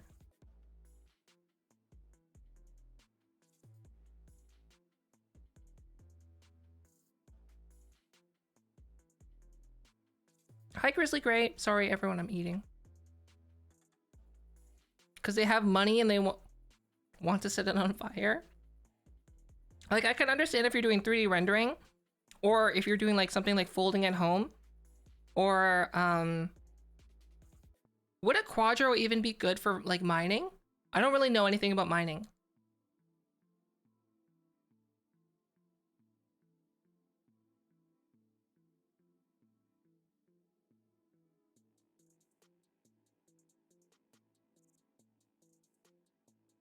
Like, would it?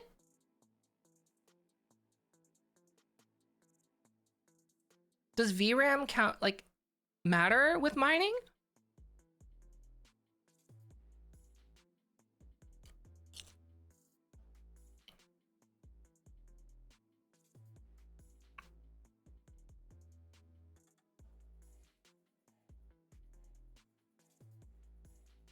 I don't know, the only time I actually did any Bitcoin mining was like when it first came out. Like literally back in the time where it's like, oh, Bitcoin is a thing. And then at the same time I started mining, someone bought a pizza for like 16 Bitcoin or something.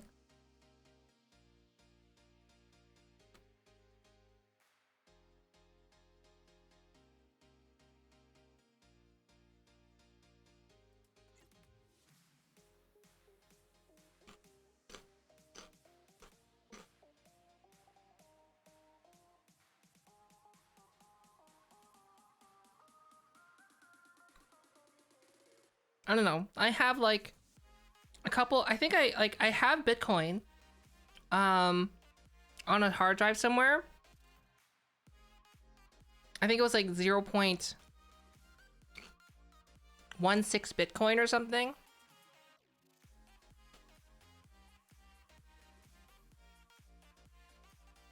I had it on a hard drive. I don't remember the password. And I guess I got over it.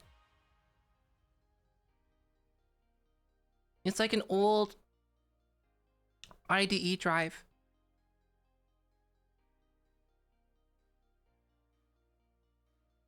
I forgot the password. It's done. I already know that I made it a password. That's not my regular passwords.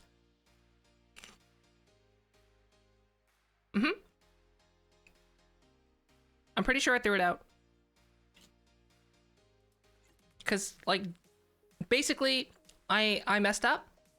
And, there's nothing I can do about it. And hey, it's better than that one person who has, like, millions of dollars locked away in Bitcoin, right? There's an article about that.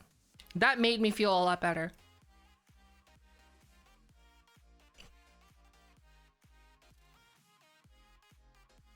Yeah, there's like a guy that has like $100-something million in Bitcoin and he can't remember the password. And he's on his like last attempt or something before it like locks forever. Hi, Kathy.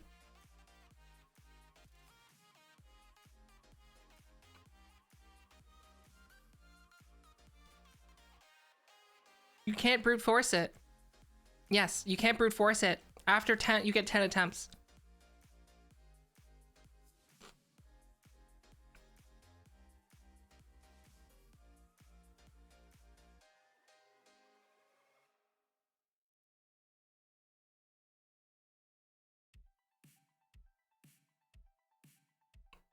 Okay, Azusa. See you.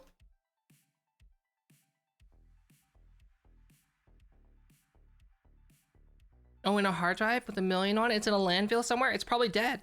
That Bitcoin is probably gone forever now.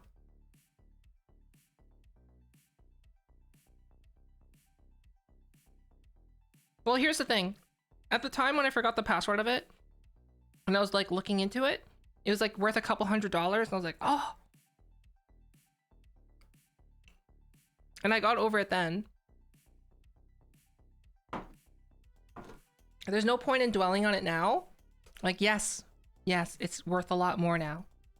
But the way I see it is that if I got the password unlocked then, I probably would have cashed it in for that couple $100 that it was worth at the time.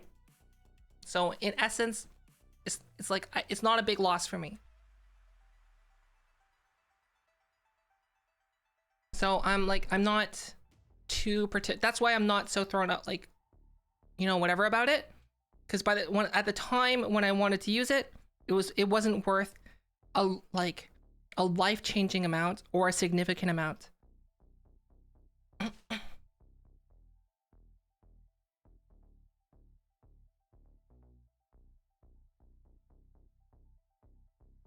That's why I'm not like I'm not too worried about it.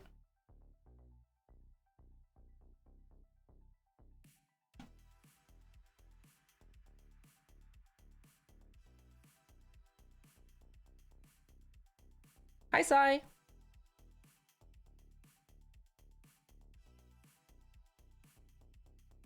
Yeah.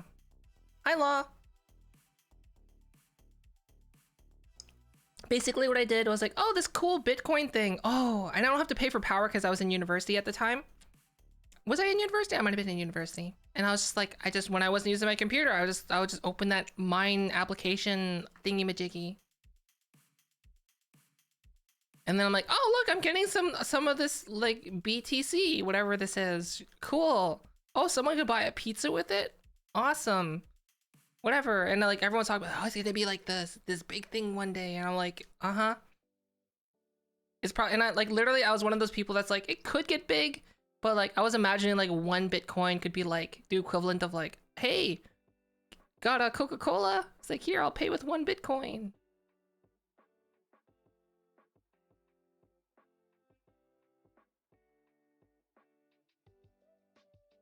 The thing about cash though, I don't know. Is cash more stable than Bitcoin? I don't know. See, like in my eyes, I don't know. Is Bitcoin worth it? I don't really know enough about Bitcoin, so I guess it's not something I should really delve into.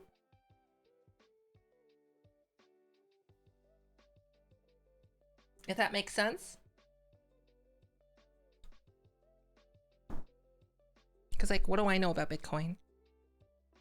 I'm literally like the dummy that like, I guess that lost, in my eyes, a couple $100 by just forgetting the password.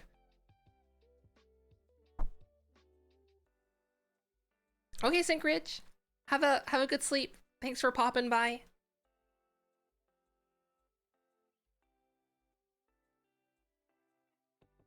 Cryptocurrency is not free money if you have to pay for electricity. In essence, it's only free money if you don't have to pay for electricity. From my understanding. And yes, if you don't know who sCuFf is, you can check them out right here. Fellow VTuber.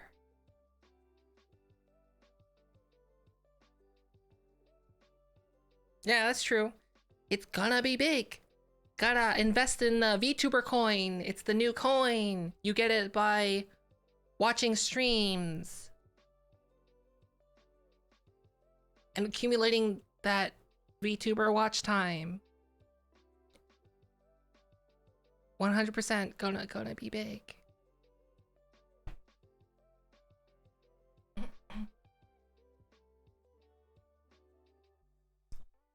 Yes, I did. Kind of. I don't know. Is the frame rate better? I can't tell. The only thing I did improve is the facial tracking is better now. It's an updated rig. Hi, Jammy. Hello. Hi. If you don't know who Jammy is the creator of most of my emotes, and you're about to see them spam on screen right now. Jammy is a fellow VTuber, an IRL friend, and a wonderful artist and a wonderful VTuber. really great community, super comfy streams. I know I say comfy streams a lot, but like literally, when I say it, I actually mean it. You could check her out right here. She's a variety VTuber. Oh.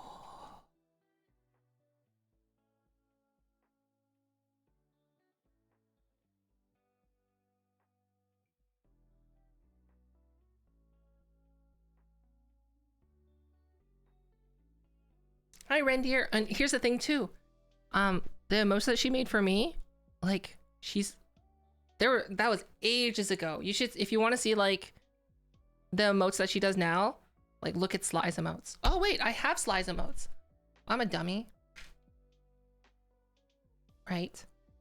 And I know, Mumbles, I know that you sent me the thing. I'm too lazy to change it. I'm too lazy to change it. The only emote that that Jamie didn't make is the zoom emote. That was made by Yomi.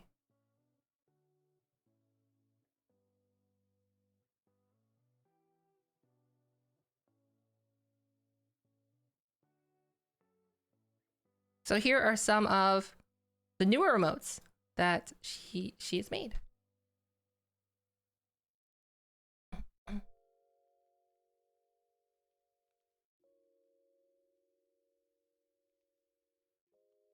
I don't really recommend about NFTs. Oh, okay. I know a little bit about NFTs. What are those called? A non-fungible something. Non-fungible tokens, right? Is that what they're called? Non-fungible tokens? Yeah. So you might have been hearing about something called NFTs, which are non-fungible tokens. And essentially, it's kind of like, it's the equivalent of like paying the city to have your name on the sidewalk. Right? That's what it is. So let me explain. So it's like, basically it's like you're paying the city to have your name on the sidewalk, but your name's not actually on the sidewalk. Oh no, here's a better reference. It's like a non-fungible moment is basically like a non-fungible, what is it called again? NFT non-fungible, wait, NFT non, I just said it, non-fungible token. Is that what those are called? NFTs? Yeah. Essentially what it is basically the equivalent of buying a star. Right? Like, you don't really own the star. On paper, it says you own the star and you name the star. You don't actually own the star, right? If, like, let's say if there's an alien civilization that's around that star, they're gonna be like, you can't just like, you know, drive up in your spaceship. You're like, "Beep, beep. Okay, aliens, move out. My human document that I spent $100 on says that I own this star. Goodbye.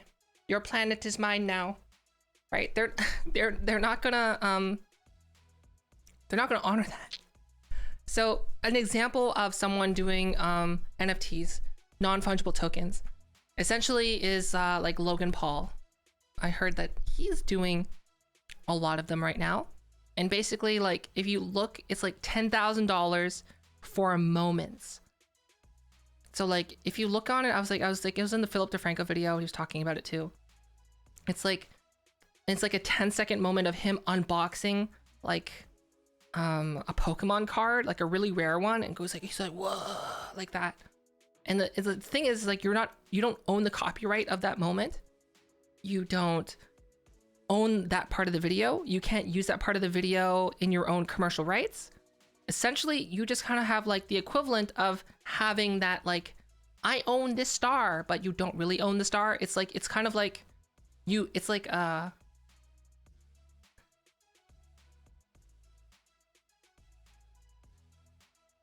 do you know what I mean? It's like, you don't really own it, but you're just like, in your name is kind of like, you're getting like that shout out. It's like, hey, you are the only one person to own this moment in time, but you don't actually own it for commercial uses.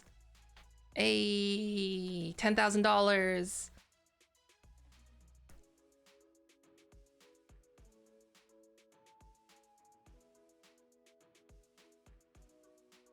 Well, real estate on the moon might become more of a thing now.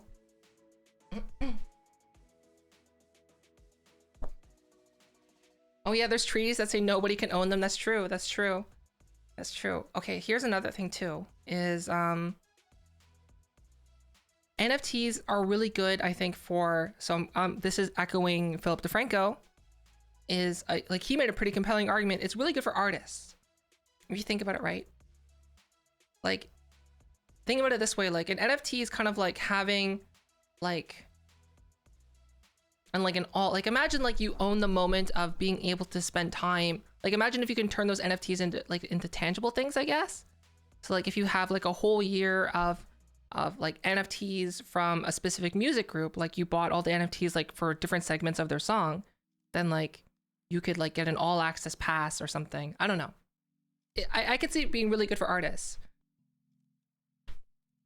It's kind of like, I guess thinking about it like for artists, it's kind of like you can buy copies, photocopies of like Starry Night by Van Gogh, but you don't own Starry Night by Van Gogh.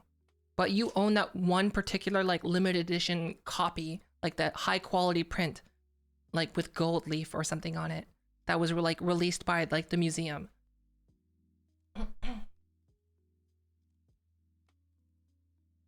Hi, Para. So like, I don't particularly see how NFTs can be very valuable to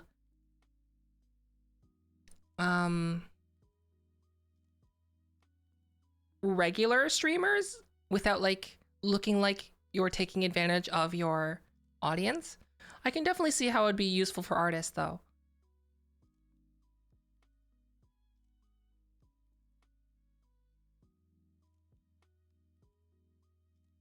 No, it's not like that at all.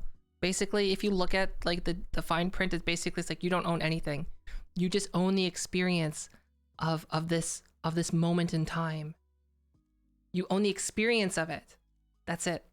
You are the one and only person to own the experience of it, but not the commercial rights to it. In no way do you own it in any other way other than the feeling. It's silly. But then again, like, it could be big. Who knows? Everyone's talking about NFTs.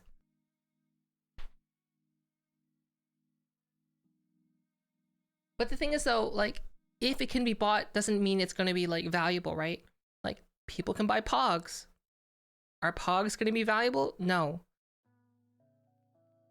Baseball cards, yeah. Like, I'm sure that there are some, after watching like Pawn Stars, I guess, there are some baseball cards out there that are like worth a lot. But like, you're not gonna be able to just like go to like old people's garage sales and like buy all their baseball cards and hope that like you're gonna hit it big, right? Or like, same with comic books. You can't just be like, Mom, Dad, I'm gonna buy all these comic books because they're gonna make me rich in the future.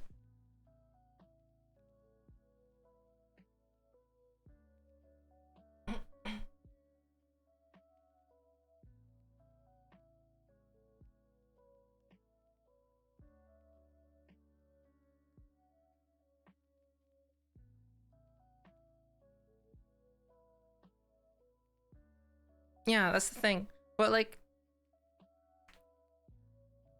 in my eyes, like the rare collectors video games, I don't see the value in those. Cause like the whole initial value of them was like they don't make them anymore, and the only way to play them was to like either already have them or buy it from a collector and collect them so you can play them, right? But the problem is that like now you can just buy like the old Nintendo games on the eStore. So it's like immediately lost all interest. Because the only game that I cared about was Super Mario RPG. Hi, Fabulous.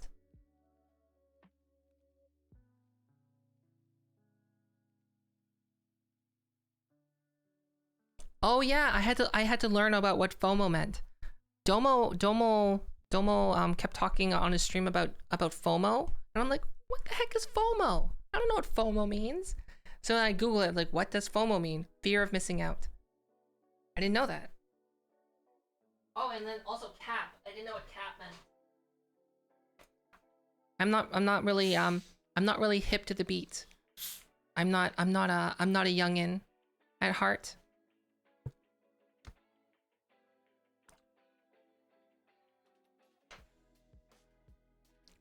What is up, my fellow youngins? I too am I'm hip to the beat. What are we talking about? Potato recipes? I know a good one that's good for your your teeth.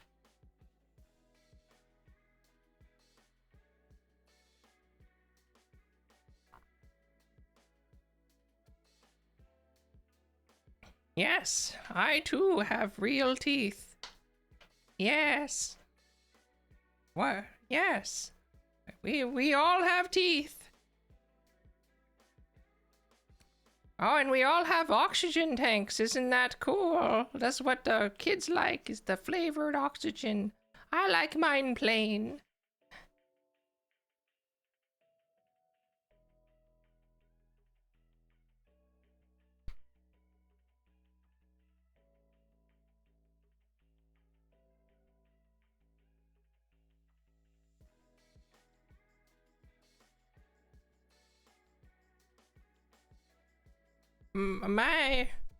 My friends all have the fancy nose tubes to always get that fancy oxygen.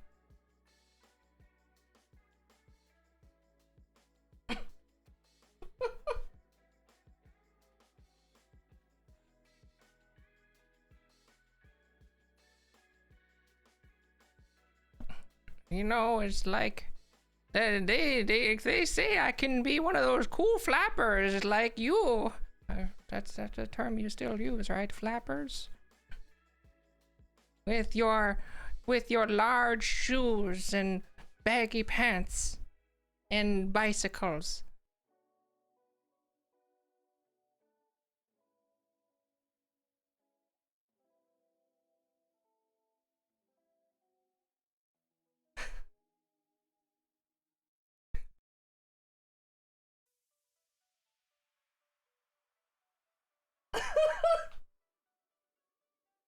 Yes, I too know about these NFTs, the non-fungi tokens. I too love mushrooms. You know, they're good on salad. And when you grill them, they're good on the hamburgers.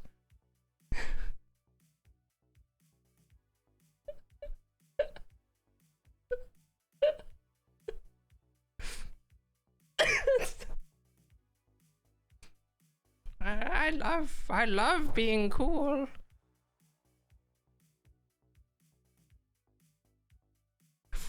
Like you fellow youngins.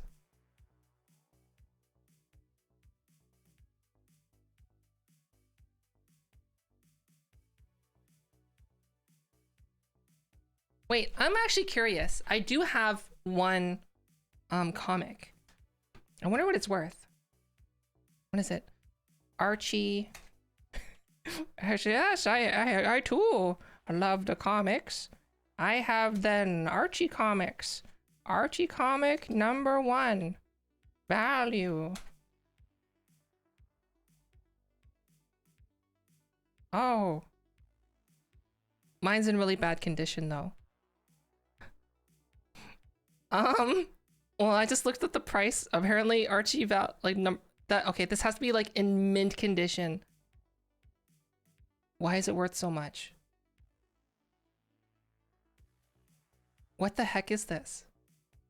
Why is Archie #1? I literally have that comic book.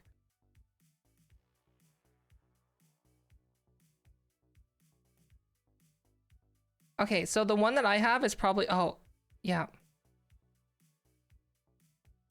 Okay, so the Archie comic book that I have an Archie #1. I was just thinking about it. Because I was thinking about comic books and like which ones I actually have that are old. I have Archie #1 that was from my uncle and aunt. They used to share them. And it's like, it's basically like, it looks like it was in a public library for 20 years, if you know what I mean. Like, it's been well used.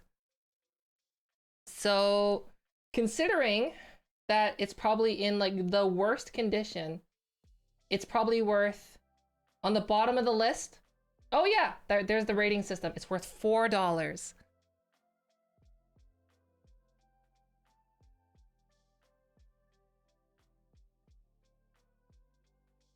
No, it's like, it's well worn. Like you can see the picture, but like all around the edges is like white and crinkled and folded.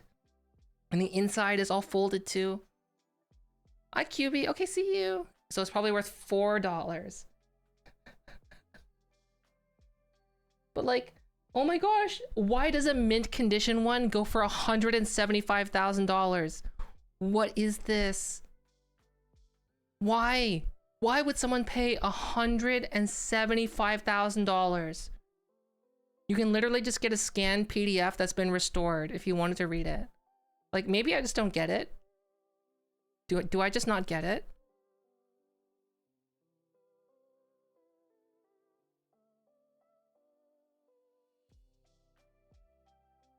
Like, seriously. The status and owning it? What's the point? Like, why? Why? Like, I get it. I get why people collect things, but like, I just don't understand. Like, I personally just don't get it. For me, it doesn't make sense.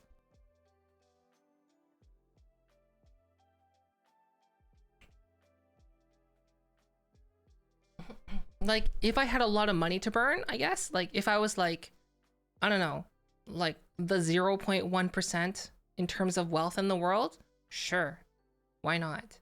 I guess it's like, here, $100 million to charity, $100 million to poverty, $100 million to feed the homeless, $100 million to buy a bunch of useless collector's crap.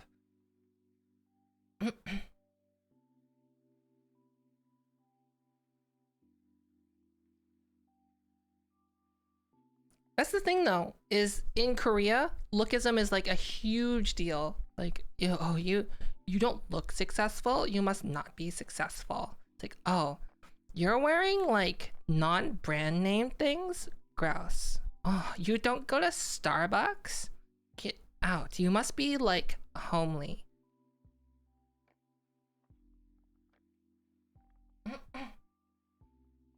Nothing for your mods? I think if I was like one of those ultra wealthy, like trillionaires, billionaires, I don't think I would be streaming.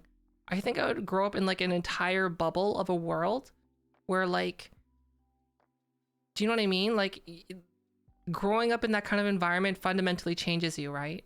Like someone who's grown up with wealth is different than someone who came into wealth.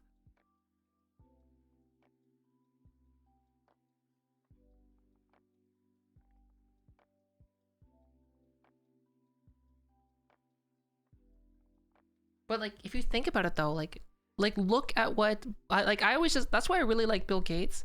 When everyone's just like, hey, Bill Gates, what smartwatch are you getting? And Bill Gates is like, I got this Casio from Walmart. I'm just like, my man. Hi, Poxy.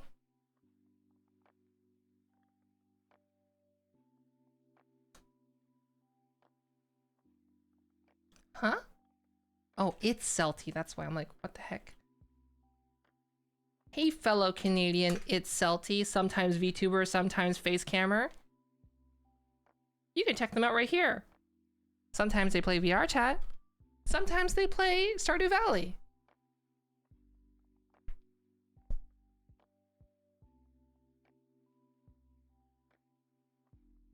No, but really, I think, isn't there like a saying or something like, the grandfather / grandmother, the grandparents make the money. The their children maintain the money, then the grandchildren waste the money. Something like that. Isn't that like a saying that, like, from a country?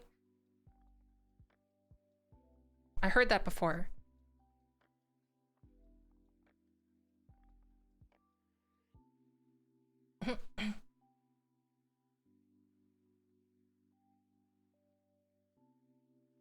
Yeah, yeah. But like there's a lot of truth to that if you think about it. Like, I don't know. And but like you can see how that always happens, and like I don't know. Cause like let's say imagine I somehow like become rich. Not gonna happen. But like let's say imagine I suddenly become rich. Then like I'm gonna try and instill like those, I don't know, like I don't want kids, but like if I were to have kids, I would be like I would want to instill those same working values to the kids. Then my kids would be like, well, I want what's best for my kid, and I want to provide like Mama Fofa did. So they would like hire like the best tutors and whatever, and like those kids would like grow up with like that secondhand like working hard. Do you know what I mean?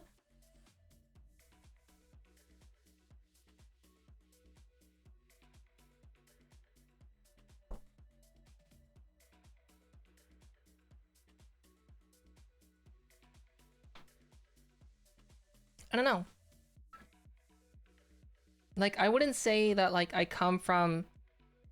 I don't know. I don't come from a wealthy family. But, like... my grandparents had, like, basically survived the Korean War on, like, nothing.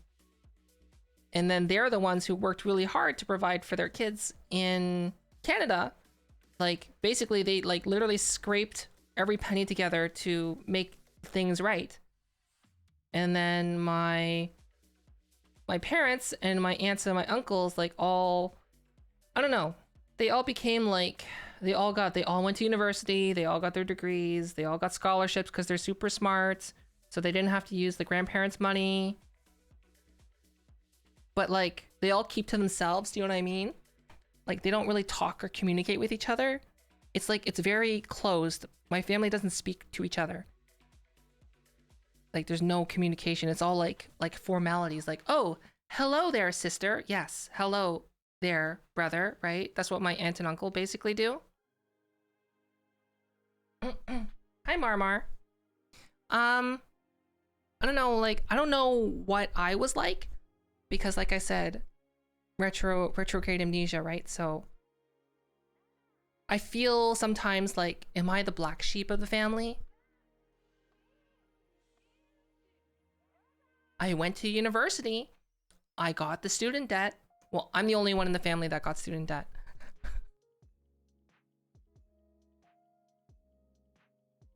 So there's that. I guess that makes me the black sheep. I'm the only one that got student debt.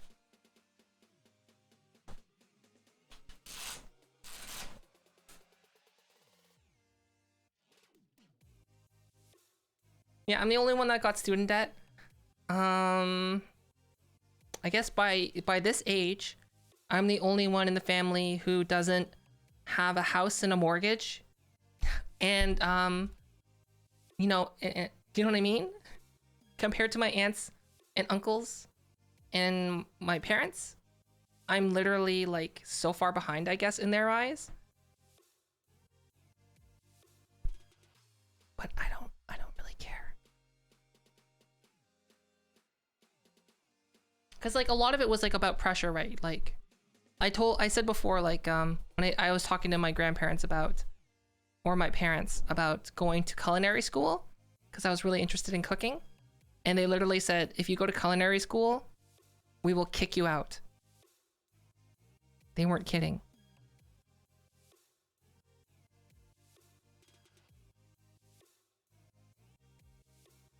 Sounds about right. Yeah, yeah. Yeah.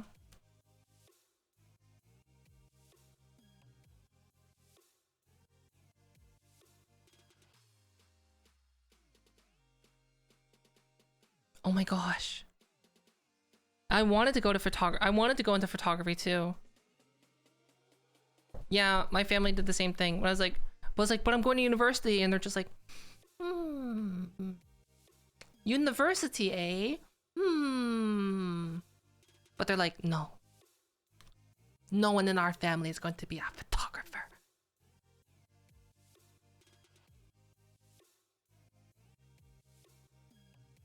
See, like, I wanted the school, like, eventually I just settled on something that I liked.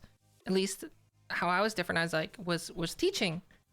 And so I have 2 degrees. I have a degree for teaching, and I have a degree in philosophy. And I worked as a teacher for a very long time until recently. And I just stopped liking teaching because the teaching part is fine. Everything else that comes with it, not so great. And the thing is too, is like, I feel that like especially like now I have the outsider's perspective because Sly is still in the teaching game. Like, I don't know. It feels like you're slowly killing yourself dealing with all the extra stuff that's not teaching related.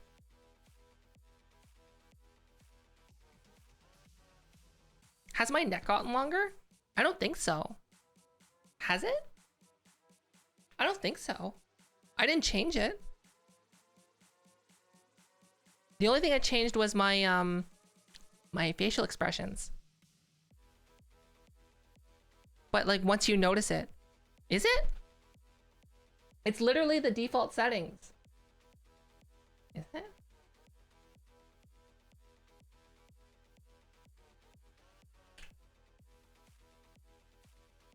Oh, you can see that it's not fully connected.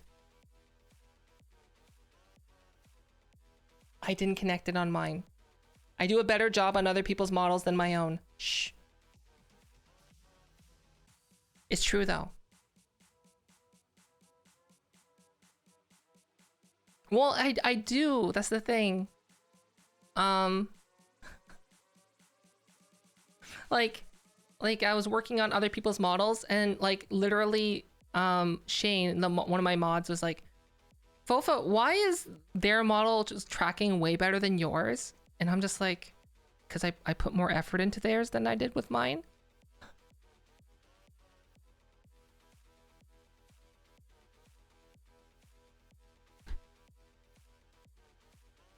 Hi, Yui. Well, I mean, like, okay, let me put it this way. If someone's paying for something, I'm obviously going to put more work into it than I would my own, right? Right?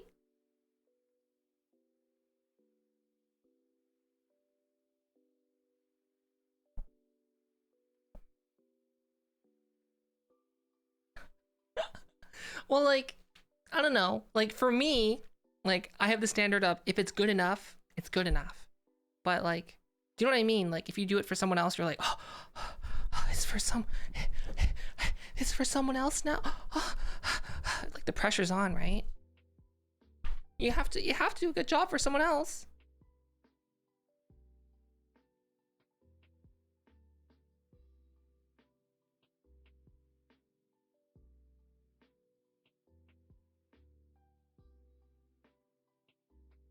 Oh yeah, don't become a vet.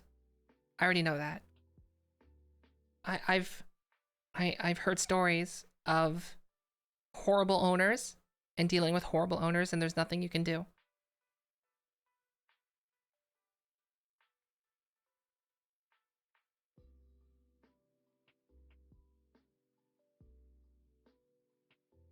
Oh, I never thought about that, Mumbles.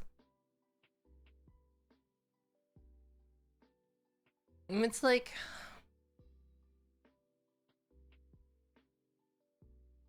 it's always like, do as I say, not what I do, right? Because like, I know how to do it the proper way, but I'm lazy and I want to save time, so I won't do it the proper way for myself. I'll take the shortcuts. But if I'm doing it for someone else or showing it to someone, I'm going to do it the proper way. Because, like, do you know what I mean? Like, I don't want someone to, like, do the scuffed way and, like, think it's like, oh, that Fofo only knows the scuffed way of doing things? Gross.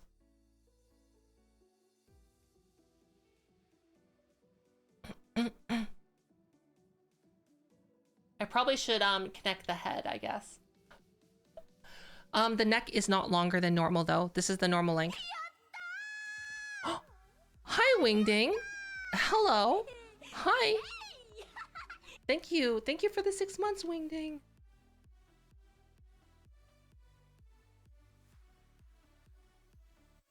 No, it's always been this length. It's the same length. Yes, you can check out Wingding doing, I guess, their old man impression right there. Wingding is a fellow VTuber, a variety streamer, and a connoisseur of VR chat. So you can check him out in the link.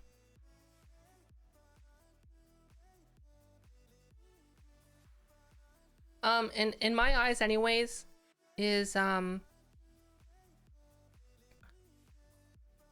hopefully gonna get a new model soon anyway. Hopefully. Sometime. I have contacted some people, and a lot of people said no. They don't want to do my model. Because they're... Okay, here's the thing. This is just a regular VTuber model. Like, that's it. And I just put my magic sauce on it, and then that's it. It's all shaders. All shaders in real-time lighting. Like, I don't even need normal maps. But they're like, I don't think I can make something like that. I'm like, I don't want something. I just want a regular VTuber model. But if you're not comfortable, like, working with me, that's fine. They're like, oh, thanks for understanding. I'm like,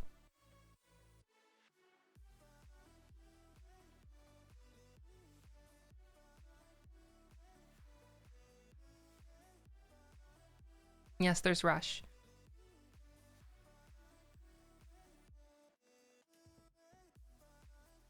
I haven't asked Rush yet. Actually, Rush has offered. Rush has offered.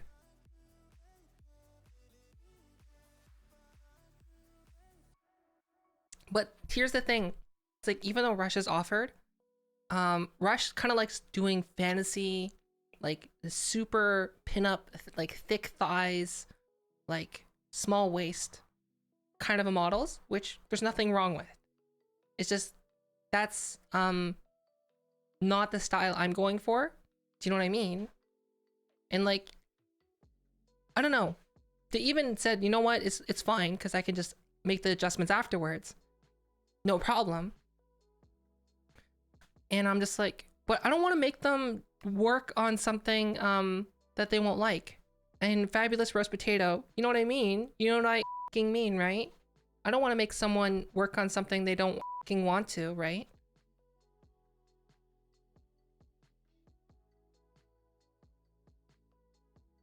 That's what Rush said, Mumbles. That's what Rush said. Rush said those exact words.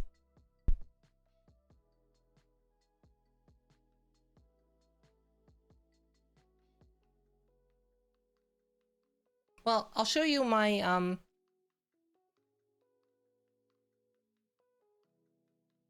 I would say my face tracking is just as good as Candy's now, right? Right? See? Right, Lobbits?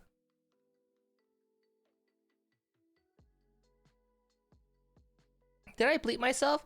Yes, I f***ing did. Of course I did. I'm not actually swearing in real life. My eyes don't seem to be synced? What do you mean my eyes don't seem to be synced? Huh? Wait, what? Hold on. Did I actually do a better job on Candy's than I did my own? Let's see. I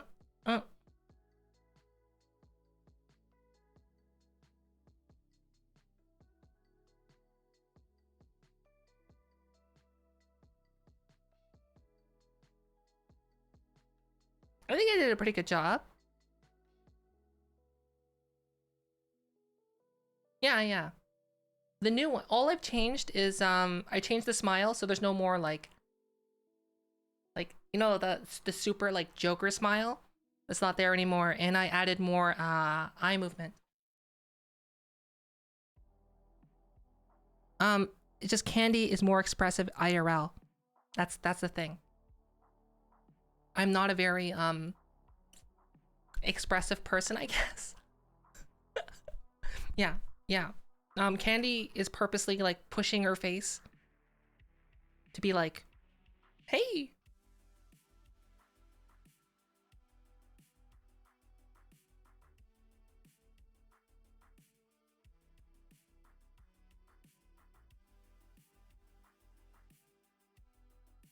Which, I mean, I used to do that too. Then I got lazy, and Sly kept making fun of me.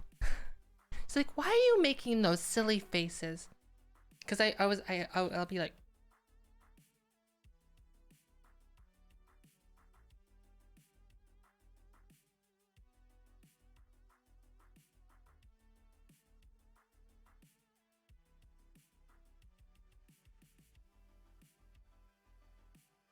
oh, okay, okay.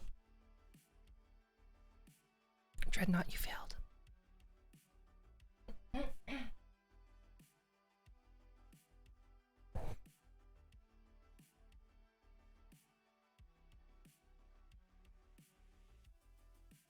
Yeah, yeah.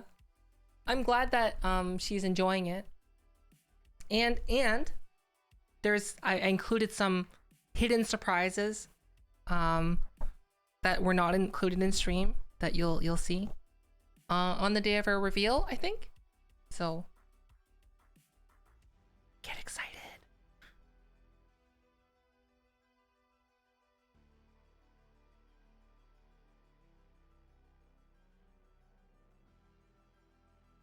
Ah, that's a limitation with having discs for eyes. My eyes aren't actually eyes, they're discs. They're not actually spheres. I'll show you. We're gonna go on a journey inside Fofa's head. Wait, can I like accurately show them just being floating discs? Yeah, look. You can see, look, they're just floating discs. See?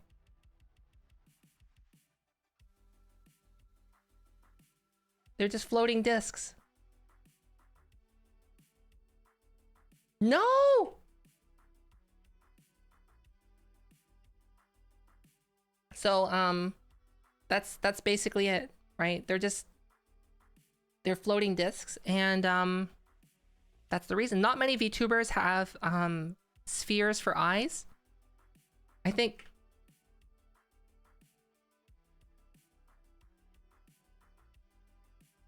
a lot of I think my new model is gonna have I'm gonna push for spheres for eyes. That's basically why.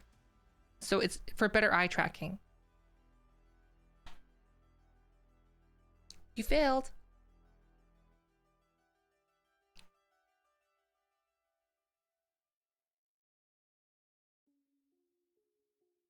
I do, I do.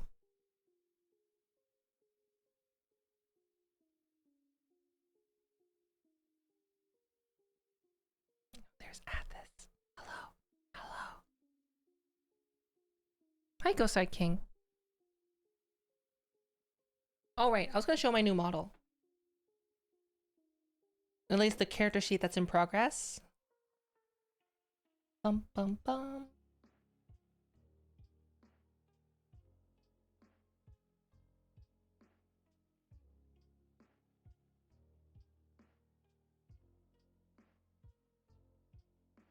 I showed it once before, but might as well show it again. Why not? Why not?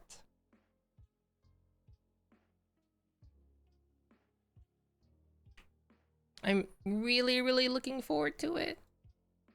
Looky. So, like, do you see why the thick thighs thing won't really work? Hi, Timori.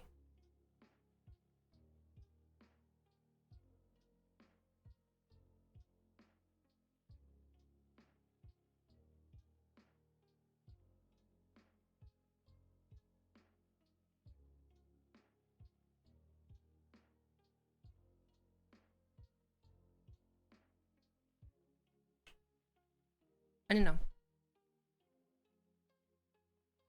I think Rush could make it work. I do think so. I did not draw it. It's being drawn by...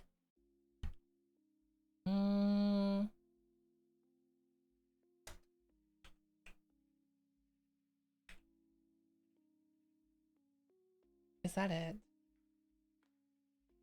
I'm pretty sure that's it. Let's find out. Clips. Yes, Mari VR. Really, really amazing person. Love them to pieces. They're great. Apparently, they know Candy IRL. Hi, Harry. Hello. How are you? How was your stream?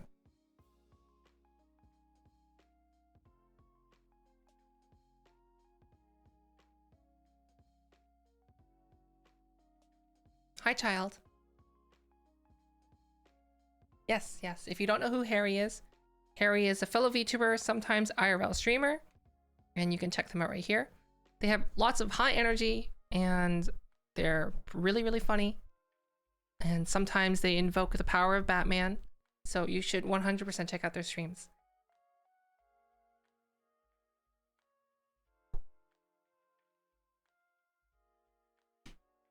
Also, Harry's like one of the first people I've met in VR chat. Like one of the first genuinely nice people I've met. So you should check him out.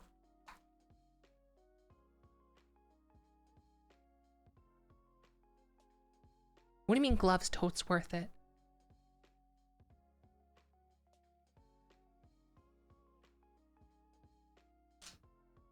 Hi, Elle.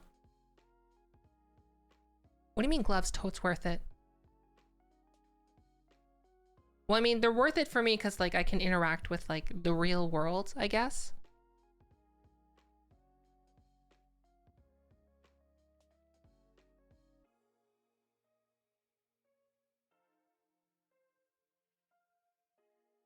Throw a gang sign, like, rock on. Peace and love. I clipped through the mic. Yeah. I have some. That's why today's a sCuFf stream. See, it's I didn't calibrate it properly.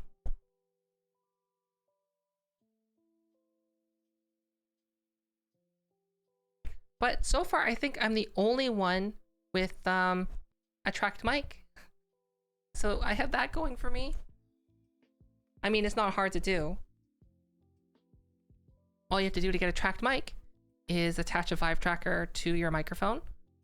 Then install SteamVR, the SteamVR plugin for Unreal Engine or Unity. And then just add the tracked objects and then set it to track the tracker. Done. That's all you do. Super simple. Hi, Bellas. Has small victories.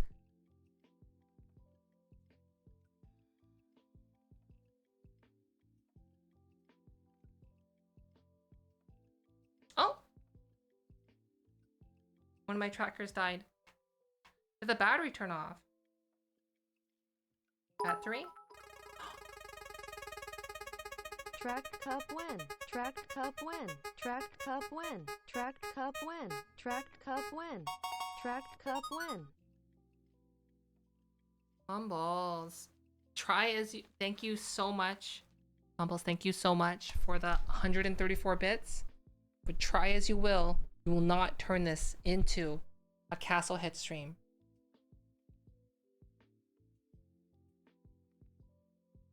This will not be a castle hit stream. No.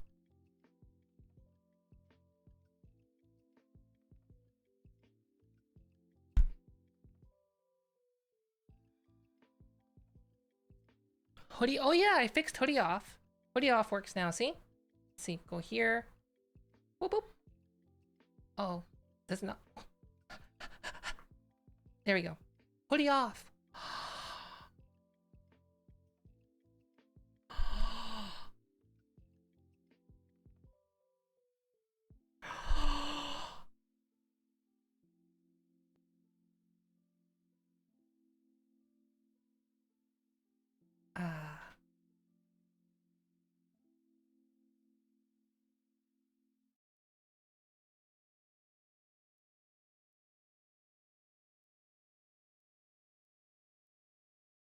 Oh yeah, Castlehead streaming right now.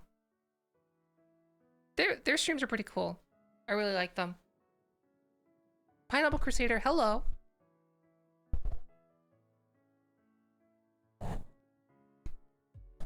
The link is not working? What do you mean the link is not working?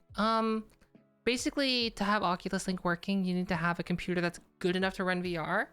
So at least a GTX 1060 or an RX 480 in terms of your graphics card.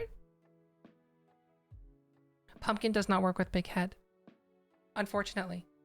He's not in character right now, though. Really? What? Why not?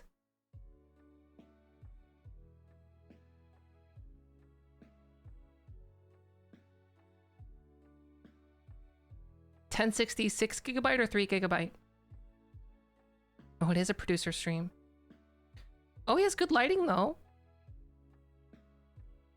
I'm used to watching the producer stream with, like, 0 lighting. He cut- Wait, did he cut his hair?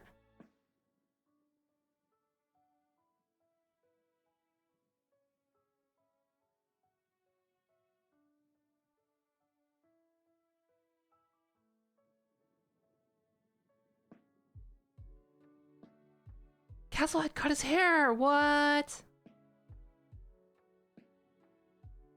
Yeah, he cut his hair. It's so short now. Oh, look at him. He looks so sharp.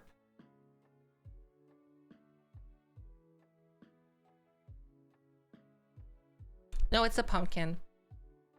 It was originally for Halloween, but I didn't get rid of it because I like it. Are you... But, oh hey, Giraffes, is it a 3GB or a 6GB one? That's the key difference. You should be able to stream off of a 1060 and run virtual motion capture, no problem.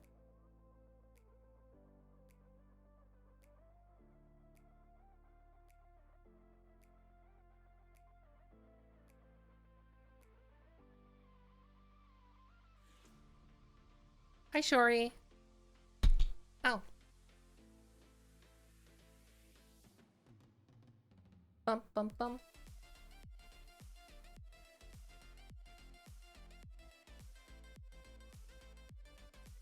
Can you see these on stream? Like, are these like actually like easily visible?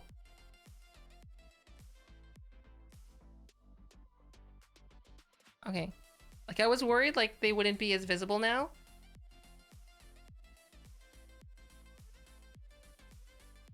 Visible enough. Visible-ish. Ish. Yeah, this is like what I used to use to stream VR all the time. I used to have an HTC Vive, and then like the Vive ones. The Vive ones, hands down, are the best for VR typing, because you just be like, whereas like the index controllers are capacitive and they're like really squishy.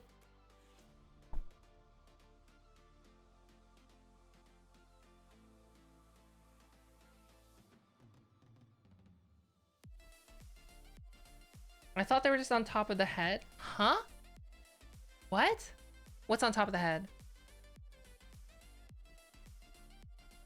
The controllers? You hold these in your hands. Like, I have to simulate holding them because I actually have nothing in my hands right now. Because I can just close them. The headset? No, I'm not wearing a headset right now at all. I have no headset on.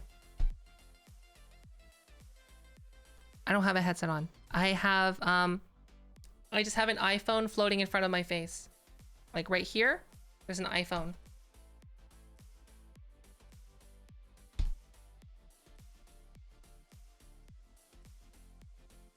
No, I'm actually looking at I have 2 monitors. This monitor that's back here, I just duplicated from over here. Drafts, thank you for the 10 bits.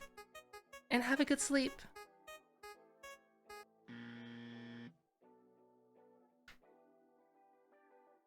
Wait, what day is it today?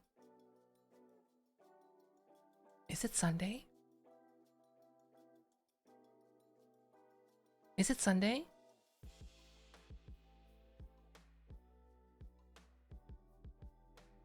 No! I just remembered the squats.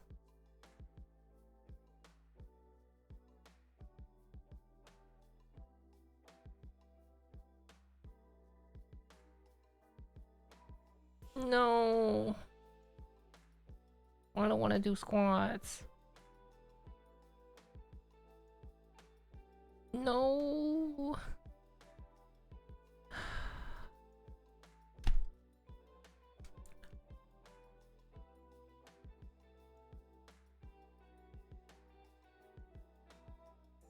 I'll do them later. I'll do them later. I'll do them later. Well, I mean, they're not going to go away. The worst case scenario, I don't do them until next Sunday, and then they just double. What is this? Why aren't you going to bed? I've been speaking quieter. What? I'm not tired. You're not tired? She's the kitty. Hi, kitty. She's like oil. She doesn't want to be on me with all this stuff on. She's like, no. That's what you get. Oh my gosh, it's pulling your skin. Her claw's pulling your skin. Are you afraid of Mama Fofa? Probably the gloves. Terrified. I don't know why. This thing. Oh, it's probably the phone. Yeah. I have a phone hanging off my face.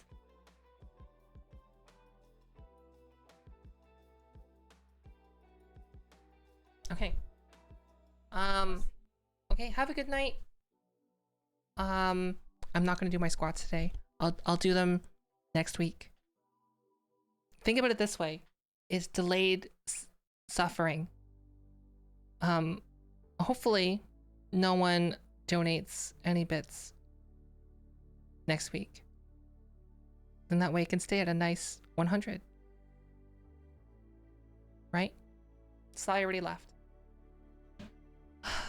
All right. So we where should we go? Oh, did Autumn just start streaming?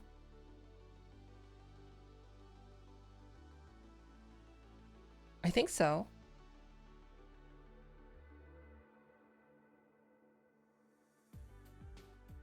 Oh, they're starting soon. Okay.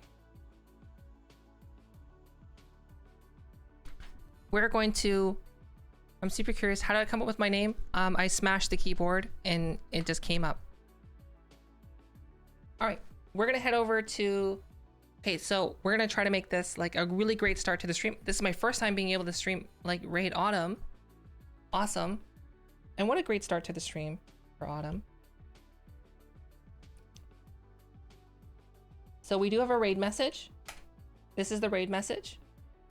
This raid message works if you are subscribed or not subscribed. So if you're not subscribed, this is what the raid message looks like. So please copy paste the raid message like this. We're gonna be raiding Autumn VR. They're a fellow VTuber. They're a really compassionate and great person, like inside and out. And you can really tell that they care about their community and everything that's going on in their stream, and they're not afraid to express their opinion. 100% a wonderful person. And we're gonna start off her stream with a big bop. We're gonna bop her. Pop, pop, pop, pop, pop.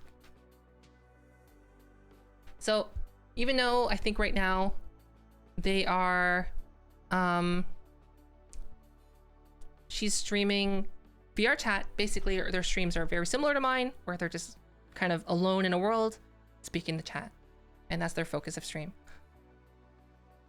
Pop, pop. Okay, their stream is starting soon, so we're just gonna wait. We're gonna wait until they actually start. I have their screen on right now. Bum, bum, bum. And then after, after stream, I'm gonna work on some commissions.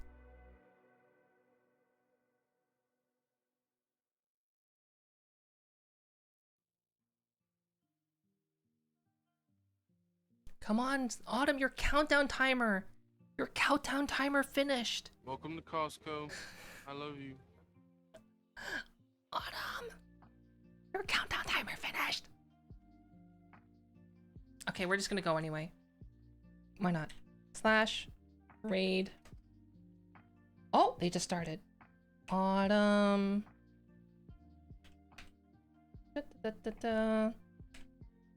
Underscore VR. What? Oh, wow. I don't know how to spell raid. Raid. Autumn. Underscore VR. So like I said, please copy paste this message. Oh, wait, what? This channel has follower or subscriber only chat? Make sure you drop a follow, I guess. I didn't know they had that on. Should be okay. They're worth following.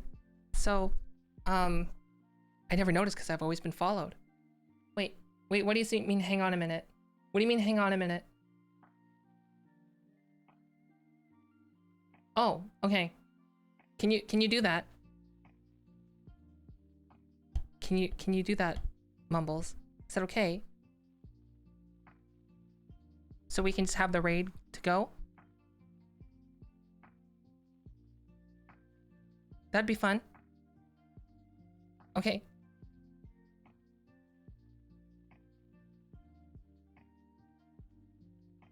You gotta wait. Wait.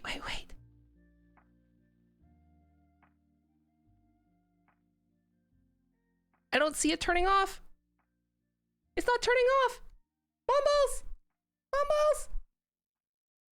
Mumbles! Mumbles! No! Okay, everyone. Drop the message. Drop the follow. See you. Have a good time in Autumn stream.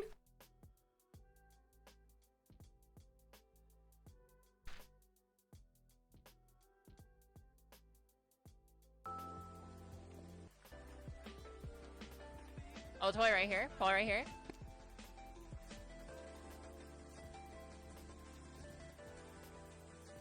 I'm keeping the volume low.